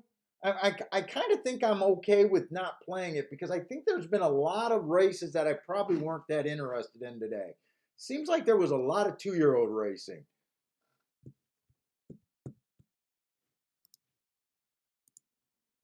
I'm trying to look at the charts real quick, but you know what? I don't think I got time to look at the charts really. This is probably just another Churchill race that I'm really not that interested in. Let's see, the 8 is scratched. There's a bunch of first timers in this race.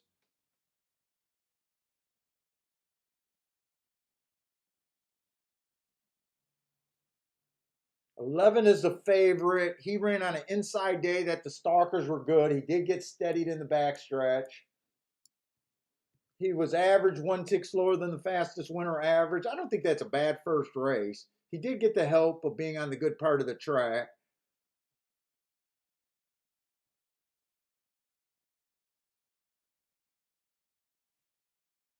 Six is a little bit interesting, but he's taking a bit of money.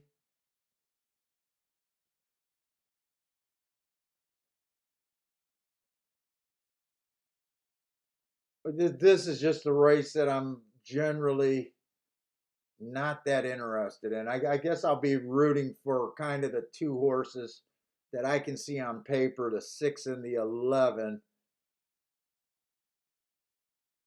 But I'm not interested. Yeah, Billy, you and me, I don't like 2-year-old. I don't mind 2-year-olds once they get races under their belt, like 3, 4 races under their belt. But when we got a lot of first time starter, I ignore the first time starters. So I think this race, there's like 5 of them. So I would be ignoring 5 horses. And then off of one race samples, it's really hard to tell how good their running lines are.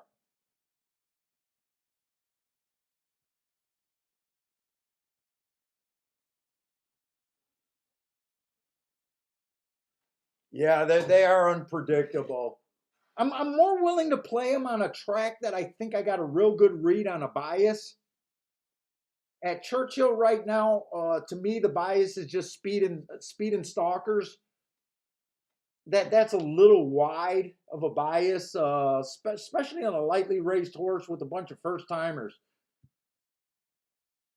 It's really hard to tell who's going to be on the lead in this race. If you're going by paper, I'm guessing it'd probably be the 6 horse on the lead, but any of these horses, even the horses that ran before, all of a sudden could be a front runner. They're tough, and when you don't know, when you have a hard time even guessing who's going to lead, who's stalking, and who's closing, it really makes handicapping even harder. Unforgettable likes the 6 and the 12 over there. Was it 6 and 11 I'm rooting for, or 6 and 12? 6 and 11. 12 ran one race. I wouldn't be shocked if he's could be a lot closer to the pace. Let's see. I just lost my feed for Gulfstream, so let me grab that video. And let me grab. And I lost my video for Aqueduct.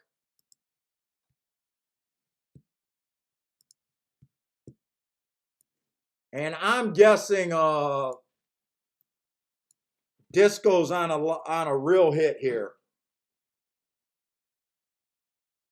He says he's alive to the pick 3, pick 4, pick 5, and he sent me an email. And I don't think he plays them for 50 cents.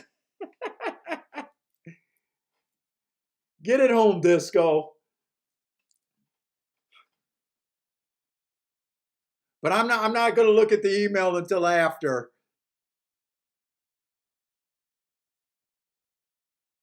I'm wondering if he's just alive to a 2K hit because he has 2K up here, or he invests. I don't know.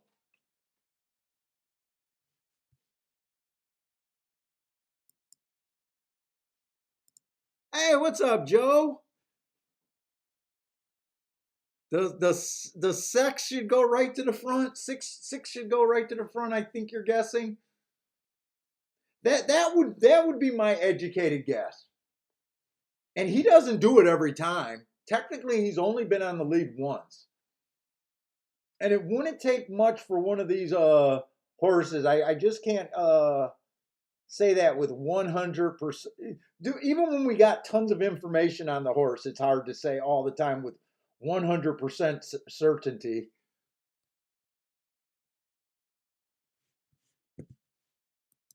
But I'm with you. That would be my guess of who gets the lead there.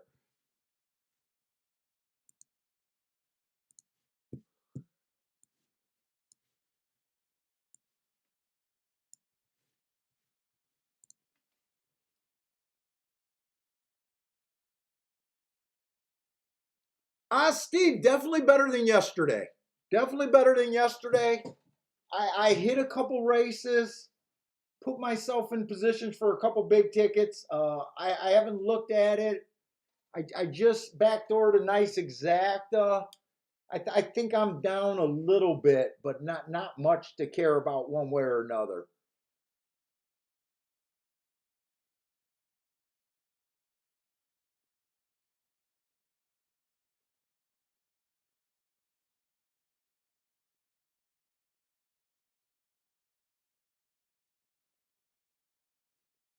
And I'm trying to think because after every day I do go through my plays. But by the way, I did that yesterday. Obviously, I did that yesterday after a really bad day for me. In fact, I do it too much. I went after everything. I stared at it. I swear to God for hours because I'm obsessed. Yesterday, I think there was three plays that I absolutely hated. But the rest of the plays, when I calmed down and looked at them, there was some that I could have done better. But I just, for the most part, other than those three plays that I hated, I was able to calm myself down with the plays that I could live with that I was just completely wrong on. I mean, we took a shot with a 15-1, a 26-1,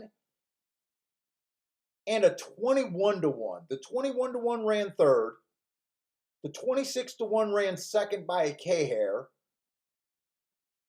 And the 15 or 70-1 had the lead the whole time around, went too fast, way too fast, and got caught by a horse that I couldn't have.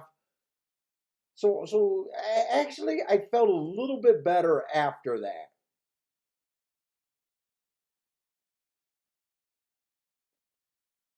Did you think when I sent you the form? I know you wanted to go through the plays of the day and see if you thought you could have done something. Were you able to do that? And did you think you could have had a decent day or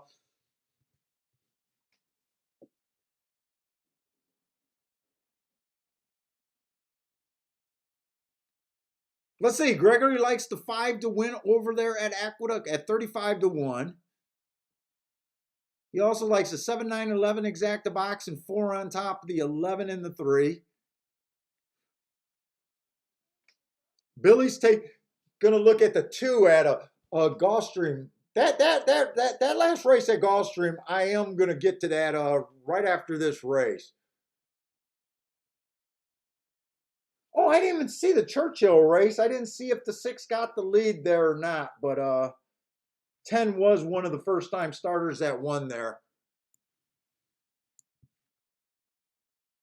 I didn't even get to see that race.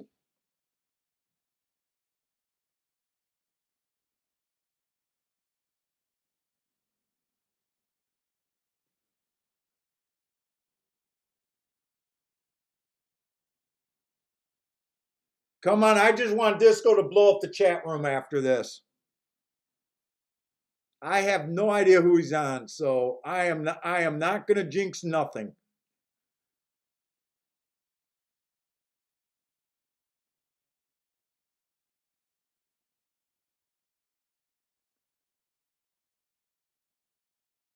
Oh, Steve, I sent you under a different heading. My email was not from the regular heading that you usually see.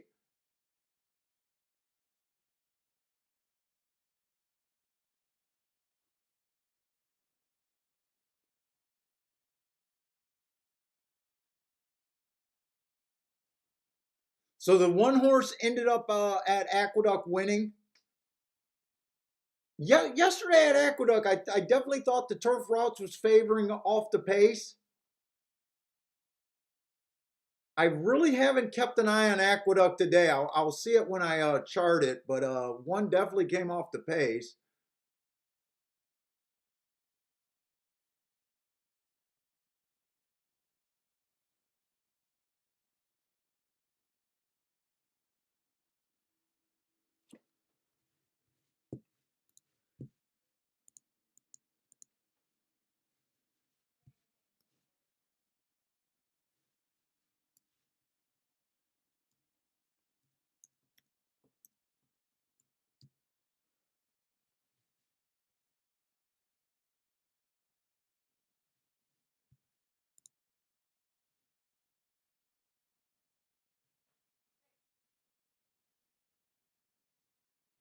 I thought he sent me an email.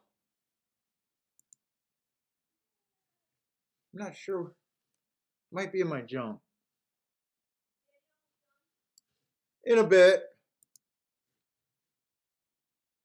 I don't have time to take him out now. I'm looking at the last race at Gulfstream right now, and we got about 5 minutes.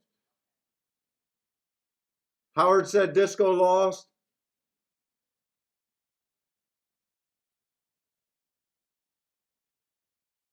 Ah.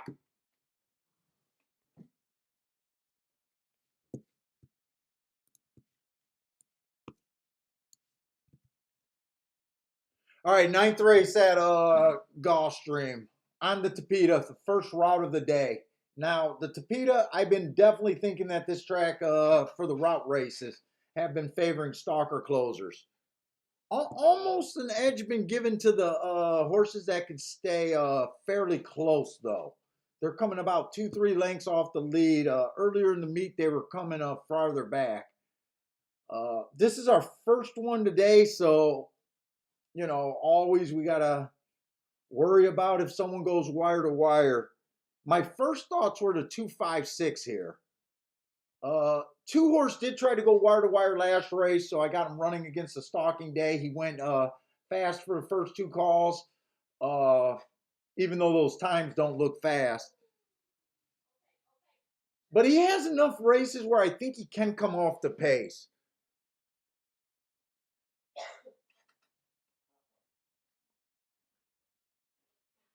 Let's see, Greg. Margot Lou likes the 356 over there at golf. Gregory likes the 7-8.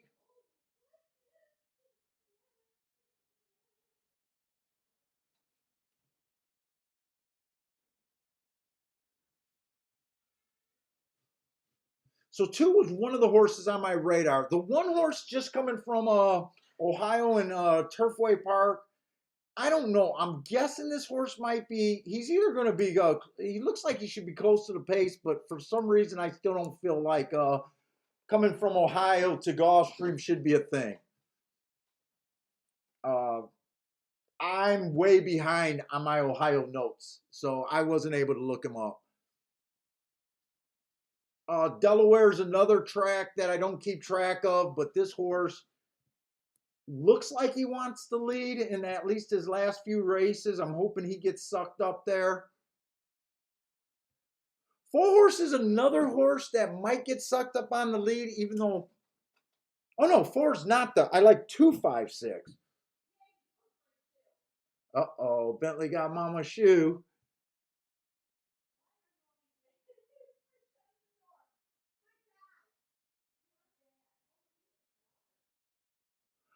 Five's one of the horses that I do like that I think fits. It's just a matter of if he's too far back here. At 12-1, I definitely think he's worth the risk.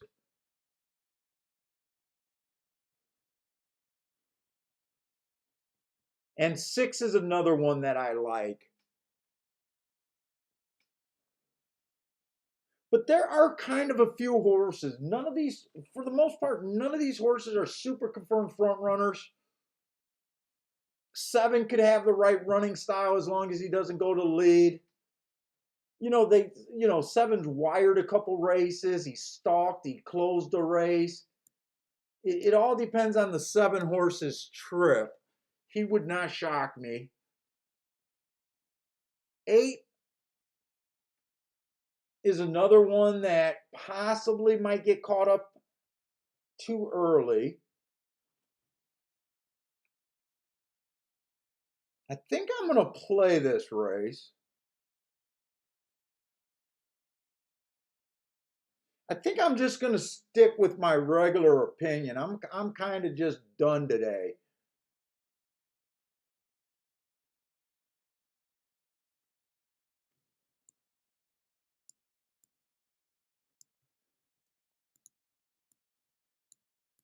I might even just do a lazy box here.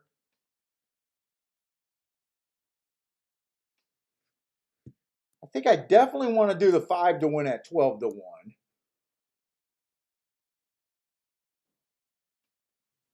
Was 5 the horse that comes from the farthest out?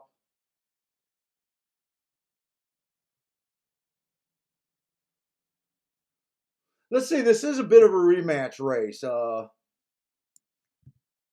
October 24th, the 5 to 6. The 2, I need that October 24th race to be a strong race.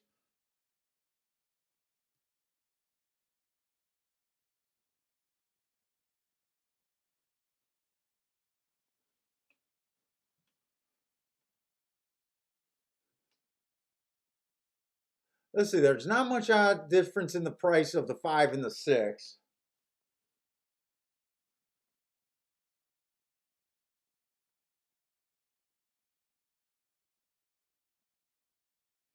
I think I'm just going to be lazy, box this, and play the 5 to win.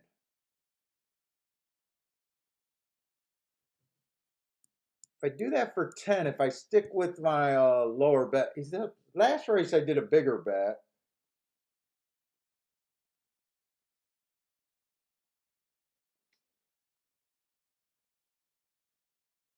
And bet the 5 to win.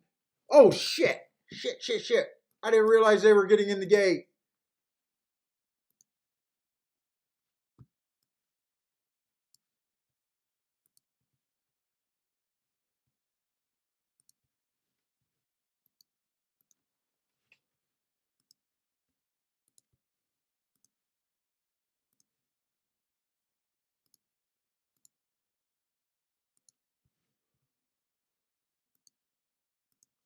Okay. Marco Lou thinks the 3's going to the lead. Yeah, I think the 3's the most likely horse on the lead. I'm hoping the 3, the 4. I'm even hoping the 1 is kind of uptight.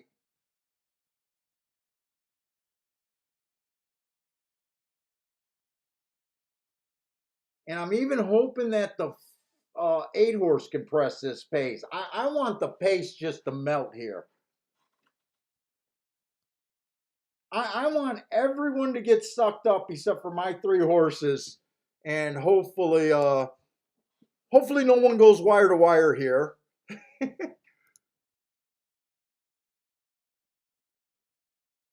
But I do think the 3's the most likely pace setter. Let's see, Unforgivable likes the 3 and the 2.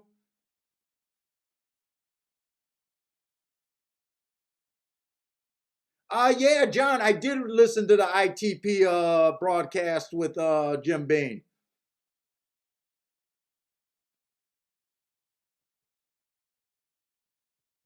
2 ended up getting the lead.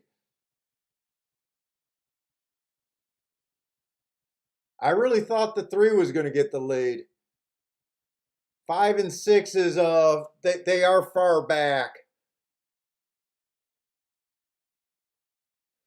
24 and 2. That's about that's a little faster than average, actually.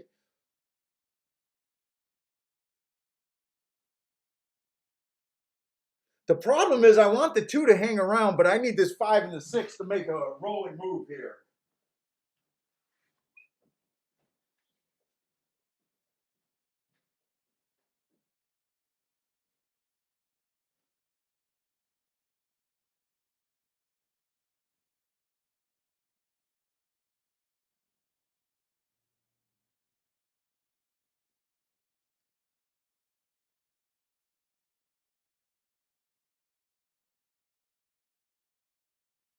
The problem is I need the 2 to 5 now. God damn it.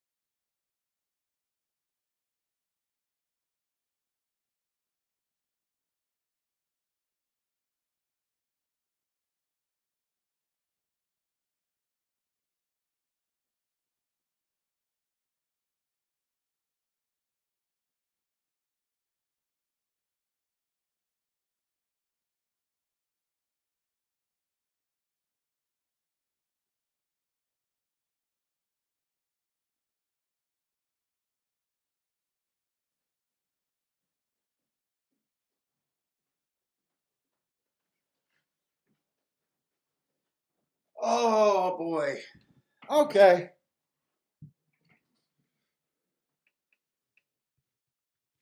Who was the 4 horse?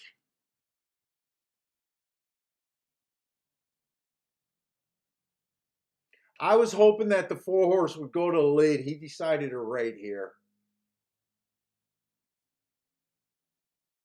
I got no problem with him riding that ride and winning. I thought the 6 looked loaded. He flatted out.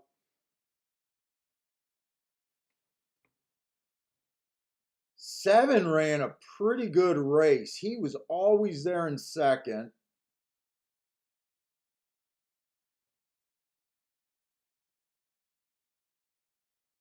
Yeah, this Tapita. This was a tough race. I just wanted to play a race. I wanted to play the last race at Gulfstream.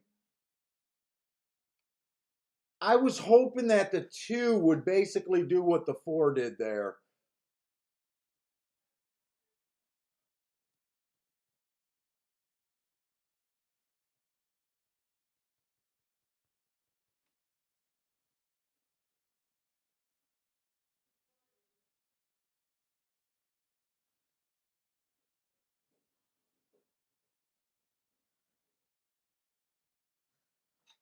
That race, that October 24th race, I guess it wasn't as strong as I thought it.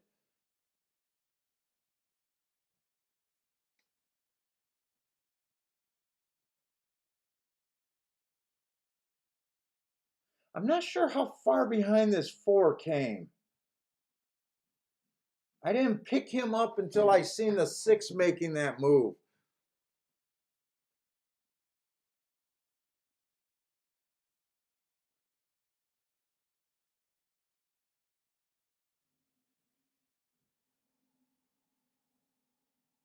Oh, Gregory, you had the 7-8 exacta. Yeah, you looked good for a moment.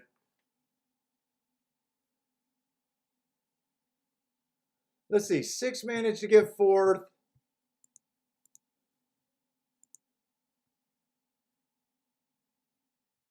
I can't wait till they go back to the turf there. Definitely want to watch that replay. I definitely want to watch that replay.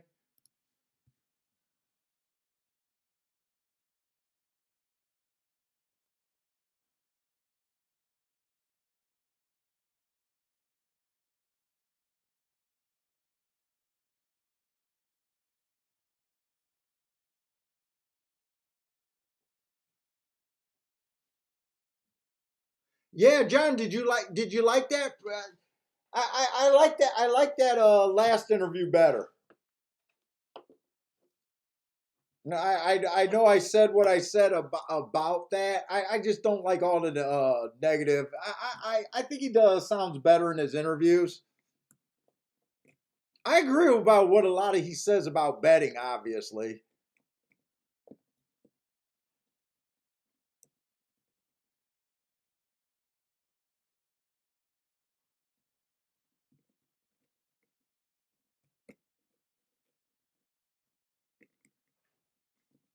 Gregory Key, when the 5 and 6 were that far back,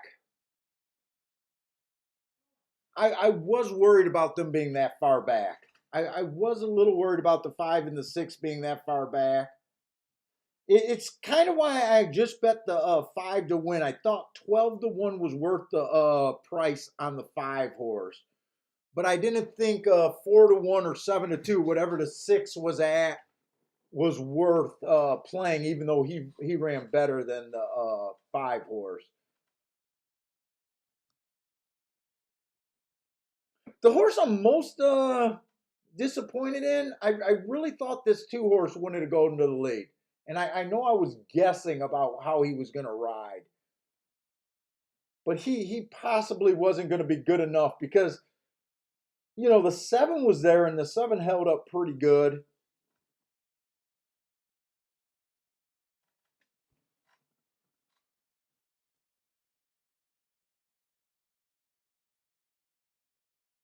I was kind of hoping that the 4 would have got caught up in the pace. I could see why he was bet. He had the best speed figures by far of this group. Best consistent speed figures. I don't really like speed figures, but I can definitely see why he was bet and won.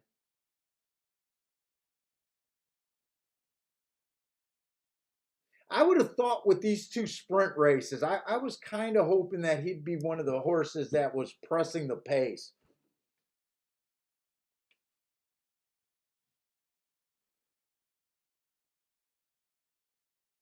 Let's see, Lanier got a 3-4. 3-4 over there at Woodbine.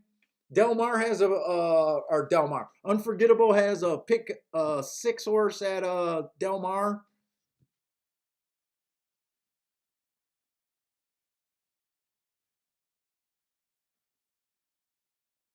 Shan is killing it at Laurel.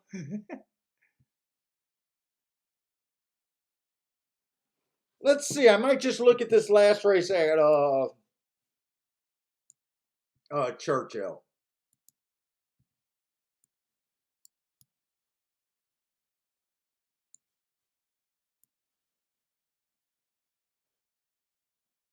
And right now,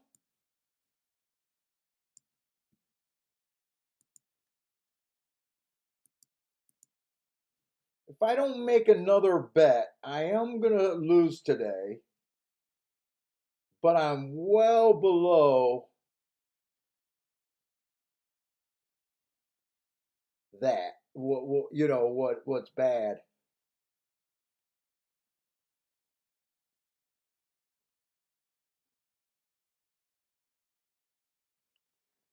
If I would have hit that double with that win bet, and if that 6 would have won, well, if I would have just hit that double, I would have been up for today. Or if the 6 would have won in the other race. So I put myself in good spots today. Let's see. Is this the last race at Gulfstream or at Churchill?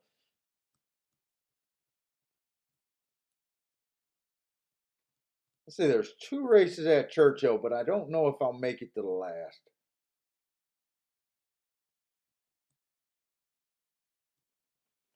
I haven't played a single race at Churchill. Let's see. We got an allowance of $50,000 race over here.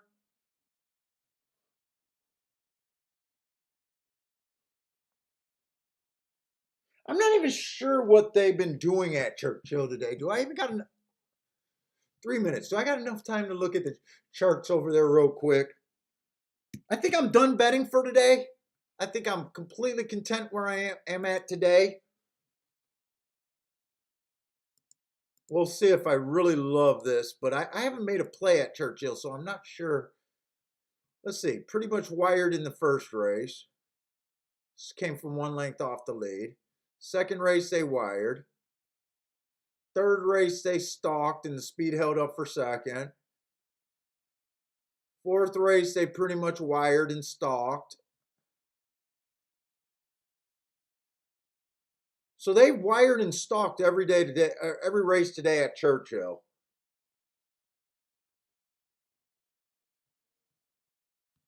Just glancing at the charts. Other than the 7th race. Well, he still came from 4 lengths behind, but he was the closest thing to a closer. Outside post positions have been super strong today at Churchill. There's a 1-2. They did have a 1-2-3 finish. Most of the races, except for one race, was all outside. Oh no, 2 races. I don't know if that's enough to guess about it, inside outside kind of thing.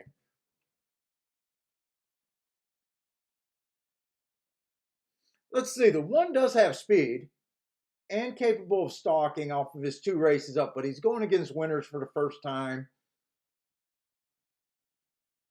It is a high profile barn. This is a 7 furlong race. Oh, he's 4-5.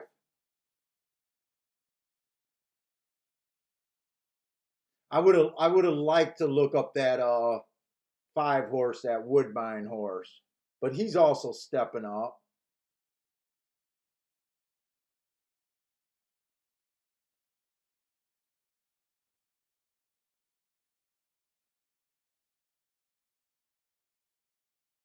Really, this six earned the fastest match strides with the fastest winner of the day by being 5 lengths off at the first call. So 23-1 was the fastest. Wow.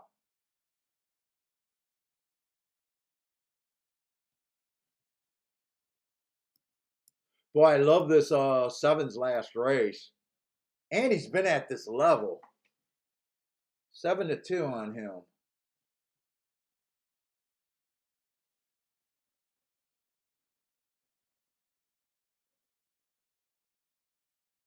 I would have liked to see these fractions on this 5 horse.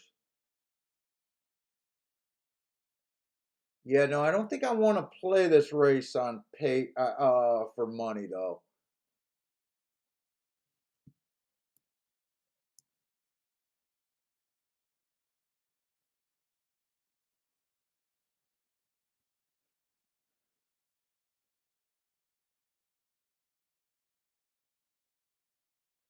Dude, I might want to play this last race.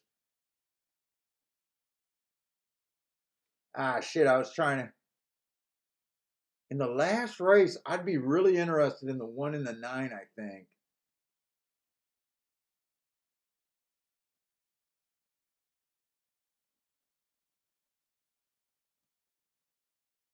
Maybe last race. 1, 2, 9. That looks like a 4.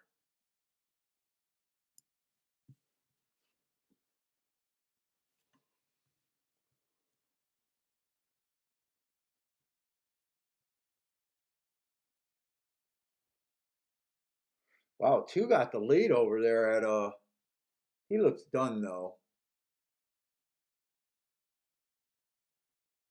7 was 9-5. I thought 7 was definitely on my radar, but I never seen the odds board. He's at 9-5. He's making a move. He looks like a good thing right now.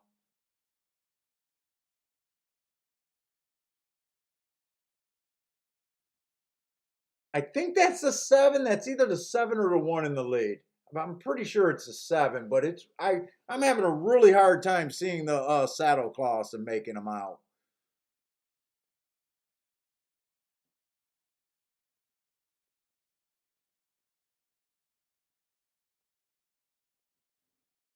Oh, they're reshoeing a horse at Woodbine.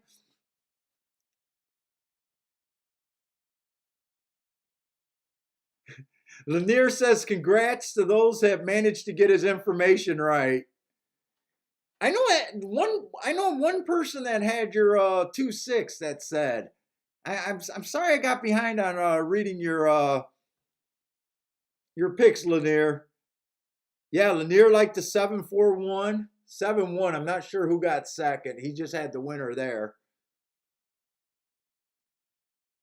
Unforgettable, like the 1 and the 7. I don't think that's a 1 through 7. I'm guessing that's a 1 and a 7.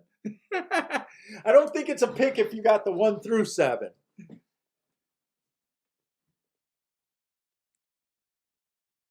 Marco Lou says final race. This is what I was coming up with that I might have been interested.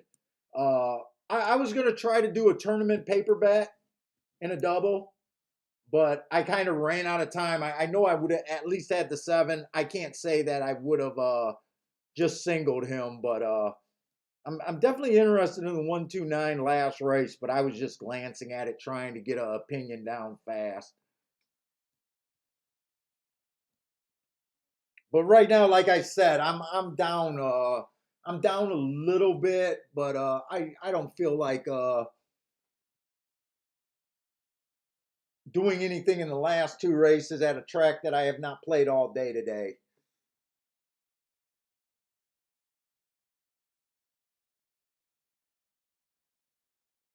Let's see. Gregory said his 6-7 exacta box did win, but he really wanted someone else. The 1, oh yeah, you had no chance to lose that exacta once the 7 won. I'm taking the horses underneath were the better payout. Wait, those were the odds of this race. Oh, I didn't see that they bet the 1 horse down to. Oh, I did see that they bet the. I did see him at 4-5. That's right. I did see that. I thought the 7 was like at 7-2 when I wrote him down. I was shocked when he was making the move, and I seen him at 9-5. I know I would have used the 7. I would not have used the 1. I was trying to beat. I would have tried to beat the 1 horse there. And when I got to the 7, I kind of lost interest in everyone else. I thought if I would have decided to spread that out a little bit, I might have used the 6, because I did think that it was interesting that he was 5 lengths off the lead and he was still fastest winner of the day. And I got my times adjusted, so 24-1 that day was the fastest winner of the day. I thought that was interesting. So that might have been. Oh, that I didn't. I know I said I realized it was 7-6, but when I talk, my brain doesn't always work. I didn't realize that. I basically was just saying the exacta there, but now it just clicked in.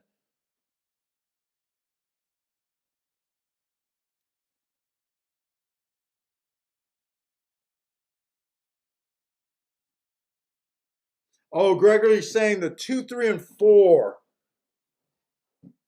Oh, so you wanted the 6 and the 1 to fall apart. When you just said you didn't want that exact, I assumed that the 1. Okay, so you weren't rooting for that. You needed a 7 to win with the 6 and the 1 falling apart, and you would have had a nice one. But 6-7 was your original bet.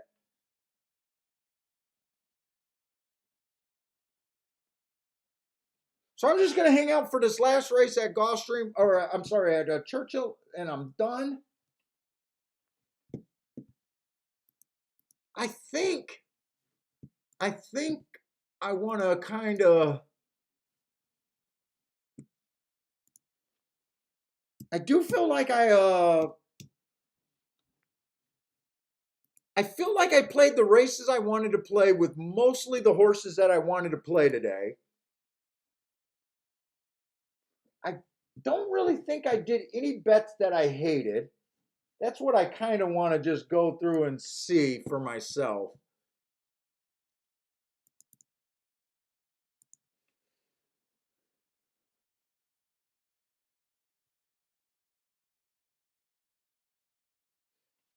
And I want to kind of see if I could have used the same horses in the opinion, but instead of playing when I played the doubles, played the exacta and vice versa. But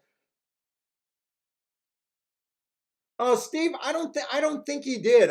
He sent me an email. I'm not sure which email he sent it to me, and a lot of times I have trouble finding it.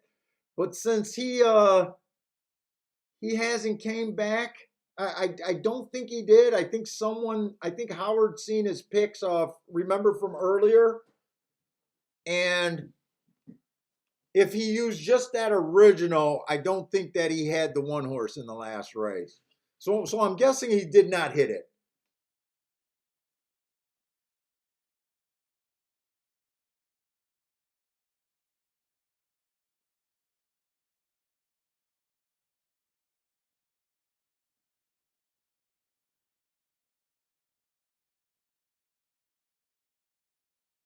Let's see the first race at Gulfstream. I'm definitely okay with that bet. I ran second there. I think I had a little bit of seconditis today. If he would have won, I would have cashed in my double to the next race, but he didn't. When I got to that race, I had to take a little bit of stand against the one. He was 2-1. I'm okay with that stand. Third race, I did not play. I think on some days I could have hit that double. Playing the horses I liked in the second race and going 1, 2, 3 in the next race. But after yesterday and starting off slower today, I was not willing to play that, so I did not play that race. The fourth race, I wanted just to play the 2 and the 7. 7 got bet down late. I had to play mostly the 2 and some of the 1. It came in 7-2-1. All 3 horses, just a little bit of the wrong order. Again, second on the long shot. I don't think I have a problem with the single play today.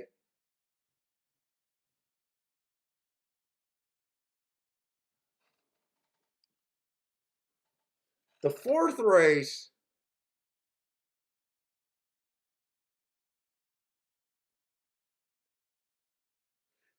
I had the 3 in the double.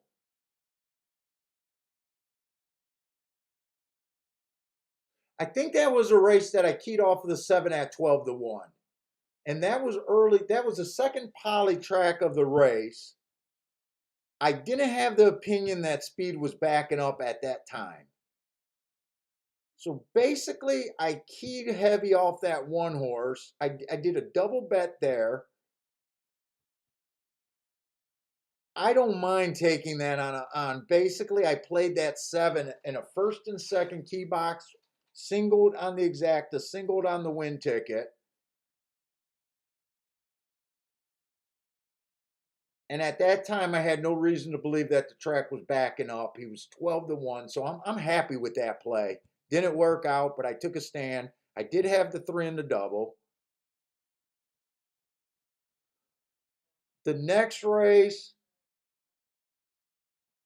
I liked the 2. He was too short. I had to key him on top of an exacta. I liked the 2 and the 1 and the 4 there. The exacta came in 2-1. Luckily, I threw that in. I got no problem there. It sucked that the one horse ran. I just got seconditis.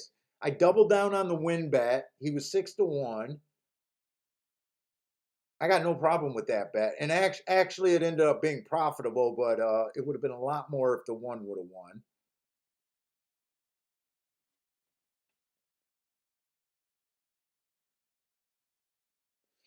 The seventh race, I keyed off the 7 at 3-1. By then, I thought the track was backing up. I got suckered on him. I used Brother Man's most hated jockey. That was the only bet I could have made or sat out. That's probably the most questionable bet. I went ahead the 9, but that bet's just questionable. The 2 and the 3 were my next 2 choices. They ran second and third. That race I don't hate. but it was a questionable play. That's my first like questionable play today. So luckily I don't have a bet that I hated today so far. Let's see the next race. That was a race where I keyed off a 10-1 and a 26-1. Luckily I backdoored the exacta. Obviously I got no problem with that. I just got a problem. Why can't you stiff a chalk? But I like that bet. And then the last race at Gulfstream, I think I just wanted to play. I didn't have a real strong opinion that race. I was hoping that a bunch of horses did something. That's probably just a questionable play. I even think I said it was a little loose of a play. It was our first Tapeta race of the day. So all in all, I don't feel like there was any real missed opportunities. And I basically ran second with at least 3 or 4 long shots. So I did have a bit of seconditis.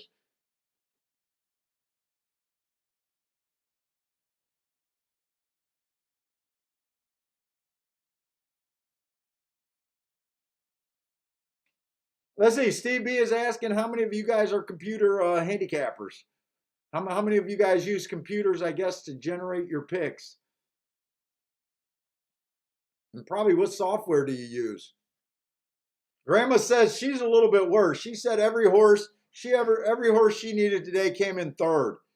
And she had a $64 horse, or I'm sorry, a 64-1 odds horse come in third. Grandma, on days like that, you just got to say that you did a good job handicapping. You got to take the little victories, even though it can be painful. I mean, you did a good job handicapping that horse. I think you even said that if you would have boxed what you played, you would have hit something. I'm taking it probably the try.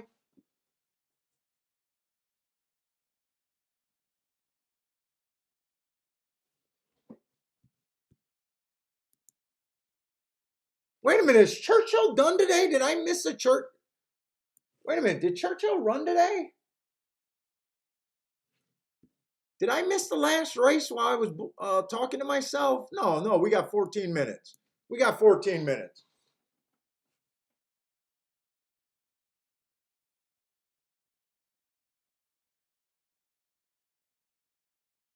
Gregory, thank you. Yeah, Gregory, I think that I think especially if you're new, I don't know if you're a newer player, but I do think that I talk about more reasonable expectations than most guys, only hitting between probably in the low 20% of your races. And really today, I did hit 20% of my races. I just didn't get a big enough bump to be a winner today. There was 9 races at Gulfstream. I didn't play a single race at Churchill today. So there was only 9 races, and I definitely sat out one race for sure. I sat out that third race. I might have sat out another race. I'm not sure on that.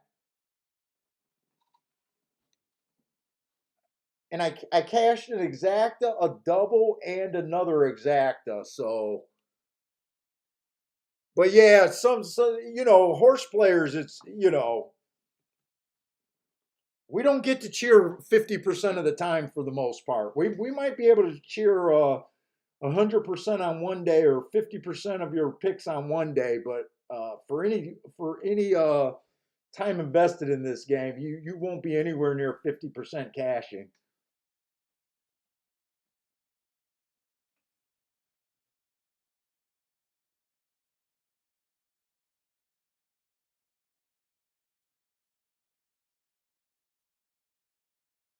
And I think that's something that even TVG should be saying. I think they're scared to say it.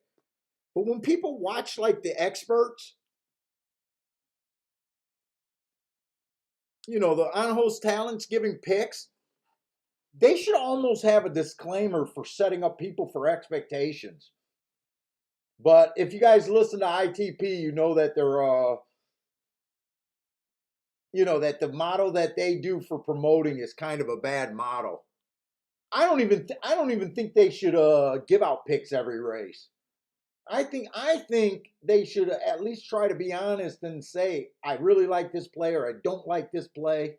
But I don't think the tracks and the programs would ever let them allow to say that. Instead of acting like every race is playable for everybody 100% of the time.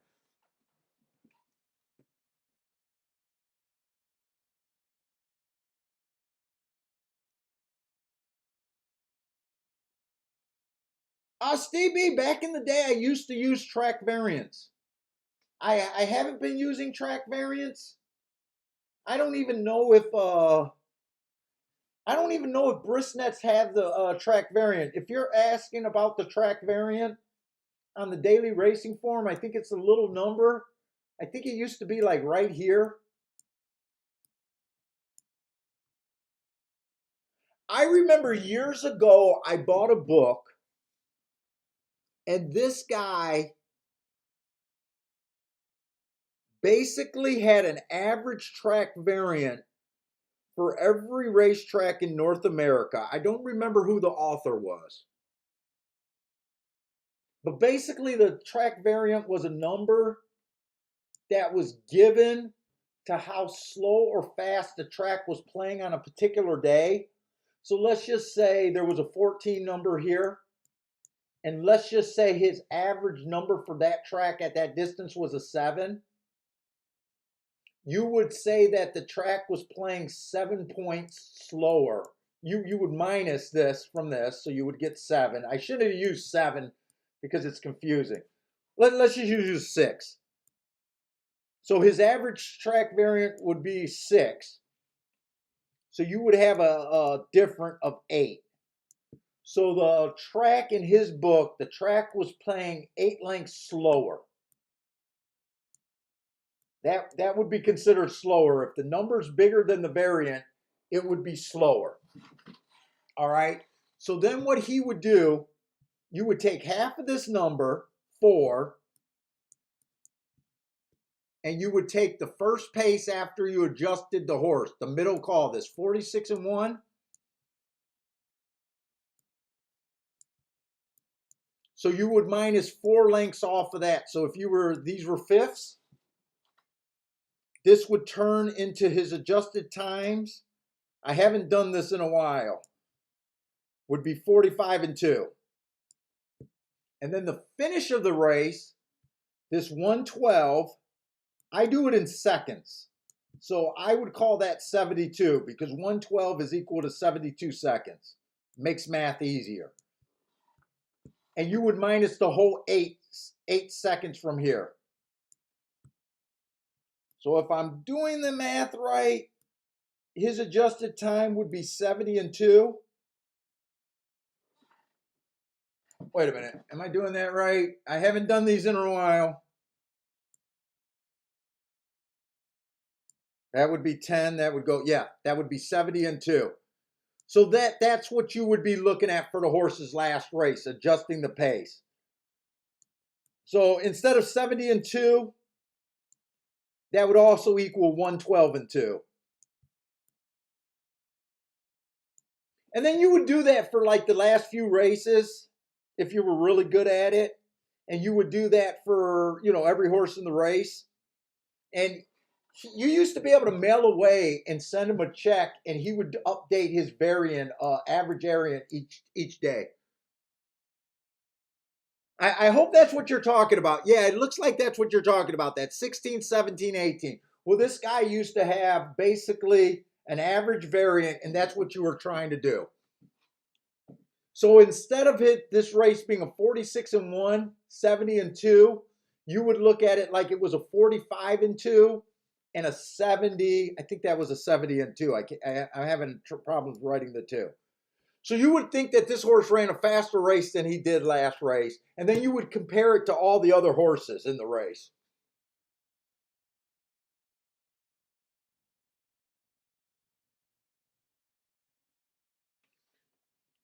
And I remember I used to do that. So he also had a formula. Let's see if I remember the formula, because I don't have much to talk about. I'm just waiting to see if this double worked out. But this is how crazy I used to be. This was one of the early systems from a book that I used to do. So those would be the adjusted times right there. And then he had a point system. You would kind of take what you thought was the horse's average race and, one of the top 3 races, and now you would assign it. So he would have, I think he started at 44 flat for the first call. So a 44 flat would be worth 100 points. So this would be 5, 6, 7 points lower than that. So you would give him a 93.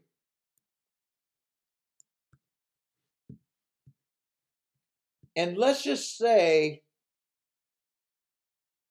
just to make the math easy, for the finish, it would be 110 for 100 points. So you would for every length slower than that 110, that'd be 12 points slower. If I'm doing math right, you're giving them an 88. Okay? If the horse was on the lead, you would give them 2 93s here and an 88. And that would be the horse's speed figure that we're using. And I used to do this for like a year or two. 14 points. 274 would be his score. And you would do that for all the horses. That would be your rating for all the horses. 274. Now, if the horse, since this horse was on the lead, he gets 93 twice, right? But let's just say he wasn't on the lead and the pace of the race was 93. You would then adjust his next one of this second call for beating lengths. And let's just say he was 4 lengths off. That second point would basically be an 89. So you'll get another math thing. So basically you would do that for all the horses. And that's how I used to play back in the day. And Steve B, that's what you would be trying to do. You were trying to be the whole concept of that was basically it's almost like the skill of just reading a speed figure. The skill of speed figures are bouncing all over the place. Which one are you going to use today to tell the horse's talent? So back then the skill was trying. This was before I discovered biases, by the way, and went down the rabbit hole that I did. So basically, you would do that for every horse, and kind of you would just play the top figure numbers. And the one thing that he did nice that I still think was good, his rating system was stronger for front runners. The off the pace horses were penalized more. So it was a good little system back then. A lot of paperwork though, and I used to mark up the form like crazy.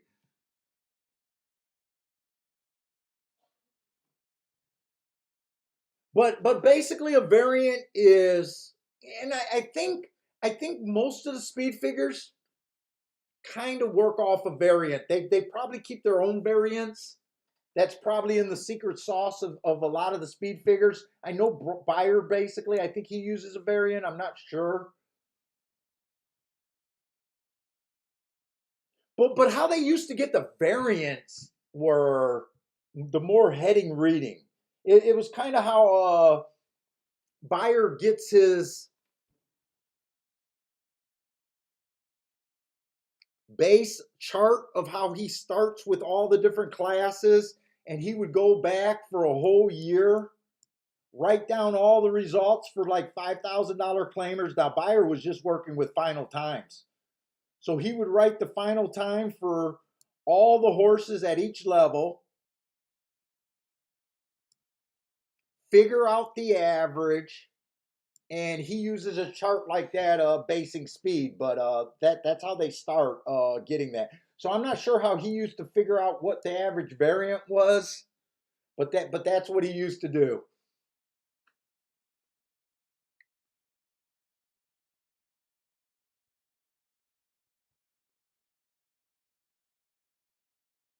Oh yeah, Grandma, my handicapping and my beliefs have not changed in the last 3 years.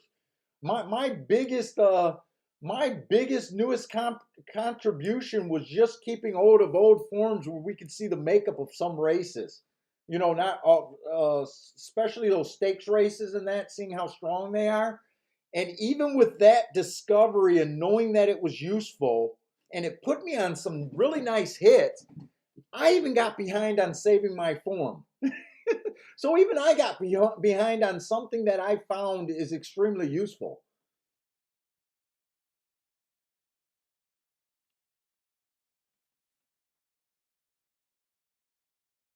Well, Steve B, if you're just a final time handicapper, you're basically a speed figure guy, whether you know it or not. Because that's all a lot of speed figures are.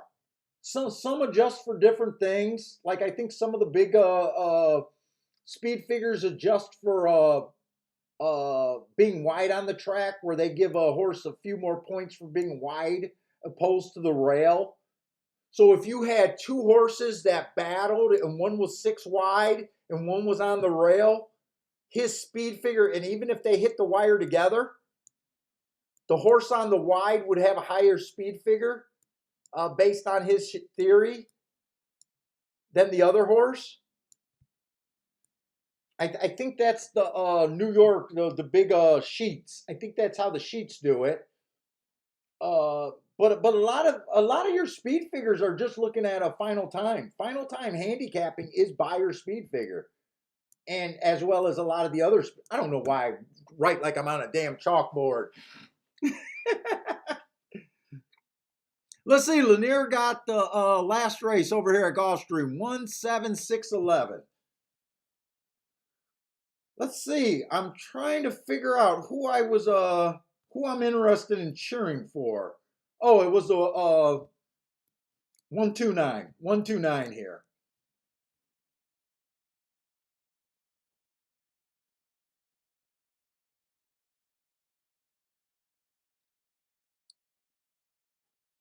But that's why Scotty is doing something different. If you guys watch Scotty's show, Scotty says times are irrelevant.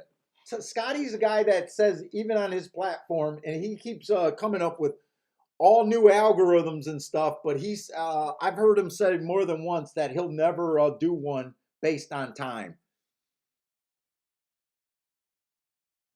So I mean, he's trying to do something that to look at the races different, even with his own stuff. I kind of came to the belief that looking at final times is where most people start their handicapping.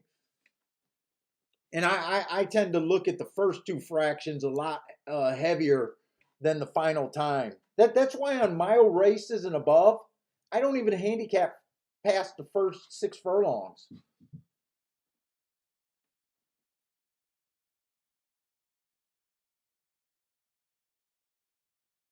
Let's see, 3 was 7-5 in this race.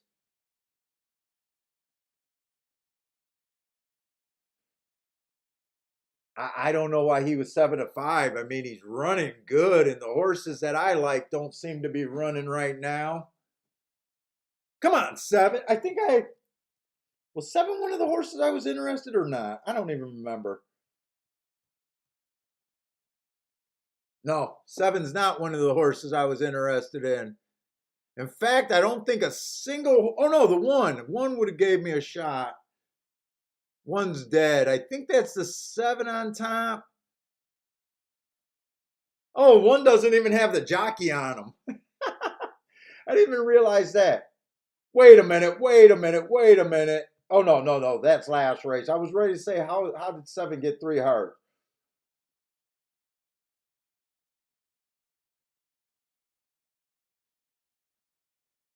Well, I'm glad.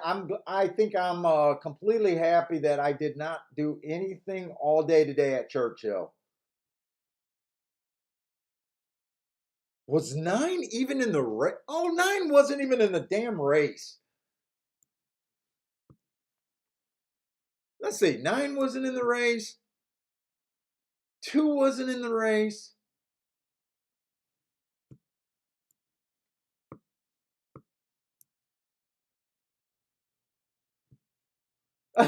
Okay, 2 of the horses. Okay, I completely checked out. Even if I wanted to do a phony paper bet, I had no shot. I didn't realize that the 2 and the 9 were scratched, and the 1 lost the jockey.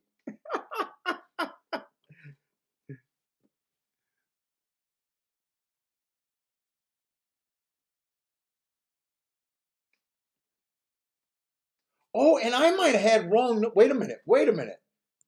There was a couple entry here. Wait a minute. Now I got to go back and look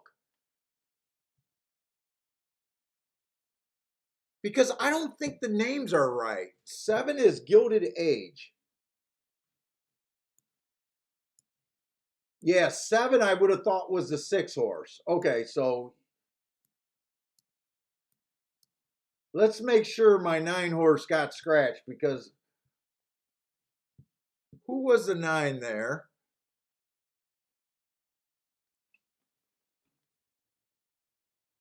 Aaliyah Star. So it wasn't even. Nope, I'm at the wrong track. I got to go to Churchill to get these names right. 7 was Gilded Age. Oh, I got that right because I looked at the name on the horse from the feed. Let's see. 9 is I'm a Warlord. Okay, so 9 was scratched. 9 was definitely scratched. Who did I think the 2 was? I thought this was the 2. Is that the right horse?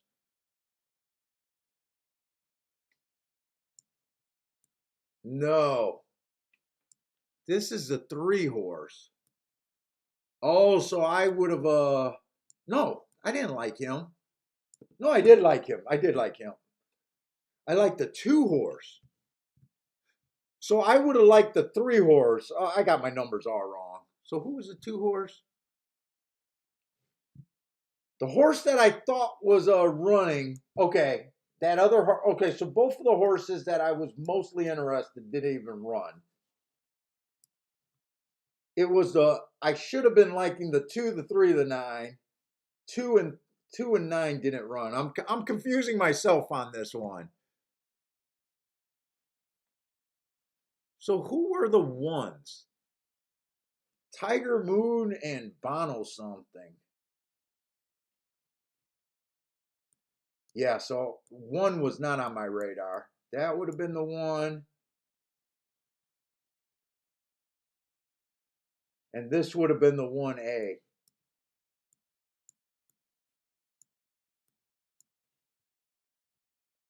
And I was really interested in watching the 2 horse run and the 9. The 3 was actually the throw-in horse, so he ended up being the favorite anyways. But 7 won that race. 7 won that race.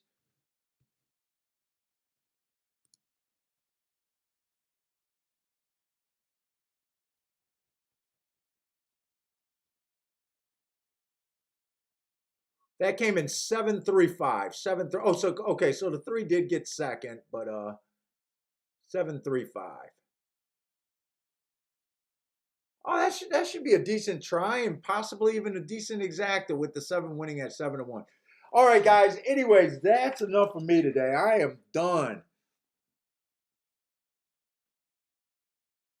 Gregory liked the 7-3 over there. Gregory was good. Oh, that Gregory liked the 7 at Woodbine.